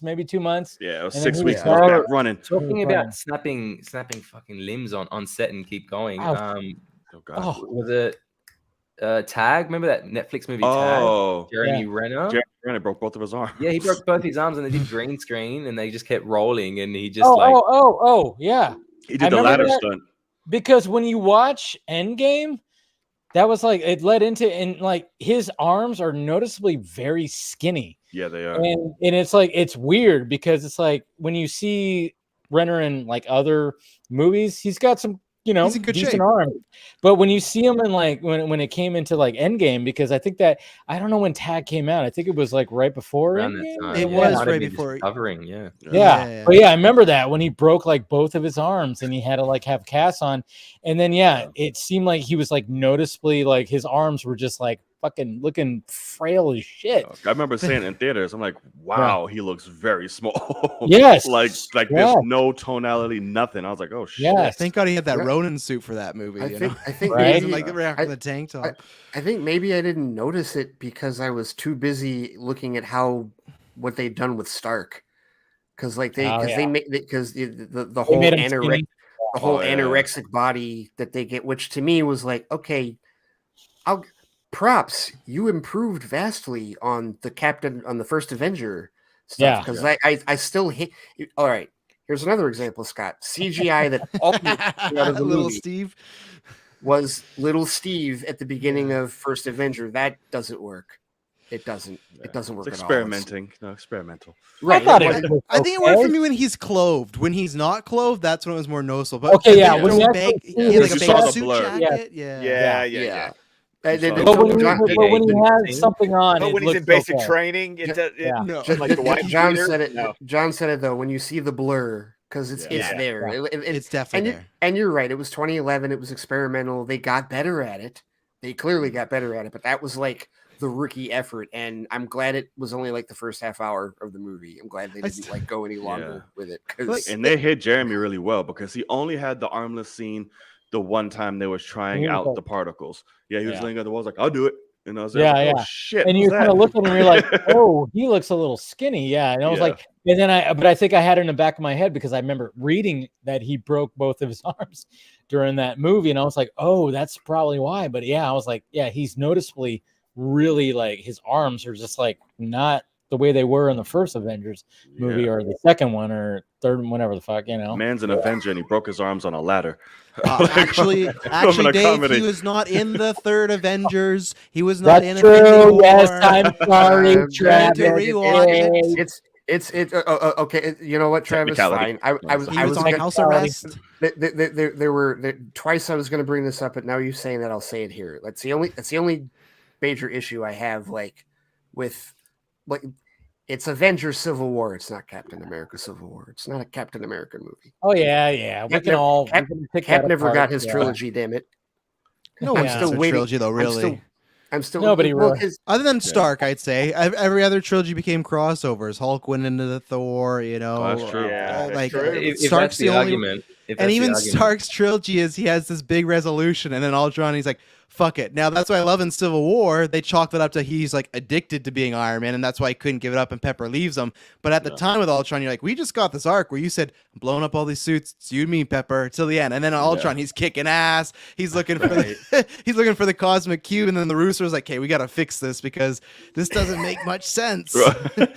Right. Yeah, but no, there's no trilogies in the MCU. They're just like, because you could never watch, and I think you and Brent have talked about this on Fancy, you could never watch Captain America 1 to 3 without anything else. Like, I'd love to do that as a social experiment. If you've never seen an MCU film, okay, you're going to watch First Avenger, Winter Soldier, and Civil War. Tell me what the fuck is going on when you get to Civil War, you know, because you haven't seen Avengers, you haven't seen Iron Man, you haven't seen all this stuff leading up to it, so... You haven't seen Age of Ultron, which is the whole freaking point. I was going to say, like, it's the reason they're called the Sokovia Accords. Right. Well, that's a catalyst for everything. The catalyst event, major Wanda is introduced in Age of Ultron. Yeah, why is she even on the team? Like in Civil War, like Vision is created. Like he's introduced. It's like, okay, no. I still am wanting to one day, and I know they're out there. I just want to bump into the person in my life that had no idea about Captain America, and they saw the first Avenger. And when you get to the end, it's just super random that like he crashes the plane, but he froze and woke up in like 2012. You must be like, what the fuck is this ending? Like, why are we like? I thought it was like a World War II superhero movie, and he's like, if you had no knowledge of Captain America, it's the most weirdest ass ending. And then the end credit is a trailer for the Avengers. It's like, okay, that's I still remember that being I still remember that weird thing of how the mid-credit scene for First Avenger was just the Avengers. The trailer. first teaser, with the 9-inch nails. Nails. Okay, but do we song- remember? Do we remember like the Incredible Hulk deleted scene where Bruce Banner was going to shoot himself? He was going to shoot himself, but he turned into the Hulk and then broke the ice. And if you pause, that was shield. such a big thing. You saw Captain America in the ice, and you saw the shield. That was such a big thing. I remember that. I remember like me and my friends like, oh my God, they're doing it. They're doing it. And then I wish they would have left it in the movie because it just turned into a throwaway line that Ruffalo speaks in. Avengers. He talks about it in Avengers. But shooting himself and spitting out the bullet. Spit it out. Right. Yeah. But I would. I was just gonna say, even then, like I just remember the excitement of hearing that. Oh, Nick, because I think I saw Iron Man on like a Saturday, and this is when I'm starting to use the internet, and just the rumblings like, yeah, there's a scene of Nick Fury at the end of Avengers or the end of Iron Man. You're like, what the? Like it was such uncharted territory back then. I'm like, what the hell is going on here? And just at that time, I was in middle school, so it was just the bee's knees of just man. You know what? I also want to point that I was staying for the credits of movies way before the MCU started doing shit. That's how I found. Well, no, honestly, like my parent, like my family, other movies. It's not like they invented it, you know. No, I think they did, David. Post-credit scenes have been in movies for decades, literally, and that happened. Like we would go to like my family, we'd go see movies, and then like we wouldn't leave early, like because my dad would be like, "No, there might be something at the end of the credits," and most of the time there wasn't. But every now and then there was. So we just got into the habit. We ain't leaving until the credits are over. And that was how we found out about that scene in Iron Man because, in 2008, social media and the internet, not what it is today. So we stayed for the credits. And it's like, okay, let's see if there's anything. And yes, I stayed. Like, originally, Nick Fury said something about people like, you know, he called out Spider-Man and he said X-Men. They were being real bold and like, you don't have the rights to any of this shit. What are you doing?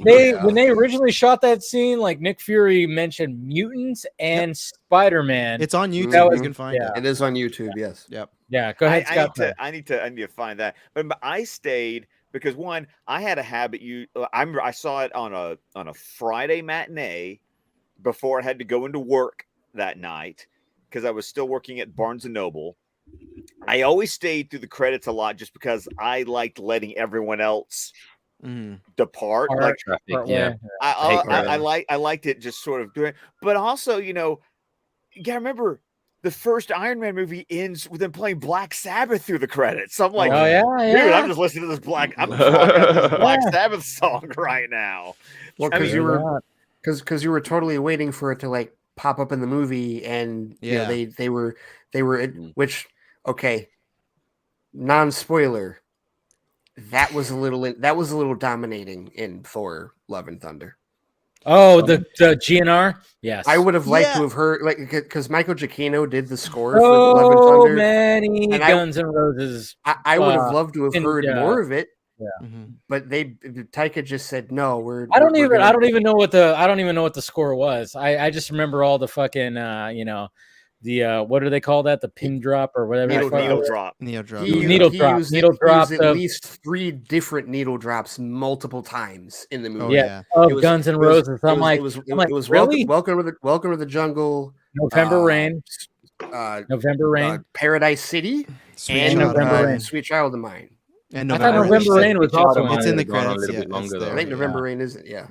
It's just like they just asked him like, hey, who do you want to use the most? And I'm just gonna use Guns N' Roses. Okay, and who else? No, just Guns N' Roses. All right. And I know people give it shit. I still really enjoy Iron Man 2, but I still remember the soundtrack came out and it was just an AC/DC album. Oh, that's true. Yeah. Very much so. And then Iron Man 3, it's just non-existent. You know, it's just gone. It's just, and I get it because Shane Black took over, but I wish they used it a little bit. I like Iron Man 3. I like Iron it, but Man I'm just. No, it's the 3 of us because Iron Man 3 is a top tier MCU movie. I love Iron Man. I won't go that far. Oh, I will. To me, it's an underappreciated masterpiece for me. So it's top tier. You would say like top 10, I imagine, right? It's in mine. Yes. Yeah. Certainly for me, yes. Yeah, I'm this is curious because I needed to go back and do like a proper rewatch to figure out what my top 10 is. But I don't know. Like when I heard that Shane Black was doing Iron Man 3, I was like, oh, okay, this is the guy who wrote the Lethal Weapon. Right, it's the Lethal Weapon writer. Come on now. Yeah, you Lethal Weapon, Kiss Kiss Bang Bang, which I love. And it just good dialogue. And I'm like, and he did it. And yeah, I can understand why people didn't like it because there was a lot of Iron Man without Iron Man. Yeah, they didn't like it because I didn't it mind that. was different. That's what I loved about it because but the dynamic between Tony and that kid was so great. And going back to the music, like that's the only Iron Man movie that like has like a score Iron Man theme and a theme song, right? Yeah. Like he had a theme, which they brought back in Age of Ultron. When he suited up. So like that was so right. So it's like okay, you know that their thing. Iron Man 3 gets shit on way too much. Way too hard. That's because they don't understand it. They don't know what's going on. I'm not convinced. You have a Tony Stark that has like totally just traumatized and just. Here's the sillier part about it though. It made 1.2 billion, and the argument I keep hearing for that is that's only because it was off of Avengers. Shut the fuck up. The general audience. I can understand when people like say, because a villain is not as, memorable. Sure, I can get that. But I love Guy Pearce. Guy Pearce is great. I thought Guy Pearce was good. I like Guy Pearce. That's the thing. I like Guy Pearce too. He was a little weak. I need to go back. Iron Man 3 is like one of those that I need to go back and do a rewatch on. It was one that my initial gut reaction leaving the theater was my dad enjoyed it. I was like, not so much. And once again, as Ray and I've talked about, I had a 100% track record. Look at I was actually looking at my top 10. If it wasn't for Spider-Man No Way Home, bumping things in my list down, every Phase 1 movie is somewhere in my top 10. We can't forget Iron Man 2 is not Iron Man 2 is Phase 2, Scott. It's Phase 2. The biggest gripe about Iron Man 3 was the whole which is not my top 10. The Mandarin twist. That's a Mandalorian. Jesus. I almost said Mandalorian. I almost did. I almost looked like I almost said the Mandalorian. Yeah, the Mandarin twist. No, the Mandarin M word. That. And I can understand if you're a diehard Iron Man fan. I Yeah, love the that twist. pissed you off.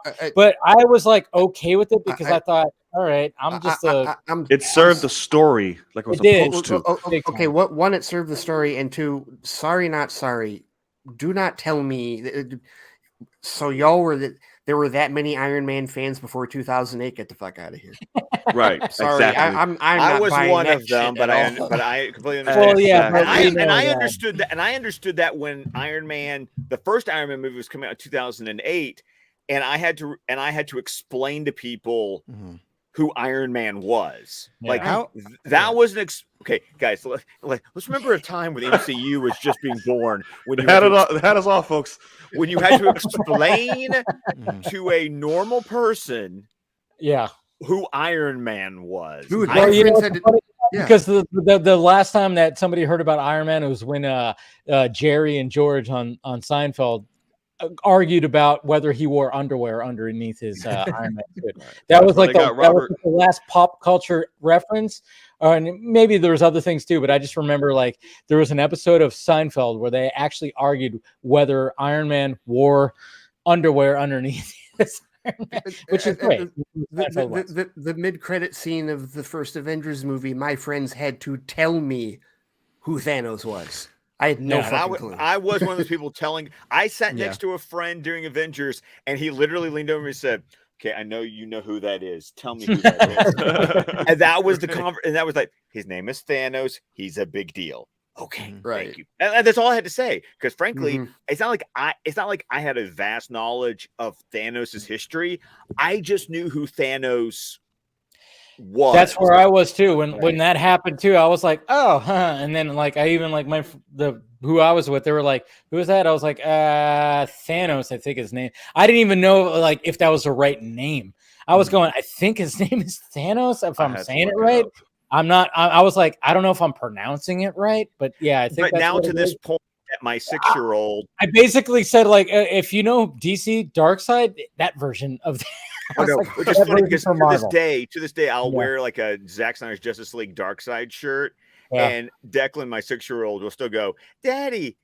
Now, first he did it when he called him Thanos. It was because he'd been watching a lot of like Disney stuff, and he honestly made a mistake. Now he knows the difference, and now my 6-year-old gives me shit. Now he just looks at Darkseid and goes, "That's Thanos." He's got that shit-eating grin on his face. And then of course then Liam, the 9-year-old's like, "It's Darkseid," and Declan's like, "No, it's Thanos." So at what point are you going to tell him that Darkseid came first? I already have. Okay, fair enough. So I already told him that the creator of Thanos copied Darkseid, and he was like, "Really? How do you know that?" "Because he has said so. There are quotes." "Why'd he do that?" "To make money." "Okay." Yes. See, once again, my children, the useless information that my children have at a young age. So fun fact about the first Thanos in that. So when we see him in Avengers, that's actually played by the henchman dude in Civil War that Black Widow takes out. In the shit. Yeah, he's the one that's holding the vial. He was like, "I'll drop it." What the fuck? He was the. I forget what his name. Forget his name, but yeah, he was a totally different actor because they hadn't cast Brolin yet. They were. John, what's your top 5 if you're going Marvel? We heard Ray's. Like, what have you got up there? So I got my list here. If we're doing top 5, I don't think I fully said mine, but like, but yeah. So if we're doing, hit me, come back and hit me, Ray. Endgame, Black Panther, Infinity War, Civil War, Iron Man, and Shang-Chi round up my top 5. Yeah, strong. Because I'm royally obsessed with Shang-Chi. Like Shang-Chi and the Legend of the Ten Rings is fucking amazing. Yes, it is. It is like, an outstanding. I've seen it 3 times, and yeah, when I watched it in the theater, I was like, "This is such a fucking good time." What was it that they announced Destin Daniel Cretton was going to be doing recently? Wonder Man series. Oh, Wonder Man, yes. Yeah. And when I read that, I said, "Where's my fucking 10 Ring show?" It's coming. 2 weeks. Give it 2 weeks. You're gonna get that announcement. Monger Zhang. That was the character. The sister stole the fucking show for me in that movie. Oh my god! Oh yeah, she was great. She was great. Fantastic. And if we're gonna round out top 10, and Dave, you'll end up loving one of these entries on here. So it's like I said, Shang-Chi around top 5, then No Way Home, Thor Ragnarok, Avengers, and where I'm at now. I'm horrible at math. Avengers, Falcon and Winter Soldier, and then Iron Man 3 rounds up my top. Oh, nice. You got Disney. Well, at least you got Iron Man 3. I mean, I'll appreciate that Ragnarok thing. But if we're doing movies, the next movie was. Yeah. Wow, leave me alone. If we're doing movies, because I threw the show in there, what would technically place as a movie is Don't Judge Me. But I have a very, very guilty, pleasurable spot for Black Widow. I really do. Good thing you weren't around earlier. Good thing you were. Yeah, we were shitting on Black Widow earlier. We weren't shitting on it. Yeah, we said if you like it, you cannot talk about film. You can't. No, Travis, we don't talk about Bruno. Sorry. It's Disney. I mix it all up. Black Widow, Bruno. They're two B words, you know. No, it's just Black Widow is it's a lost episode of Phase 3. But I feel like we all have those because I'm somebody that it's not in my top 10, but I absolutely loved Ant-Man the Wasp, and I know people like it and whatnot, but I like that one better than the first one. And every time I see, I'm with you, Ray. I'm with you. Listen. Fuck off! Get out! Fucking out! Villains better. Lawrence Fishburne, Yellow Jackets. No. Okay, I'll give you Lawrence Fishburne. I love that man. Hang on. Okay, when Walton Goggins was weak as hell, but Hannah John Kamen as Ghost so good. Fixes that, and the Quantum Realm stuff was better. No, man, I can't do it. The Yellow Jacket stuff in the first. No, it's so cheesy. And the thing about Ghost I like is it was you had Winter Soldier, but for a while, before Marvel had the formula problem that people said, what was the one before? The villain problem, right? It was always they don't have other than Loki, they don't have relatable villains. And for me, Ghost was that where the first half, she's just you think she's generic, just a badass looking to make havoc. But then as they slowly reveal her and Fishburne, it's not 10 out of 10 amazing, but I prefer it so much to the Yellow Jacket where he's just and it sucks because I really like Corey Haim too as an actor, but he's just mustache. Corey Stoll. I don't like Corey Haim rest in peace. Which I love those rumors of Corey Stoll supposedly gonna be MODOK. I hope that's true. And I think that's gonna be perfect for him. But no, I'm with you, Ant-Man Wasp. I have a little place in my heart for it that I liked it a lot more than other people. I'm not gonna lie, because I was gonna say this with Infinity War, because one of my favorite memories of Infinity War is the audience freaking out when the credits rolled, and there's also a moment in the mid-credit scene of Ant-Man and the Wasp where that freak out happens again. Mm-hmm. Yes, when they see that Hank, Hope, and Janet, and Hope, and everybody gets dusted. Dude, everyone just started screaming all over again, like they had done a couple of months earlier, and I was like, "Oh, this is great!" Plus, Michelle Pfeiffer, White Gold. You can't beat Michelle Pfeiffer. Come on, and that is actually some of the best de-aging I've ever seen. When they do the flashback, it looks like her, and after Scarface era, it looks so good. That. Yes. I was not a fan of Ant-Man and the Wasp, but there are some good things, like you said, Michelle Pfeiffer, first off, 100%, and the de-aging was good too. Yeah, I also like the car chases. I do. I like they're fun. The size change in the car chases. I thought those were really Lepez and all that shit. Yeah. So I don't know, but I'm a fan of the first one, but the second one I was like, I'm a fan of both.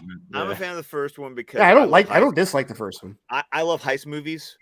So that's why I like the first one. Gave me those Ocean's 11 vibes, and oh my god, that opening scene where you first see that DA, when we didn't even know de-aging was a thing, and we get that de-aged Michael Douglas at the beginning of the first Ant-Man. We're getting 80s Michael Douglas, and it was good too. What the hell? Well, and also seeing Peggy and Peggy and Howard. Peggy and Howard are both there as well. So you think about that dynamic of she is a younger woman, playing an older woman, and then you have Michael Douglas, who's an older man playing a younger man. Right. Yeah, it's such a fun. But I remember that being like, man, they got some good makeup going on Michael Douglas this go around. Like, look at that. And that was like, I feel like those two. I think Sam Jackson, Captain Marvel, those were some good ones. The bad Michael Douglas one though is an Endgame when they go to like when he's like in his 20-30s and he looks over and he's looking like he's just a plastic figure. Yeah, he's just a plastic figure. Like, okay, we didn't have enough footage of him back in the 20 or when he was 20, did we? But it's all right. That was rough. Yeah, I'll give you that one. Yeah, isn't that weird how sometimes it works and sometimes it doesn't? It's like because what was the first de-aging they did? It was Civil War, right, with Tony. That was which that one looked not the greatest. With the Tony and Civil War was not very good. No, that was the first time they did it. And Ant-Man was before Civil War, right? Remember? Ant-Man was before Civil War. Yes, that's right. But the good thing with the Stark thing, they like wrote off because it was just a program. Remember, it wasn't an actual person. Right, it was barf and stuff like that. Which don't get me started on barf. But, barf. Yeah. That goes back to the. God, man. Yeah, let's go. Remember the de-aging in Tron Legacy with we've come a far way. Jeff Bridges. Woo, that was rough. Okay, I like Tron Legacy. I do like Tron Legacy. I do like the movie, but man, that one of the best soundtracks ever. Oh fuck yeah! You listen to that yes. Well, it's just that time where like it's just a few years before we're gonna start really nailing that type of technology and get better at it. It was rookie. It was definitely a rookie effort, and they swung for the fence because they didn't. They were like, "We got this. Look at this." Because part of it is you have to account for the because you're using an earlier model of their face, and clearly they went back to the first movie. Yeah, but it's like, guys, you got to remember when the first movie was made, 1982. Yeah, literally the year Scott and I were born. Oh my god! But like, so you're using Jeff Bridges from there, and you're putting it on to Jeff Bridges from like early 2000, to late 2000s. But he emoted back then, though, so it was a little different. Yeah, because in Tron Legacy, he was just like, "Yeah, so we have to get this, Sam." I'm like, "Oh well." That's kind of rough. The face isn't moving. No, it was very frozen, very very robotic. Yeah, for sure. And I'm sure that was probably their excuse. It's like, well, they're in a computer system. Of course, they'll look robotic. I know that's the one thing that you can kind of like headcanon, like right. But you're all a computer simulation. So right, true. Yeah, they got better programmers. These ones.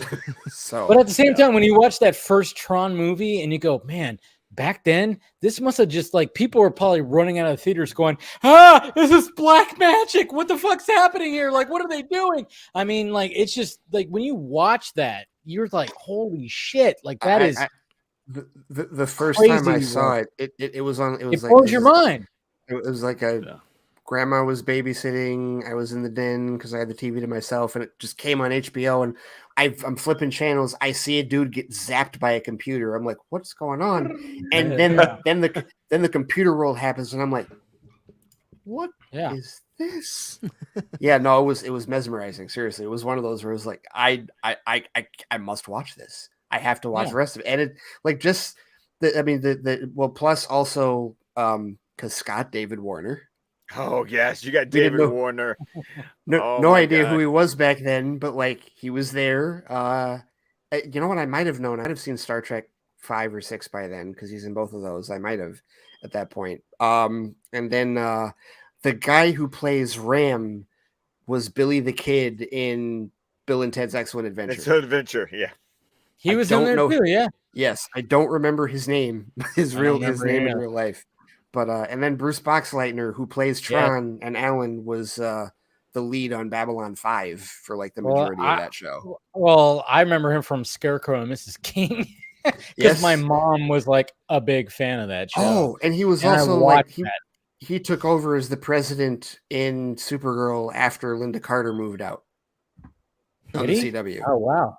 Yeah, oh, I didn't know that. I didn't watch that show. But yeah, so no, but I remember Bruce Boxleitner. Yeah, Scarecrow and Mrs. King. That's interesting series. Yes, that's a big time 80s throwback right there. That is a massive throwback for sure. We're dating ourselves. Oh, big time. Dave, I'm going to circle back around to a Normies conversation, but I want to say I finally got Heather back on the Better Call Saul train, and we are at the beginning of season 5. Dude, that show just keeps cooking with gas. Like the people who want to say, I'm not sure if Tony's agreeing. The people who want to say that it's better than Breaking Bad, I don't know if I agree with them, but I see where they're coming from. Okay. Well, like I said, I think like right now I'm totally like balls deep in Westworld. I'm like, yeah, yeah. I just watched the episode 2 of season 4 on. Okay, I'm on season 2 right now. So you're season 2. Oh yeah, I'm yet to watch it. I have to watch it too.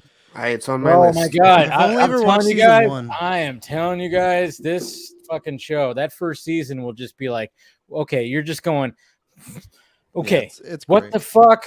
What the fuck? Like there's twists, there's turns, and obviously the world. Obviously people visit this world, and it's a lot of robots that are just totally doing their thing, and then people go, "Hey, I could shoot you," and blah blah blah. But man, when you get really into the fucking like the details of this world, it is crazy. You got Anthony Hopkins, you have Jeffrey Wright, you have, like you were saying though at the end of the last week, like once you watch season 1, you are so satisfied, and the fact that there is more, it's like fuck yeah, cool, I'm down for another ride. I was satisfied. That's what I was thinking too. I was like, how is this gonna go past the season 1 because of everything that happens in season 1? I just go, I'm like, how does this even go further? I will say this: people who have complained about season 3. I get it, but I know a lot of people complained about season 3 and never finished season 3. It's one of those that's like, yeah, it's a shift, it's different, it's slower, but it's like, but the payoff, like when you realize what I like payoffs, you get payoff in season 3, but I feel like they figured that out, and then in season 4, already in the first 2 episodes of season 4, they're like, is it like Stranger Things 2? Like season 2 levels, or like it's like, oh, this season 6 watered down. We have to get through it because season 2 had that. Season 2 had that one off where 11 was going off on that like that little projects, and everybody was kind of like, what is this? Yeah. I think the problem with because Westworld, John, is very thought-provoking sci-fi, so it's always a slow burn. Like it just you have to be comfortable with like sci-fi that's going to create metaphors that you need to connect with. What's the real world thing that they're like connecting with? Once you hit that part of season 3 where you go, oh, I see what the metaphor is for this season. Even I personally got more hooked because season 3 brings Aaron Paul into the show. That's what I was wondering. I don't know how he gets involved with that, but anybody who hasn't watched it, I'm telling you, if you watch that first season of Westworld, you're gonna be like, the first episode, you're gonna be like, holy shit, this fucking. I'm like Tony, where I watched the first season and then I've never gone back because I was like, because people that I watched season 1 with me, I felt some people really like season 2 and some people are mixed, and I never got around to watching. I was like, oh, maybe I will one day, but I felt same thing, just satisfied with season 1, but I might have to. But I just I ended. I'm like, okay, I'm good. All right, so okay, fine. The ball busting question for those of you who have seen both of these shows: which one am I watching first, Westworld or Stranger Things? I feel like you should pick Stranger Things I've watched neither show. Which one should I watch first? I say Stranger Things. I would say Stranger Things. I would say Stranger Things. Yeah, and I don't even know if it's necessarily like for quality, just because when that final season comes out and it's gonna be like the big ending, you're gonna see stuff everywhere. And I feel like you want to be. Can I say one thing about Stranger Things though? Like, no, stop it, Tony. It's such a phenom. I wish it was shot on film. Like, Euphoria season 2. Oh my god! Dude, I haven't watched that. Come on, Dave, get into it. I know. Open up your teen drama mind. It's a fucking fantastic show. You watch it. My heart. I was watching Euphoria season 2 purely just for what it looked like. They went back and reprinted like an old Porter stuff, right? Talk about payoff, Dave. If you watch it, there's one episode that's not a musical. Travis looks like he's in an episode right now. Yeah, pretty much. I just got some tears, but there's an episode where it's like it's not a musical, but it's kind of a musical, and it's some of the best shit you'll ever see. You'll be howling, and like and again, it's like it is like a teen thing, but it's much like The Boys, where lots of characters in the gray area. You're like room for people, and they'll do some terrible shit, and you're like, I don't know if I feel comfortable about this at all, but I just liked you an episode ago. I don't know if it's so real. Yes, like it's one of the truly most how can I put this? Just straight raw depictions of anxiety and depression and grief, like everything. Yeah. But somebody who suffers from that, I'm like, bro, this shit is real, and they don't hold back on anything. Like it's such an amazing, and it's produced by A24. So like, well, there you go. I'm just saying that A24. That's all you had to say right there. And it is heightened. I know how to sell you, Dave. Zendaya better win. Zendaya better win another fucking Emmy for this season. Oh, she's gonna for that one episode. We know what episode. Oh, absolutely. Episode alone. That left you feeling like scratching yourself. Going, and it's the thing where like it is realistic. Everything happens at this high school. It's like the worst high school, so that's not the realistic part. They've taken like every worst story you've ever heard about high school and thrown it in one. But once you check that out, you're like, okay, let's go for it. And again, if you haven't seen Sydney Sweeney much. Man, she is fantastic. I'm with everybody where I want her to be in like a Midsommar, Hereditary. Like she just delivers so good. It's crazy. She gets so scary in this season, and you're just listing off more shit I haven't seen. Yeah, because I did. My sister watched it, and I was like, I just don't know. Do I need to watch this like teen thing, high school? It's like okay, whatever. Maybe I'm past that point, but once you watch, you get hooked, and they just deal with issues in such a good, kind of honest way, and it's good shit, man. It's so good. It is. If somebody was to, and for those of you who haven't seen it, if someone was to compile like what are your top 10 shows like the past decade, or just like this type, like whatever the fuck you want to call it, this is definitely on there. Like it is established as one of the best show. Like it's great. And it's the acting all around. Like everybody, not just even Zendaya and like Sydney Sweeney, just everybody in it just delivers and the roles are going. And it's not to the same extent to Boys, but there'll be stuff too that happens. You're just like, what the fuck? Yeah, keep in mind, it's very heightened drama size, like very over the top, extreme situational kind of stuff.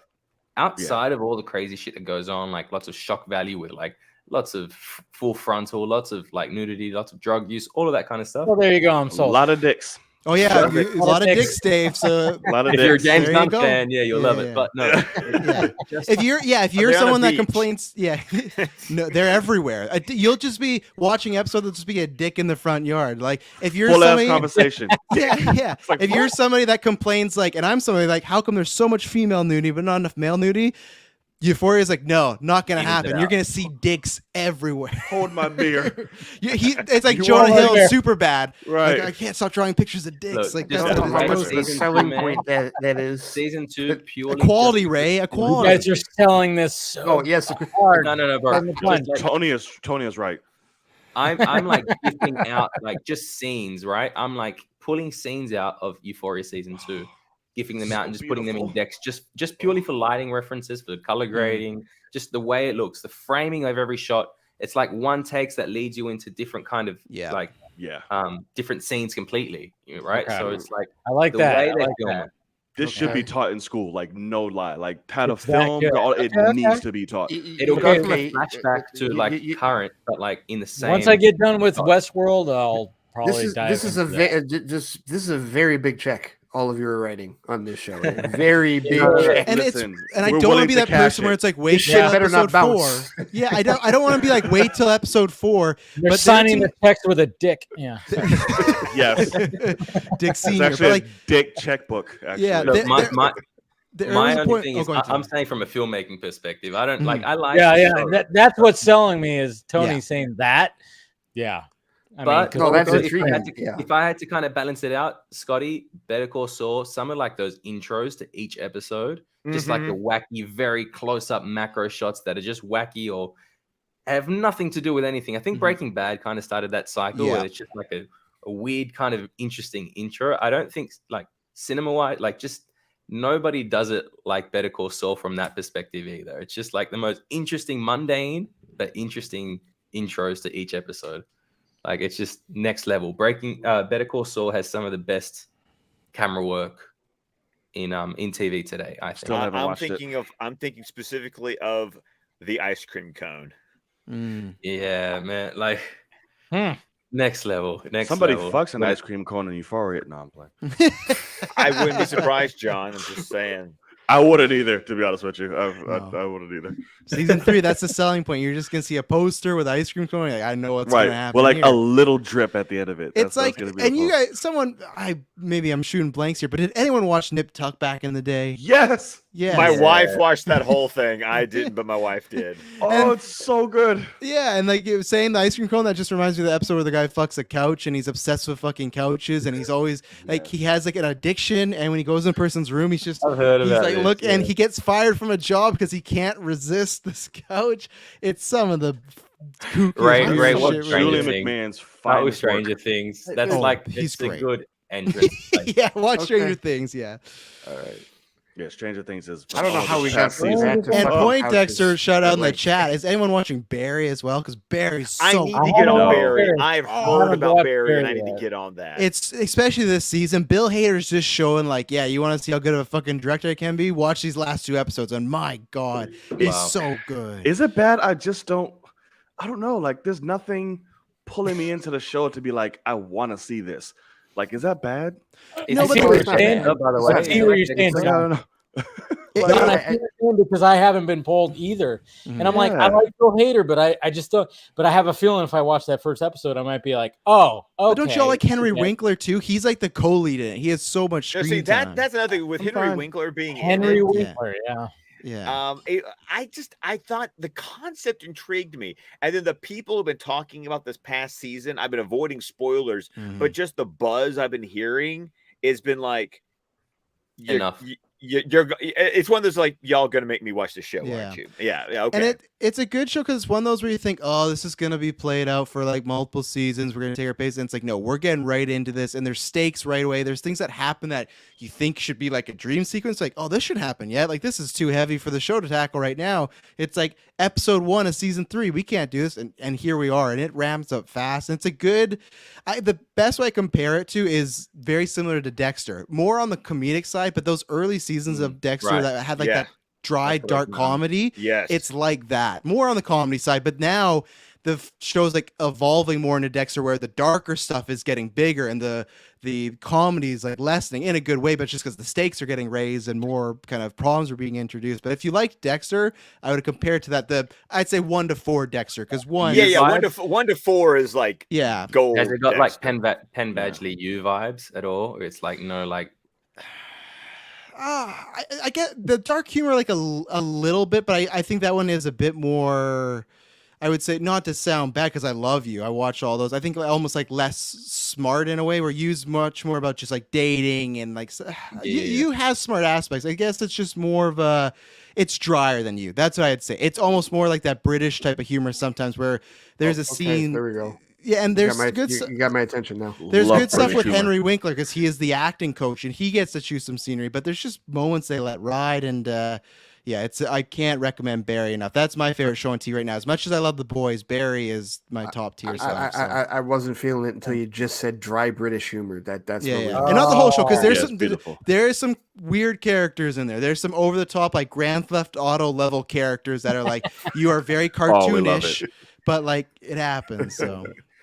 Everyone's favorite show. What would you say? What is your favorite show of all time? Breaking Bad. Breaking Bad to me with a ball. Breaking Bad. Breaking Bad to me is just perfect. Like I have literally no. Like anytime, like I remember, like just introducing. Wait, so Dave, you're saying Breaking Bad too? Yes, Breaking Bad also. Yeah, you watch that first episode and you realize what this. They did such a good job of crafting it by showing the end first when you see Walt like in his underwear, just like holding the gun, and it's like, what is going to happen? And then it just bounces back and you lead up to that. And it's like this teacher, who turns to this, because of what's happening. There's so much that happens in that first episode to lead up to that. It's just, and it's so well acted, so well crafted. That's why. And I that don't know. pilot's That- great that's- too, because that pilot could Yeah. be like a short film. Like the way It it really ends, could. you It could really just could. stop watching the show and never Right watch there, anything. right yeah. there. You'd be like, "Oh man, that was great." Yeah, Yeah. Yeah. And that show always does that. Each season feels like, other than when we got to like the part 1, part 2, it feels like you could kind of stop watching here. It's told its story. Once we get near the end, there's some connections and cliffhangers. But yeah, Breaking Bad, the Boys finale felt like that, but I've never had an experience like watching Breaking Bad from start to finish. It was the problem is that it's hard. It's hard for me to answer a question like that, only because there are shows that I love that I have nostalgic value for that I do know had uneven seasons over the course of the run. But I also spent so much time because I've watched so much genre television that lasts for like 7, 8, 9, 10 seasons that it's like I committed so much of my life to watching the show. We got like Enosh is in the chat right now. What's going on, Enosh? He talked about Quantum Leap. That's a great show. That's a fucking phenomenal show. I love Quantum Leap. Well, and like You it's know? Scott's reign. Like one day I could tell you, yeah, Breaking Bad, but another I can tell you Batman the Animated Series, because I've watched that the most in my life. That's the show I've watched. Like I'm watching that. Well, Justice if League somebody right now. comes up to you right now with a rocket launcher to your head and piranhas on your nuts, you have to pick one show. He said piranha on your Where'd they get the piranhas from? And that's where the bull They're in the well head. prepared. If it's for They're me, well yeah, it is. It prepared. is Breaking Bad. But yeah, Scott, I guess you got So, piranha Scott, on your I'll nuts. let you sit on that. Right. While the piranhas are chewing on your nuts, I'm going to let you think about that. Tony, From what do you got? Euphoria. If they brought him from the Euphoria set. Right. What you got? I was Tony? going to say, yeah, like fair on the I was gonna Euphoria say stuff, Breaking Bad as apparently, well, so. but I feel like Better Call Saul has made me like it more. Like, Really? Better Call Saul has made like just when little world building stuff starts happening. Once you get past like the 2 slow seasons in Better Call Saul, like the whole brother saga or whatever, and it starts going into like where you know it's going to end up. It just made me like fall in love with Breaking Bad all over again, to be honest. Damn. Okay, Ray. Well, so Got a kind of like pattern a here. Breaking Bad spin-off. Right. Yeah. Ray? If the piranhas are that close to my nuts, and close, like you're All good. the pubes, Ray. If we're excluding sitcoms, because I'm a sitcom whore, Star Trek Deep Space Nine. Because here's the thing: is like that was the show that literally like flipped the franchise. Because up to that point, it was, to seek out new life, new civilizations, boldly go where no one has gone before, and it was episodic, freak of the week, monster of the week, villain of the week type stuff, and that was the first time. And this is another case, like Scott was saying, get past the first 2 seasons, like understand that the show really didn't get going until the 3rd season when the Dominion shows up, and then it turns into one of the most incredible space dramas you'll ever fucking watch in your life. It's unbelievable from like 3rd season through to the end. It is a fantastic show. It has an impeccable cast, some of whom is not with us anymore. Renee Aubernois, most notably Odo, passed about a year or so ago. May he rest in peace. He was awesome. But like Avery Brooks is fucking amazing. Nana Visitor, Alexander Siddig, who that's Ra's from Gotham. I fucking hated Louise Fletcher. But Nurse Ratched is in the show as a worse villain. She's a worse villain than Nurse Ratched. Yes, right. Mark Alamo as Ducat.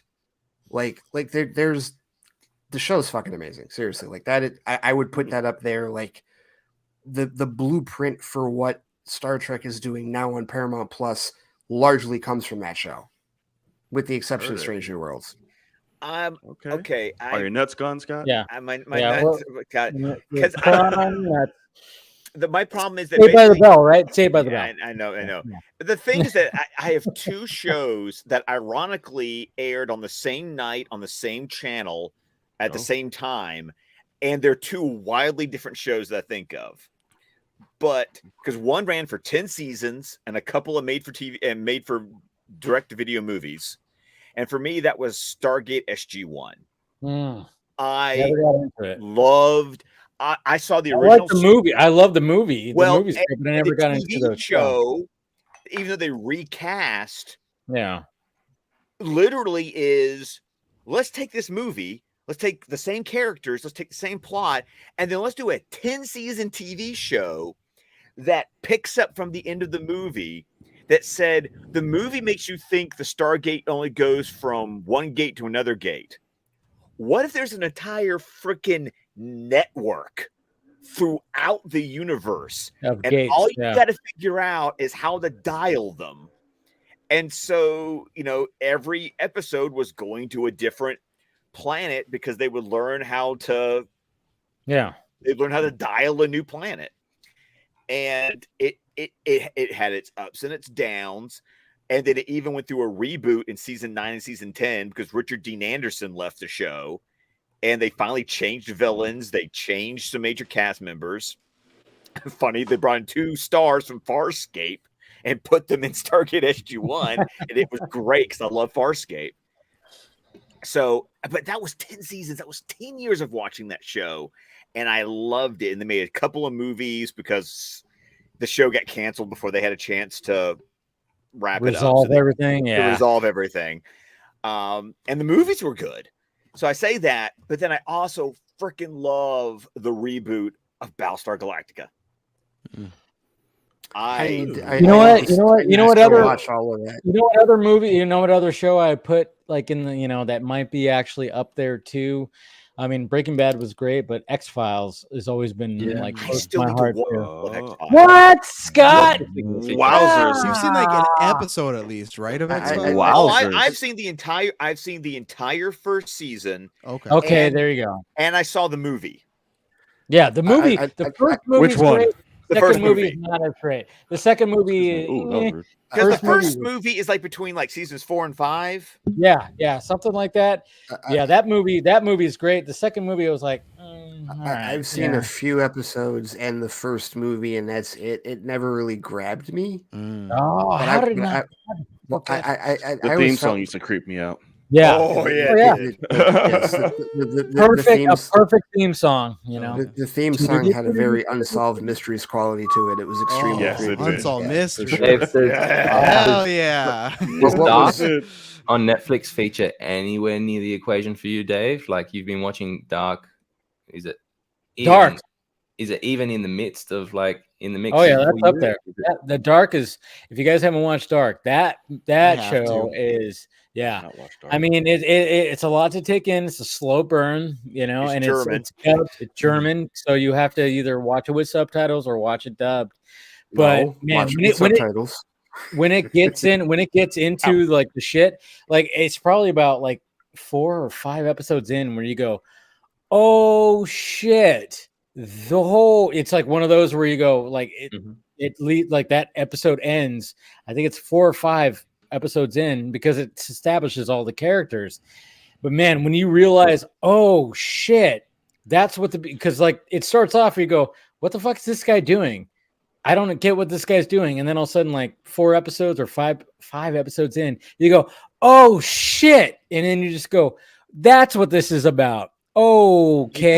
You kind of do that with Westworld too a little bit. Yeah. You do that with Westworld too. Like, yeah, that's what I love. I love that mind fuck where you're kind of going, when is this going to pay off? And then when it pays off, you go, oh shit, you just hit my goddamn brain G spot. It's like reading a book where someone's like, I'm not getting into this, and I'm like, give it 100 pages. I'm one of those people that's like, oh no, I will give a book 100 pages because I've read too many books that I'm not loving it, and then I reach like that 100 page area, and suddenly it's like. Oh, okay. My brain can't get past 1 page. I'm like, I can't do it. Audiobook, Sean. Audiobook. That's my life now. I got the new Star Wars book. Audible. Man, that monthly. I have a question about that since you just reminded me of that because I have to follow back up with Dave about this. But also, my favorite show is Watchmen. By the way, if great I had to pick. Fantastic stuff. Excellent. That's number 1 for me. Like, oh my god, it makes no damn sense how perfect it is. Audiobooks. Did you listen to Batman Unburied yet? I still have 2 not. episodes to go. No. 2 episodes to go. Haven't. 2 episodes to go. What do you think so far? Look, I liked everything up until we got to Batman. To be honest, like I just feel like Winston kind of. maybe it's just like because it's very radically different to the voice that I've always been heard, but it doesn't feel like Batman to me. I think he's like almost trying a little bit hard, but I'm loving the story. It's very original. I really liked the whole Bruce Wayne aspects stuff, like all the psychological stuff that's going on before, and it's ramping up to something that's quite cool, I think. But it's just the Batman voice. That's the only thing that's kind of bugging me out. I will say, Dave, I'm sorry. He's absolutely correct. That is the weakest thing about the audio is fine. The Batman voice. I'm like, I can get that. Who's doing the Batman voice in that? It's great. Umbaku. Okay. Oh, that's right. That's Panther. right. Yeah. And us. It is definitely that situation of you are putting way too much into it. And it's almost like if you were to tell a little kid to be like, hey, do your Batman voice. And he's like, but it's like, but it breaks a lot. So I'm just like, this is just weird. Okay. But other than that, it's fucking great. But the Batman voice is the weakest thing about it in the Batman audiobook that you have to listen to about Batman. Okay. Everything else there's also that podcast that doesn't Jeffrey Wright do the okay, that's the Batman, the audio adventures on HBO Max. Yeah. He does, of course, Jeffrey Wright just speaks. Wait, I haven't listened to that. He's been whoring that voice out for a while now. I mean, he just has now, John, that is on that released on Batman Day, and that's much more parody. We talked about it on DC Squadcast. We kind of reviewed like the first episode or two, and it's more like a darker take on Batman 66. Oh, that's like, fun. That's why I need to listen to it. It will do zany parody things like 66, but the characters will be in darker situations while also having that. This time on Batman, in Gotham, in and out of Gotham, like they even have a narrator that's like It's like a radio show. It's like a radio show. It's like a radio show, yeah. So they even have a narrator that is kind of like Bill Dozier would do for the 66 show, but then stuff gets a little bit darker while also being ridiculous because they'll be like, I'm Jack Ryder, man on the street, and he'll be like interviewing people in Gotham City, and they'll do like in-universe ads on the radio show. Like Batman Returns, the Dark Knight, like how there's that ridiculousness every time there's like a TV reporter going on. It's just like this is so, in the Frank Miller comic kind of thing. It's just like, ugh. Aren't they also going to do like a Harley Quinn version of that animated too? Was great. I think they're going to do a Harley Quinn podcast too. Oh, they are.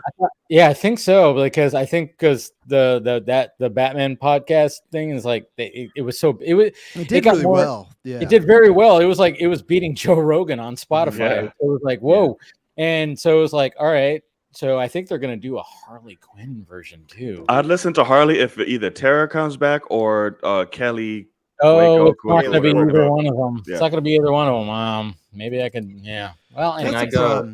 You guys have described such cool shit, and it's just like there's so little time. But like I want to get on both those. But it's like I gotta listen to 2 more Star Wars books for the podcast, which I'm enjoying. But it's just like I haven't listened to a podcast in 3 weeks because I got these audiobooks. But then like I want to go with those. Oh.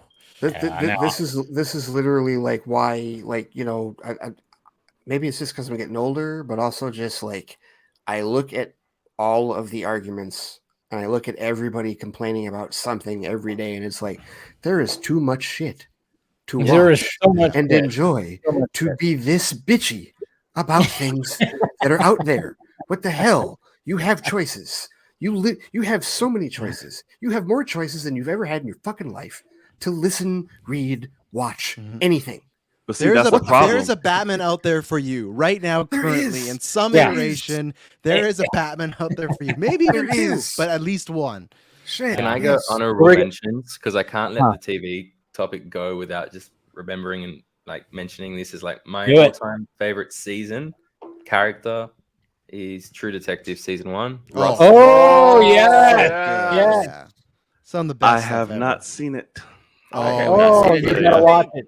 In terms of one-shot takes, action scenes. Oh my god! Oh, the New Orleans one with. Jesus Christ. Yeah. Oh, it's so good. That episode I think you're talking about, Tony, is the one that finally like grad. Got you. Because I was watching the show. I think that happens like in episode 3 or episode 4, somewhere in there. Because I remember watching the first couple of episodes, going, I don't. That's know. the 100 pages. Yeah, that was 100 pages, right? And then that episode happened. I went, okay, I'm in. Thank you. Falls in, yeah. I'm done. I know a ton of people get wet over that show. I know. That's why I'm I need to like. It's fantastic. Yeah, I don't even like season 2, not so much. There's a 4th season. They announced the 4th season. With Jodie Foster. Jodie Foster coming in. Jodie I'm like, Foster, very curious about. Yeah, very curious about Jodie. No, but that first season. Yeah, that first season, like Woody Harrelson, Matthew McConaughey. I mean, McConaughey just went on a tear. McConaughey when he turned 40, he was like, you know what, I gotta stop doing this. He's book, man. Boys, read his book. Green Light. He was like, oh, that book. He was like, I gotta stop doing this romantic comedy shit, flexing my abs and shit. I gotta do some real acting. I am not even kidding when I say this. Like, he's done some really awesome stuff the last 10 years. My favorite thing that he's done, as awesome as Interstellar is probably still his 10 minutes in Wolf of Wall Street. Yeah. Yeah. All right, fresh out of Bryce Dallas sub too. Oh, I know.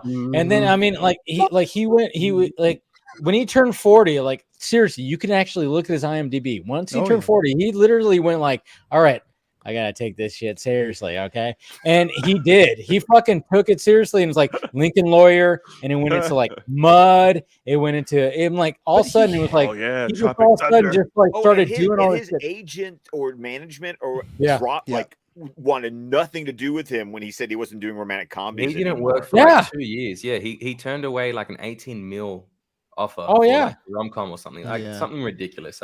He got tired of doing that bullshit. Yeah. He was like, all right, I'm done. I'm serious. Either listen, I have the book, but I bought the audiobook because Matthew McConaughey reads the book. It's better, yeah. And it's just a different experience to listen to him read it himself. It's one of those I would be like, you almost want to skip the book and just go straight to the audiobook just to hear it from McConaughey himself. Light up with Doobie, just like, let's just listen to me. The dude lived here in Australia in like a regional town for like a year at 18 out of high school. He did. That's an incredible story he tells. Yeah. That's interesting, weird, cool dude. Yeah. That's what I'd like to see in the MCU. Don't waste him, man. Don't waste him. See, the reason I think he needs to stay pure. The reason why John could be right though is because I do view him as like a Gyllenhaal or a Bale or something like that, where it's like I'm gonna come here, but no, I'm gonna come here, do it once, and be done with it. I don't think he's a franchise guy. So then his best fitting spot in the genre is in a Matt Reeves Batman film. Ooh. Well, Matt Reeves, or like I said, I think Marvel too, because we have so many actors that have just done one and done. Harvey Dent. I know it's a lot of people have like fan cast him as Harvey Dent, but I'm like a little too old. Probably too old for that. Too old. He's done a lawyer thing. Those actors are just such gems. Like I don't know. Like now, if they're gonna do a Harvey Dent, they need to do a Harvey Dent that's like the same age as like close to Pattinson's age. I would put a Miles Teller in. Kind of in the Batman. Ooh, that's a good one. But no, he's that age. Miles Teller. Oh yeah. Oh, did you see that? Miles Teller and Austin Butler almost. Yes, I saw that. Yeah. Yes. So Miles Teller went for Elvis, and then Austin Butler went for Rooster. Yeah, and they both. Yeah. I saw a fan cast just now, Austin, for who was it? Green Arrow. Well, that's a rumor. That's a rumor. That's a rumor going around. I feel like Harley Hunnam, can it be? I feel like you're more educated, Dave. Did that come from any even reputable like the Butler thing, or is it just like somebody heard from somebody on 4chan? I think it's just because he was in the news and people are like, hey, because you never know. He's Elvis, so they're like, hey, look at this white guy. He could be Oliver. I wouldn't be mad at it if he. I wouldn't be mad at it either. I still just need more official news about the Black Canary movie. I'm more interested in that before we get to Oliver, to be honest with you. Jeez, that shit's coming out too. Oh my god, there's so much stuff. It's like, man. I mean, come Well, on. there's so much stuff that with the merger, like more. what stuff is like there was stuff that was in production before the merger, and now the question is limbo. Does it still even? That's why I was glad that we finally got set photos for Blue Beetle, because I was worried that was going to be on the chopping block, and then they showed the costume, which is fucking amazing. And everybody nationally was like, "Hey, look at that! That's good. I mean, that's good." Right. I didn't see anybody shit on it. Everybody was like, "You know what? They pulled it off. How'd they do that?" I was just happy that the movie was happening. I'm like, okay, good. It has not been canceled. That's when be like, I don't know if Black Canary, at least anytime soon. Like, I don't know. I know, like she's pushing for it. I know people. Yeah. I think it's a 50-50 for me. I'm definitively worried about that. I am. I'm concerned because I don't know. And that I won't be happy. I will be very disappointed if they don't go forward with that. I'm torn because it's like there's not much buzz between Black Adam and Shazam, and it's like those guys together, Birds of Prey, Harley, Joker, Mad Love. Why isn't that shit together? And now to go Canary, Green Arrow, like why are you guys not utilizing the most important relationships in those characters? I think there's two reasons for that, Tony. One, because they don't have a good boss for DC Studios, because Warner Brothers, like jackasses, have been treating DC as a little rinky-dink division in their studio when the IP is big enough to be larger than Marvel Studios because they own everybody. They don't have to go begging with Sony for rights to Batman like Marvel Studios has to for Spider-Man because they're never getting those rights back. Sony's going to keep those like under lock and key. I wouldn't say forever. never. I think if Sony ever but if Sony that's ever a whole gets other conversation. No, but if Sony ever gets bought, the rights refer back to Marvel. That's what I mean. Why I would say never is like if some. I agree with you that they'd never give them up, but if some bigger company bought them, then Feige's like, oh, cool, it comes back to us. And So. plus, the other reason why Black Adam and fucking Shazam aren't being pushed together like that because nobody believes the fucking Rock is about to go against a twig and fucking Zachary Levi and make it believable. So it's like you can't make this work. It's. I mean, there's probably that, but the other reason I was going to say is that I feel like in addition to not having a good boss, they've been listening to the wrong idiots. They've been listening to the wrong people. Like I feel very strongly about this. You know, I'm wearing a Superman shirt, and the 9-year anniversary of Man of Steel was like however many weeks ago. It was in June. It was Father's Day weekend, and at least a quarter of the people decided to celebrate that anniversary by reminding us that it's been 9 years since we've had a Superman solo movie, and the first inclination is to blame the studio for that. And my thing is, the studio definitely deserves blame, but it's because they've been listening to the fucking gatekeepers who have been telling us all about the joy of red trunks and smiling for the last 9 years. You know what's crazy? It's like The Rock is trying. I believe he's trying to get Henry. I believe he's fighting for Henry. Yeah, I don't believe. I believe he's. I believe he's trying. He's letting the fans think that. I believe he's trying. I don't know that it will work. Me neither. But no, I believe he's trying. It's a weird thing. It's a weird thing. And you know what's funny is like before the stream and having the normies on, I actually, as I was working today, I put back on their because I watched it before. I at least skimmed through it when they watched Zack Snyder's Justice League. Their whole little group, they have like 2 episodes of like an hour each, and they did a good job of like editing it down. Their reaction to watching Zack Snyder's Justice League. It's kind of funny because a few of them are like, are they not continuing this? I mean, there was many times where they were like, how are they not like continuing this? And the one particular person that was in there, and I think his name was Mickey or something like that. He wasn't on the panel. He wasn't on the stream tonight, but I was like, that guy was like in fucking nerd heaven. He was like, oh my God. Every time he's like, Martian Manhunter's in this. Oh my God. And it was just like so many things. And it's just like, and then like the way that they were commenting, the way that they were commenting about like Darkseid and everything, and it was just like, how are they not continuing? Did they not know much about it going in? Apparently not. Oh, wow, when you watch that, they were like, that's why they're called the normies. They were very much not in the know what was happening, and I was even going, they didn't know about certain things, and they were all like reacting to like, oh my God, just like certain things and everything, and I'm like going, see. I mean, this right here, if these motherfuckers would have just let Zack do his thing, he would have been gone by now. We would have had the sequels to Justice League. He would have been gone, and then they could have capitalized on like, okay, we have this universe that we can use right here that has a foundation. And Zack could have been like, all right, I'm gone. I'm gonna make Rebel Moon or Army of the Dead. I'm gone. Yeah, but that's why I can't get excited. Like I want to be Yeah. excited for Black Canary, but if you're not utilizing your biggest kind of IPs, your biggest stuff that you have access to, and I'm all for telling a self-contained story. Joker did it great without Batman. It was great, right? Essentially, But, a little bit. Yeah. A little bit of Bruce Wayne. Yeah. A little bit, but like predominantly thing. It's self-contained, but like you can even hint at Oliver, whatever. But if you're not going to utilize that dynamic, that's the dynamic to get. Like that's it's right there. And to kind of to that point, Tony, because like the Warner Brothers spent 34 years, literally 34 years, with making movies for two characters. Batman and Superman. That was it. Yeah. That was like those were their bread and butter for a long time. And then they finally got to this point after Marvel succeeded with C and D listers in the MCU. They're like, okay, well, let's try this and let's try that. And we have other characters, guys. Right. Yeah. So and so for me, I have to remember, like me being a Batman fan, I don't want for Batman content. I know that I'm always going to get Batman content.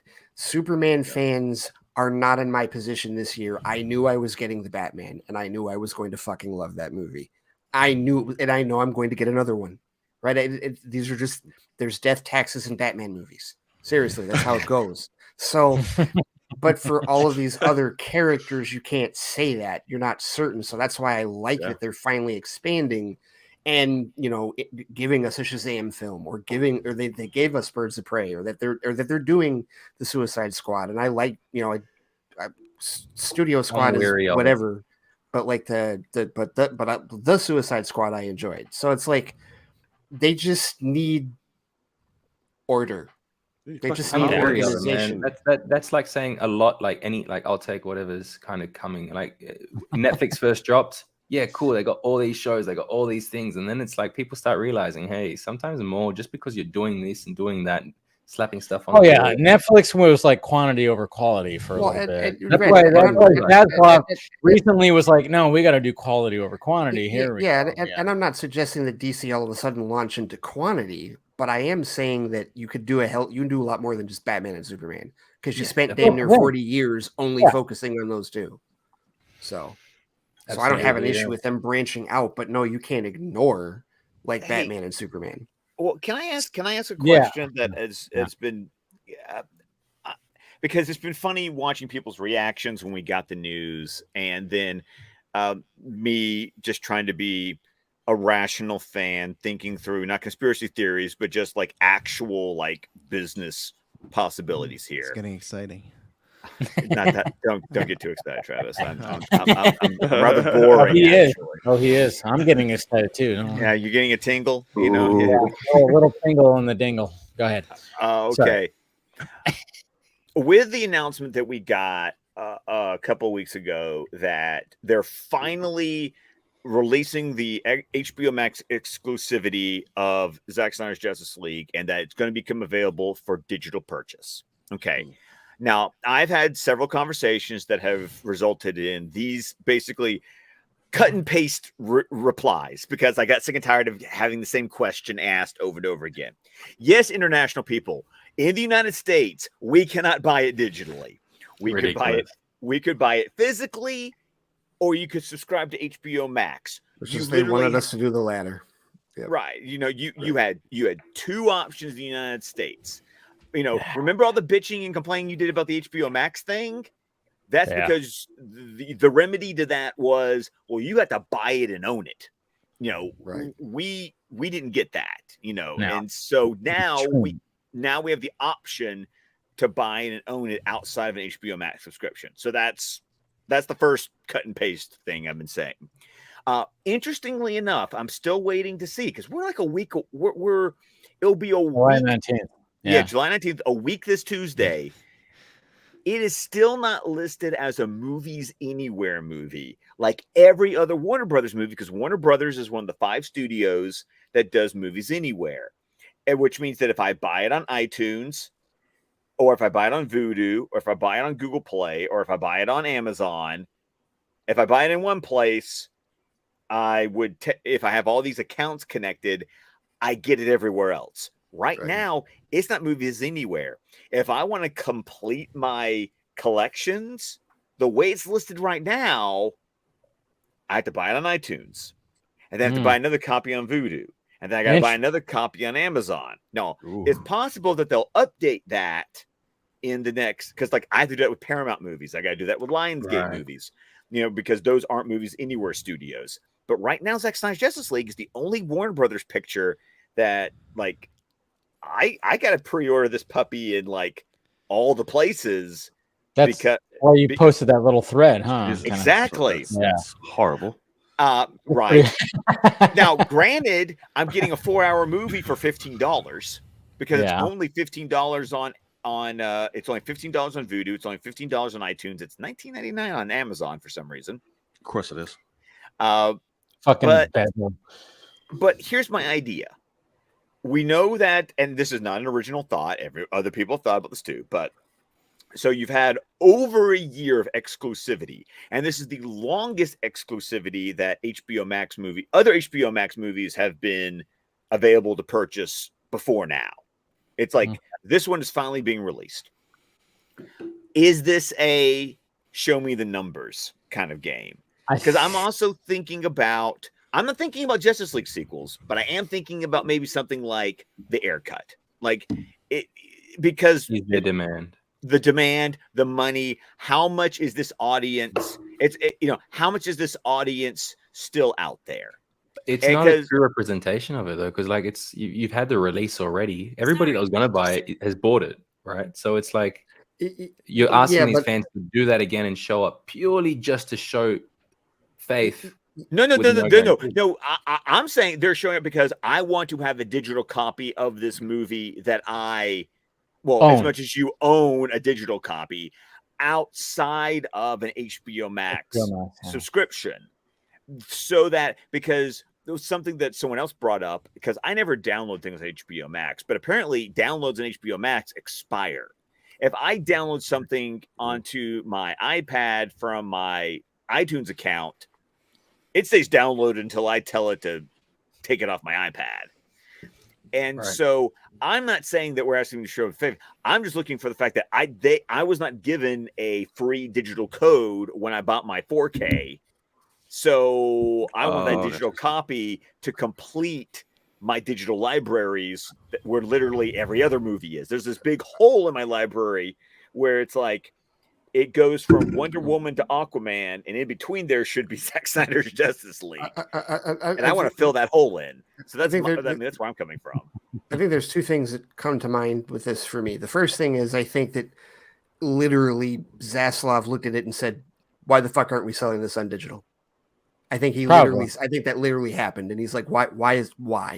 And fuck whatever Toby and the other people said, get this shit out on digital, sell it. It's there. It's a viable thing. Sell it in the US, whatever. I think that's the first thing with it.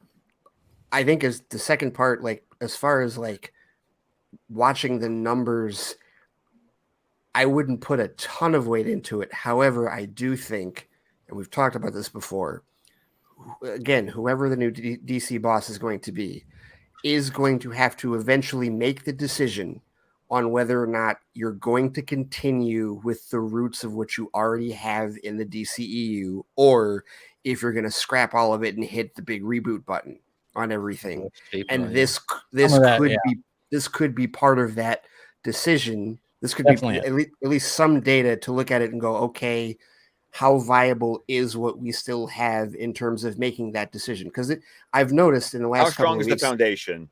Yeah, because strong foundation. Before you continue, Tony, do you have to go? You have to go, huh? I got to bounce, and this is just getting interesting. So I'm going to watch everything after I. Okay. I saw. I was like, you said the message, and then I saw you kind of getting a little like uneasy. I was like, all right, you got to get going. The missus is calling. I'm hungry. All right, I got to go. All right. Nice meeting you, Tony. Yeah. Pleasure, boys. Take it easy. See you next time. Yes, sir. Take it easy, man.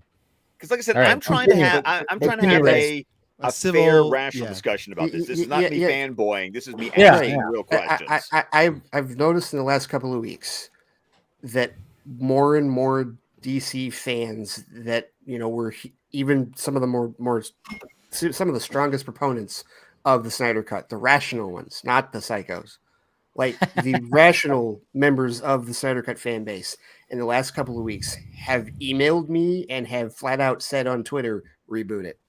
Like they're ready for a DCEU reboot because either they don't like what the films have done since, whether it's the Suicide Squad or whatever's going on with the Flash or Aquaman and the Lost Kingdom or anything, or a lot of the two biggest examples they use are Wonder Woman 1984 and because they think that that's going to be like a continuation, even though it clearly was a period piece, but whatever.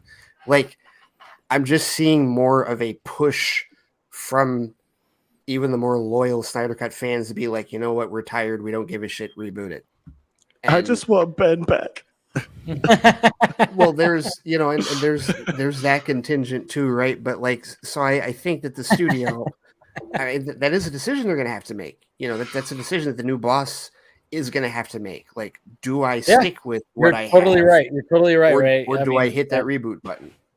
Yeah. So I think this could be part of it. That's what's on the table right now. It's like, yeah, sorry. Travis, go ahead. Oh, no, I think Ray was right with the first assessment. Just like, why aren't we just selling it in general? Like, why is it kind of behind this weird wall and everything? One thing I do have to ask, you said it's not movies anywhere. So would you purchase it 5 separate times all over the place, Scott? No, me personally. Right, that was like, oh, God. Yeah. I would personally make 3 purchases. Mm-hmm. iTunes, Vudu, and Amazon. Because those are my 3... Those are my 3 accounts that I actively your main use. accounts. Yeah. Even those are my 3 like, main you're accounts. not fine with just having it on Apple and like anytime you want to watch Justice that would be me, Travis. I would make one Apple purchase. Yeah, okay. Because Travis, and to that point, yes, because my accounts, the who and the where different accounts are accessed would not be satisfied. Like, if I did the iTunes purchase, that would literally be for me at my home or on my iPad. But if I go to a different location, my Apple account is not something I can access, but I could access my Vudu account. Or if I go to a different location, I don't have access to either one of those, but I have access to my Amazon account. This is true Batman thinking. You got it all mapped out. Okay. Yes. I was just seeing. I'm like, Ray, I'd probably just I'd be like, I'm just going to wait till I get home, and I guess I'm not watching Justice League, but I think Ray's right. Like, they got to see, and then you got those porn accounts. You got to keep everything separated. You definitely do. I got a whole separate laptop for that. I write that off with Geek First. But no, I think you got to check. You got to check everything, because the thing is, we never fully know the streaming numbers and everything, how it does, right? They know they can right now log into a computer and probably see how many times has it been streamed, how many times has it been watched, and you got to go from that to sales. And I do think you got to go, okay, what was, like Ray's talking about, the foundation, and you got to look at everything you could data wise. And same thing, while maybe they're in the midst of looking at this, because everyone keeps saying Zal's a number guy, he's a number guy. So while they're in the midst of looking at these things, okay, push this out, see what it does, see what the foundation is, and see if there is even anything worth of going back there or doing anything. Like, I know, Dave, you got crap for it before, but like even an animated continuation of that, like just anything, right? Which I would be down for too. So I don't think it's a coincidence because it's just randomly, oh yeah, just push it out. It's because of new owners. And I do think it's like they're looking at every single chess piece, like which one do we want to move and which one do we want to do. But I also don't want people to think that because this is happening, this is the confirmed, hey, these people are coming back, you're for sure getting this stuff. It could easily push that out, and after a month they'd be like, you know what, those sales, they weren't really anything, and the numbers, they're good, but they don't really want, like, I don't think that's enough, like, let's keep going forward, and like we got these Batman numbers. So I don't think it's a coincidence. It's just, it's always tough when we're on the outside and you just see like little kind of sparks of things, and you don't know what to read, right? Or did Zaslav Flow just say, hey, put it on digital? Oh, you want to do anything else? No, just put it on digital. So you can sell whatever's left there. Let's just keep moving forward. And like I've said before, it's a broken record. The reboot, whatnot, I'm game either way. I think they don't reboot. I think they keep the original actors and just try to figure something out. But I think there is something to it. Yeah, well, no, they got like much. but Margot's Harley, like all those other characters. Oh yeah, I guess you say like technically they have like 3. I mean, and The Rock, if that four, works out, four if it's Leto. Leto's game. Zachary Levi's Shazam. Like, there's more than just it's you not, know, it's not just the main Justice League. Yeah, right. So I don't know. I mean, it's all. I mean, the way I'm looking at it is like, okay, is Zack Snyder's Justice League going to be leaving HBO Max, and that's why they're doing this? Oh, it's never leaving HBO Max. I know you wouldn't think that it would, but at the same time, it's like I think because it's listed as I think it's because it's classified as a Max original. It's never going to leave. Yeah, it can it's never part leave of that. the Max original library. Yeah, but I mean, it's also the only Max original. It is literally because they just did like one of those fan flicks. I get those emails where it's like, buy 3 or 4 movies for $15. Like pick your 3, pick your 4. And literally the last one I got that had Warner Brothers movies, it had they had all the Soderbergh movies that they made for HBO Max. It had that moon shot movie with the girl from, like, literally every movie that's been an HBO Max original was there. And I was sitting there going, oh, they're selling these now? Like, I can own these outside of my HBO Max subscription. So it was just when that announcement happened, I was like, finally, okay, cool. Yeah, it's all interesting, but I mean, obviously, what's funny about this whole thing, especially when it comes to the restoration of the Snyderverse, which, by the way, apparently there's some accounts out there that are giving some false hopes when it comes to. Oh no, accounts giving false hopes. What? Oh what? I've seen this one. Never happened. I've seen it. I've never heard I've seen this one. Yeah, I know. I'm like, good Lord, what are you guys doing? Stop it! I got it sent to me a few times, and I was like, fuck. What gets me is the people are still sending it to. That's. I know. Well, that's the thing. It begins. Stop it. Yeah. But they're beginning to believe. They're beginning to believe. Yeah, getting used to the Matrix. We got fucking Morpheus over here. Run. Oh man, no, but like when it comes to that and everything, it's like it's right. It's like, all right, yeah. I mean, if what happens on July 19th, and they're gonna look at those numbers, of course they are, but they're gonna look at those numbers. But it's not like it's gonna be like, hey, yeah, let's just. Yeah, what do we fucked up? Let's do everything what we were supposed to do back in 2017 or 18. You know, I mean, it's not the same as release the Snyder Cut. That was like a movie that was not complete, and it was, you know, this is a whole different like thing. And does Snyder want to come back eventually? Maybe he would to do something. Sure, yes. I'm not giving like any like, oh no, he's never coming back. No. But at the same time, I'm like, all right, I'm going, hey, yeah, maybe he would want to come back and do something with DC again in the future, but he's busy right now. And then I'm like, all right, yeah, very busy. But then maybe like, oh, they have his stories, cool. But then it's like at the same time, there's a lot of actors that are involved. Does Ben want to come back? Does the whole Cavill thing has always been up in the air. Cavill has been a huge thing, and that's why we've been talking about that when it comes to Dwayne Johnson, because obviously. He's been represented by the same, Danny Garcia. Is like, all right, so why has this not been something? Cavill is arguably the biggest thing because I don't really, to be very honest with you, like, because John, you were saying like they really only have 2. I really don't care. I think a lot of people really don't care what Momoa or Godot necessarily do. If tomorrow Zaslav decides we're re-signing Henry Cavill to another Superman deal, game on. That's what matters. Like, that's the linchpin. If you're signing him back, you're not rebooting. Well, it's like you said, who's the two juggernauts? So it's like if fucking tomorrow it was like, hey, guess what? Ben and Henry are back. Fucking the world would stop. Like, like people would just go insane. Yes. And Jason and Gal's like, wait, we were still shut the fuck up. Like, we got these two. Like, we're good.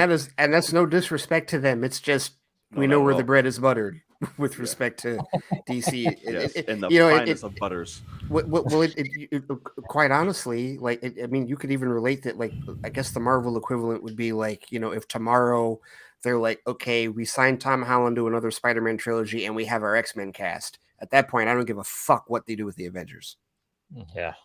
Just like, or we got the X-Men here. Or if they decide to, officially have Krasinski be Reed Richards for Fantastic Four, like if that is officially announced, then all of a sudden, okay, game on. It's like, well, shit. It's like, oh, it's right.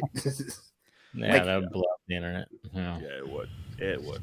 No, it's all very much up in the air, but yeah, you better believe that Zaslav is looking at that, and like if he could salvage any type, I mean, Henry Cavill's like that big, huge like thing is like because he still wants to be Superman, and his value has gone up so much since he got cast as Superman. He is now a name because nobody even pronounced his name correctly when he got Cavill. We all called him Henry Cavill. Who's this guy? Oh, he looks like Superman. Sure. Back in 2012 or whatever, 2011, whatever it was. Now he's a name. Now he's like, and that whole thing, like he's aged out. Fuck you. Stop with the age out thing. He could still play Superman for another. He still looks like a fucking statue. Like he looks better than he did back in 2011, 12 when he tested the goddamn suit. He looks better. He doesn't have to do much. Fucking Superman's not a master martial artist. You just have to fucking throw your fists. Yeah, exactly. In front of a screen. He's got the body type. He's fun. He's fine if he wants to do that. And if they want to revolve something around him, does that mean like a full on like, hey, we're gonna do Justice League 2 and 3? No, it just means like, hey, they could do a fucking another Superman film and they could revolve a new like universe around him and still have Godot and still have Momoa. God knows what's gonna happen with Ezra, but yeah, that's a whole other thing. But yeah, the biggest thing that pissed me off about that Cavill aging out bullshit from those idiots at Variety, specifically those writers are idiots. I don't like either one of them.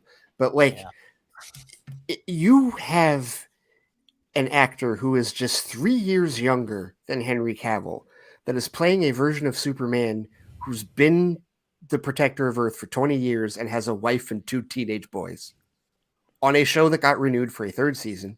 Oh, you're talking about Tyler Hoechlin, yeah. Yes, Heckling. And Hecklin, sorry. You're doing the same thing as Cal. I always say Hoechlin. Every Superman actor, we're gonna mess up their name, And it's the Superman curse. You brought back your Superman. Reeves. Yeah, sorry. And you brought back your Superman actor from Superman Returns to play in the Kingdom Come version of Superman with gray hair. Fucking highlights in his hair. Can't even say his name. Ruth Ralph. What is it? Ralph. Right. Yeah. Like, well, I think that's two. It's two things though, because one, it is an article to like you're a Batman fan, Dave. Publicity and clicks, and that's I can name all the Batman actors correctly. Sorry. Yeah.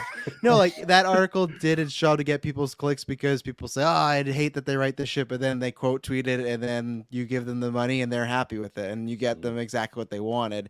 Right, and two, like, though, gotcha, bitch. Yeah, exactly. And two, though, then for every studio, though, even though I don't think he is too old to play Superman, every time they reboot, the natural thing is younger. We got to go younger. Yeah. So I don't think that's so much against the Cavill thing. I just think that's hey, if we get a next actor, and we hope that he'll play it for 15 years, we want someone in their late 20s, early 30s. And I don't know if I necessarily believe that that's a real thing there, but I can see a company being like, okay, if we do reboot in general Superman, we want someone like an Austin Butler that's that age, hot right now, that we can build the franchise with. Where Henry then would be like, hey, he has The Witcher now. He's doing another spy movie. Who knows? Maybe he won't have time for us. That's or why Tom Holland was like, stop, break. Yeah. Guy knows about to milk the fuck out of me. Give me a break. And it's the same thing as CW, why they cancel things, that maybe it's also they just don't want to pay Henry, where you could go and pay someone a lot less to maybe be Superman that's younger as well too. Well, no, and that's the thing where people never, to your point, Travis, that's a point people never think about or rarely think about when they're talking about why shows get canceled after multiple seasons. The actors cost more now. Yes. And Henry would cost a lot more now than he did back in 2011. Exactly. A lot more. And you could still maybe have a successful Superman movie without him, and it costs less. And let's be clear: if the ultimate decision is reboot, then yeah, of course, fine. Go for the late 20s, early 30s Superman actor, whoever that is, and then he'll have whoever that is will have massive shoes to fill, not just because of Cavill, but certainly because of all the pearl clutchers that are hanging on to Superman 78, Christopher Reeve, that interpretation. So fine, yeah, if you're going to do that, but we're still in that gray area. This is, again, why the most important thing that needs to happen hasn't happened yet, which is whoever the fuck the new boss is going to be. Because that is going to go, whoever that is will likely determine how we get out of this gray area. You need somebody in charge. You need someone making decisions. Yeah, exactly. And you guys think I want that's to soon, save this announcement until I got on this show.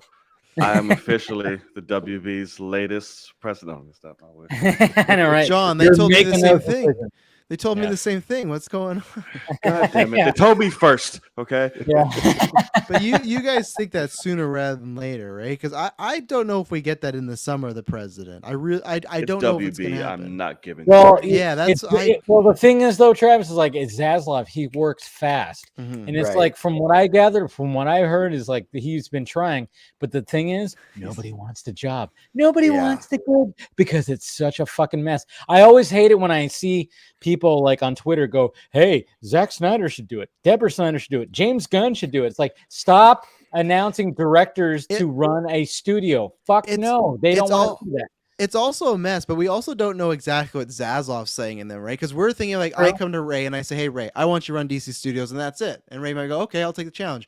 But then Zaslav might be like, "But I actually want you to still do this and do this. Like, you're going to be the head of it, but I still need to do these three things." And maybe the same thing is what if they've met with every person? They met with 5 people and they all have been like, "I want to restart." And he goes, "Well, I don't want to restart." And that could be the point right there where it might not necessarily be that people don't exactly want just DC. It's just that they might not want what this proposed plan could be of like whether it's a reboot, not reboot. And that's where we don't know, because we've had that happen before where we're hoping Zaslav will have the answers. We're hoping he'll change things around, but he could have some terrible ideas that really suck. And he's like forcing people to do these things, right? It's the same thing with the MCU. You either work with the system and some people thrive in it and some people don't. It's like Everything Everywhere All at Once, right? They could have done Loki and they said, "You know what? We'd rather go do this. We just thought we couldn't really work in this system." Same thing as Matt Reeves. "Oh, I love what they're doing in MCU. I like those movies. I just don't think I would work there." So same thing as Zaslav. Maybe his pitches have been like that, where it's like, "Hey, this sounds maybe great, but not for me. Not the way that you're going to do it, because who knows what he wants." And that's why I don't know. I don't think I think in the fall, I actually don't think the summer we're going to get something. I want to be wrong because I want those decisions being made, but they also have time with these movies to sit back a bit, as we've talked about before. Kathleen Kennedy. I was good. What about Kathleen Kennedy? New DC president. She's leaving Lucasfilm for DC. No. I would love that. I would love that Twitter day. No, I would love that day to see what would happen. Oh, yeah. I would take the day off just to be on Twitter. I don't want to give. I don't want to give assholes like Doomcock or Mike Zero the time of day, because they'd be all. You never see so many red and shit. You'd see so many red eye thumbnails you wouldn't believe it. For days gone long, you know. Oh my god, no! But I'm glad you brought up the thing, because that's the other thing, that in addition to the digital sales for Zack Snyder's Justice League in the U.S., the other thing that they have to pay attention to with respect to whether or not they're going to hit the reboot button is what their next slate of movies are going to do. Push the controversies aside. You have to see what Aquaman and the Lost Kingdom is going to do in March. You have to see what The Flash is going to do in June. You have to see what Black Adam is going to do. You have to see what Shazam! Fury of the Gods is going to do. You have to see what Blue Beetle is going to do. Like, you have to see what these films are going to do. What if Aquaman 2 came out and it made $1 billion again? You're gonna say, let's get rid of Momoa. Let's be no, you're not gonna do that. No, you're not. And that's where. But you don't have that answer right now. You don't have that answer until March. Right. Right. And that's why I don't think this summer we're getting a president yet. I don't think. I think we're gonna wait. Well, I mean, it's not so much that we're gonna, but maybe we do, but at the same time, we don't get a full-on decision whether Of course, to full-on reboot or, you know, because I think Zaslav really does want somebody to like, hey, this fucking thing needs somebody that's not me because I'm running the whole goddamn, you know, thing. I need somebody to run this part that's a big, huge thing, and I don't know exactly what to do with it because maybe he's never, you know, read a comic book in his life.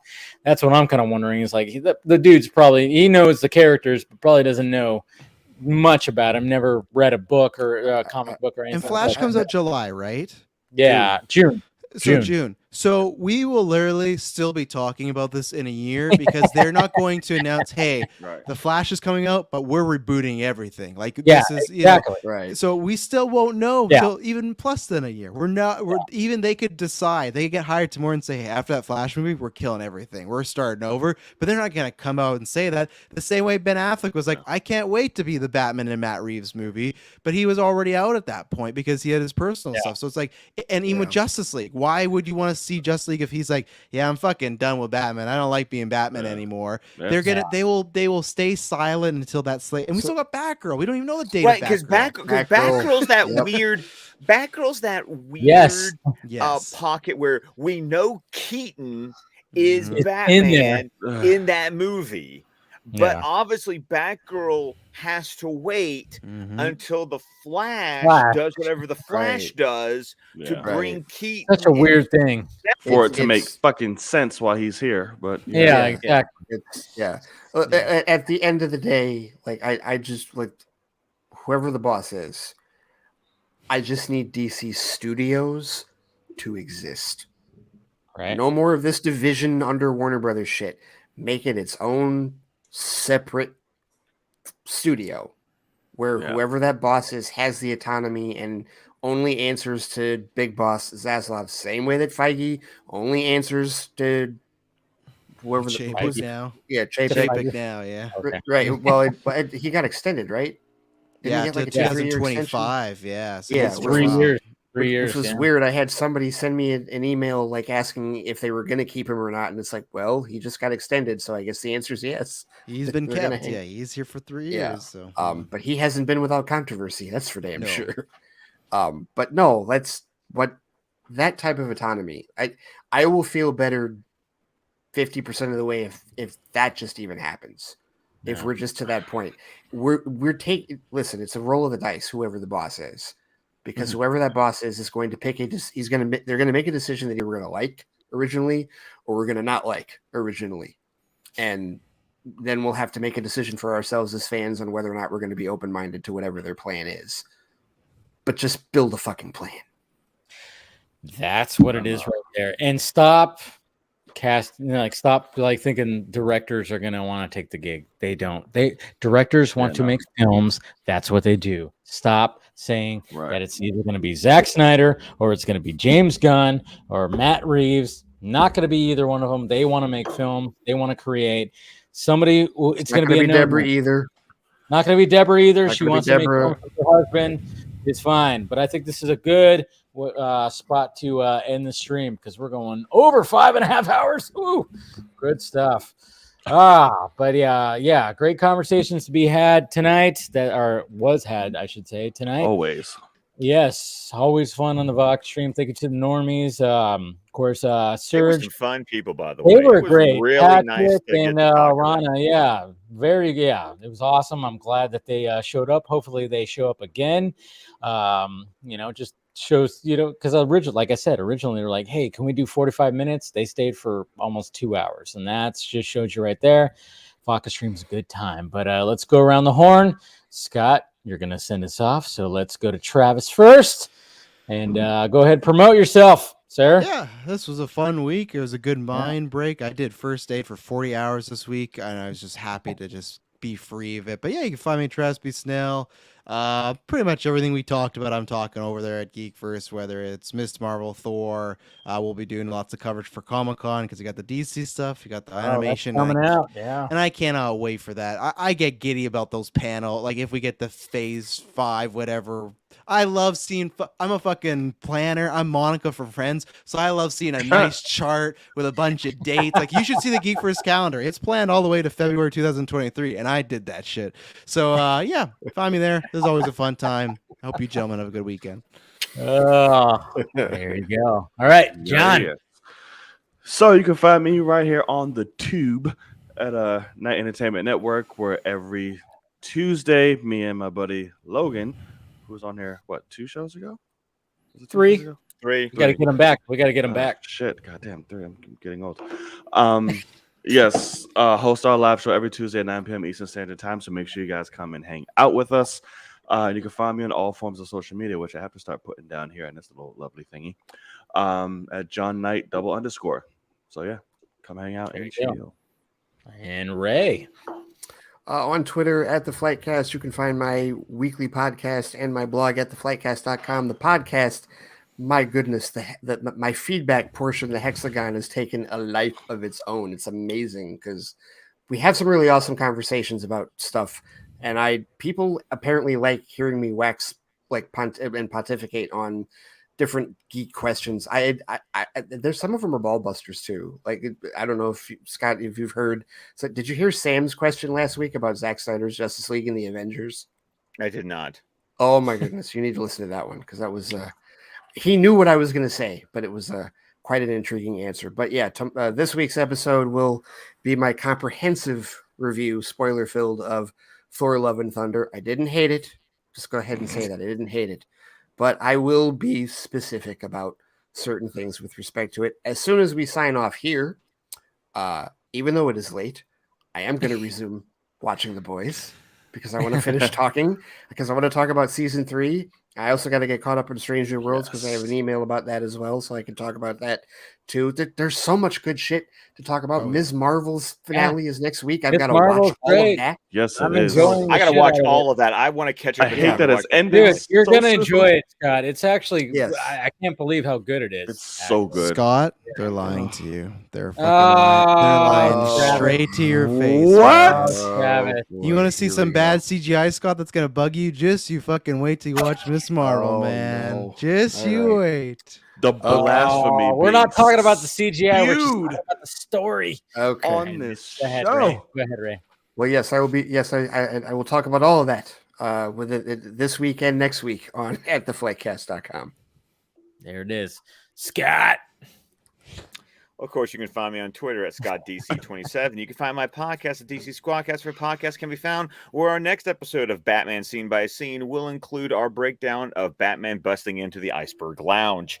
Nice. We're on Vero, Facebook, YouTube, with the entire network of shows at SquadcastMedia.com, which does include DC TV Squadcast. Then once I can get this lazy bum to record with me, we will be talking about Season 2 of Superman and Lois. And we are a fan-supported network over at Patreon.com/SquadcastMedia, where tomorrow night we will once again reconvene all 6 Squadcast hosts. We are finally recording our review of Batman Forever. And then this Sunday here on this channel, we have Batman the Fandom stream, where our next episode Dave and I will be discussing is the episode entitled Zatanna. Oh yeah. Zatanna. I just realized you that called was me a fucking lazy bum. beautiful. I did call you a lazy bum. What the hell? John, that's why I have him go last. He just sold the shit out of that, and I'm slightly aroused. I'm slightly. Actually, I'm massively. I know, right? Not slightly. That's actually. And I mean, the insult just rolled right off the tongue, like right in the middle of it. Everything rolled off. Like I didn't even catch the insult. I did kind of, but it was just like it was just so smooth. Sir, sir. That's why Scott's the goat. Scott's the goat. Good job. All right, guys, this has been fun. Thank you to the Normies. Thank you to, of course, Patrick, Suraj, and Rana for joining. That was great. Thank you to Tony for joining as well. And thank you guys for joining the Vodka stream. It's been a lot of fun. And do all the stuff. All the stuff is provided down below. The sock meds. Hit the like, thumbs up. Do the notification bell. All that stuff. We will talk to you later.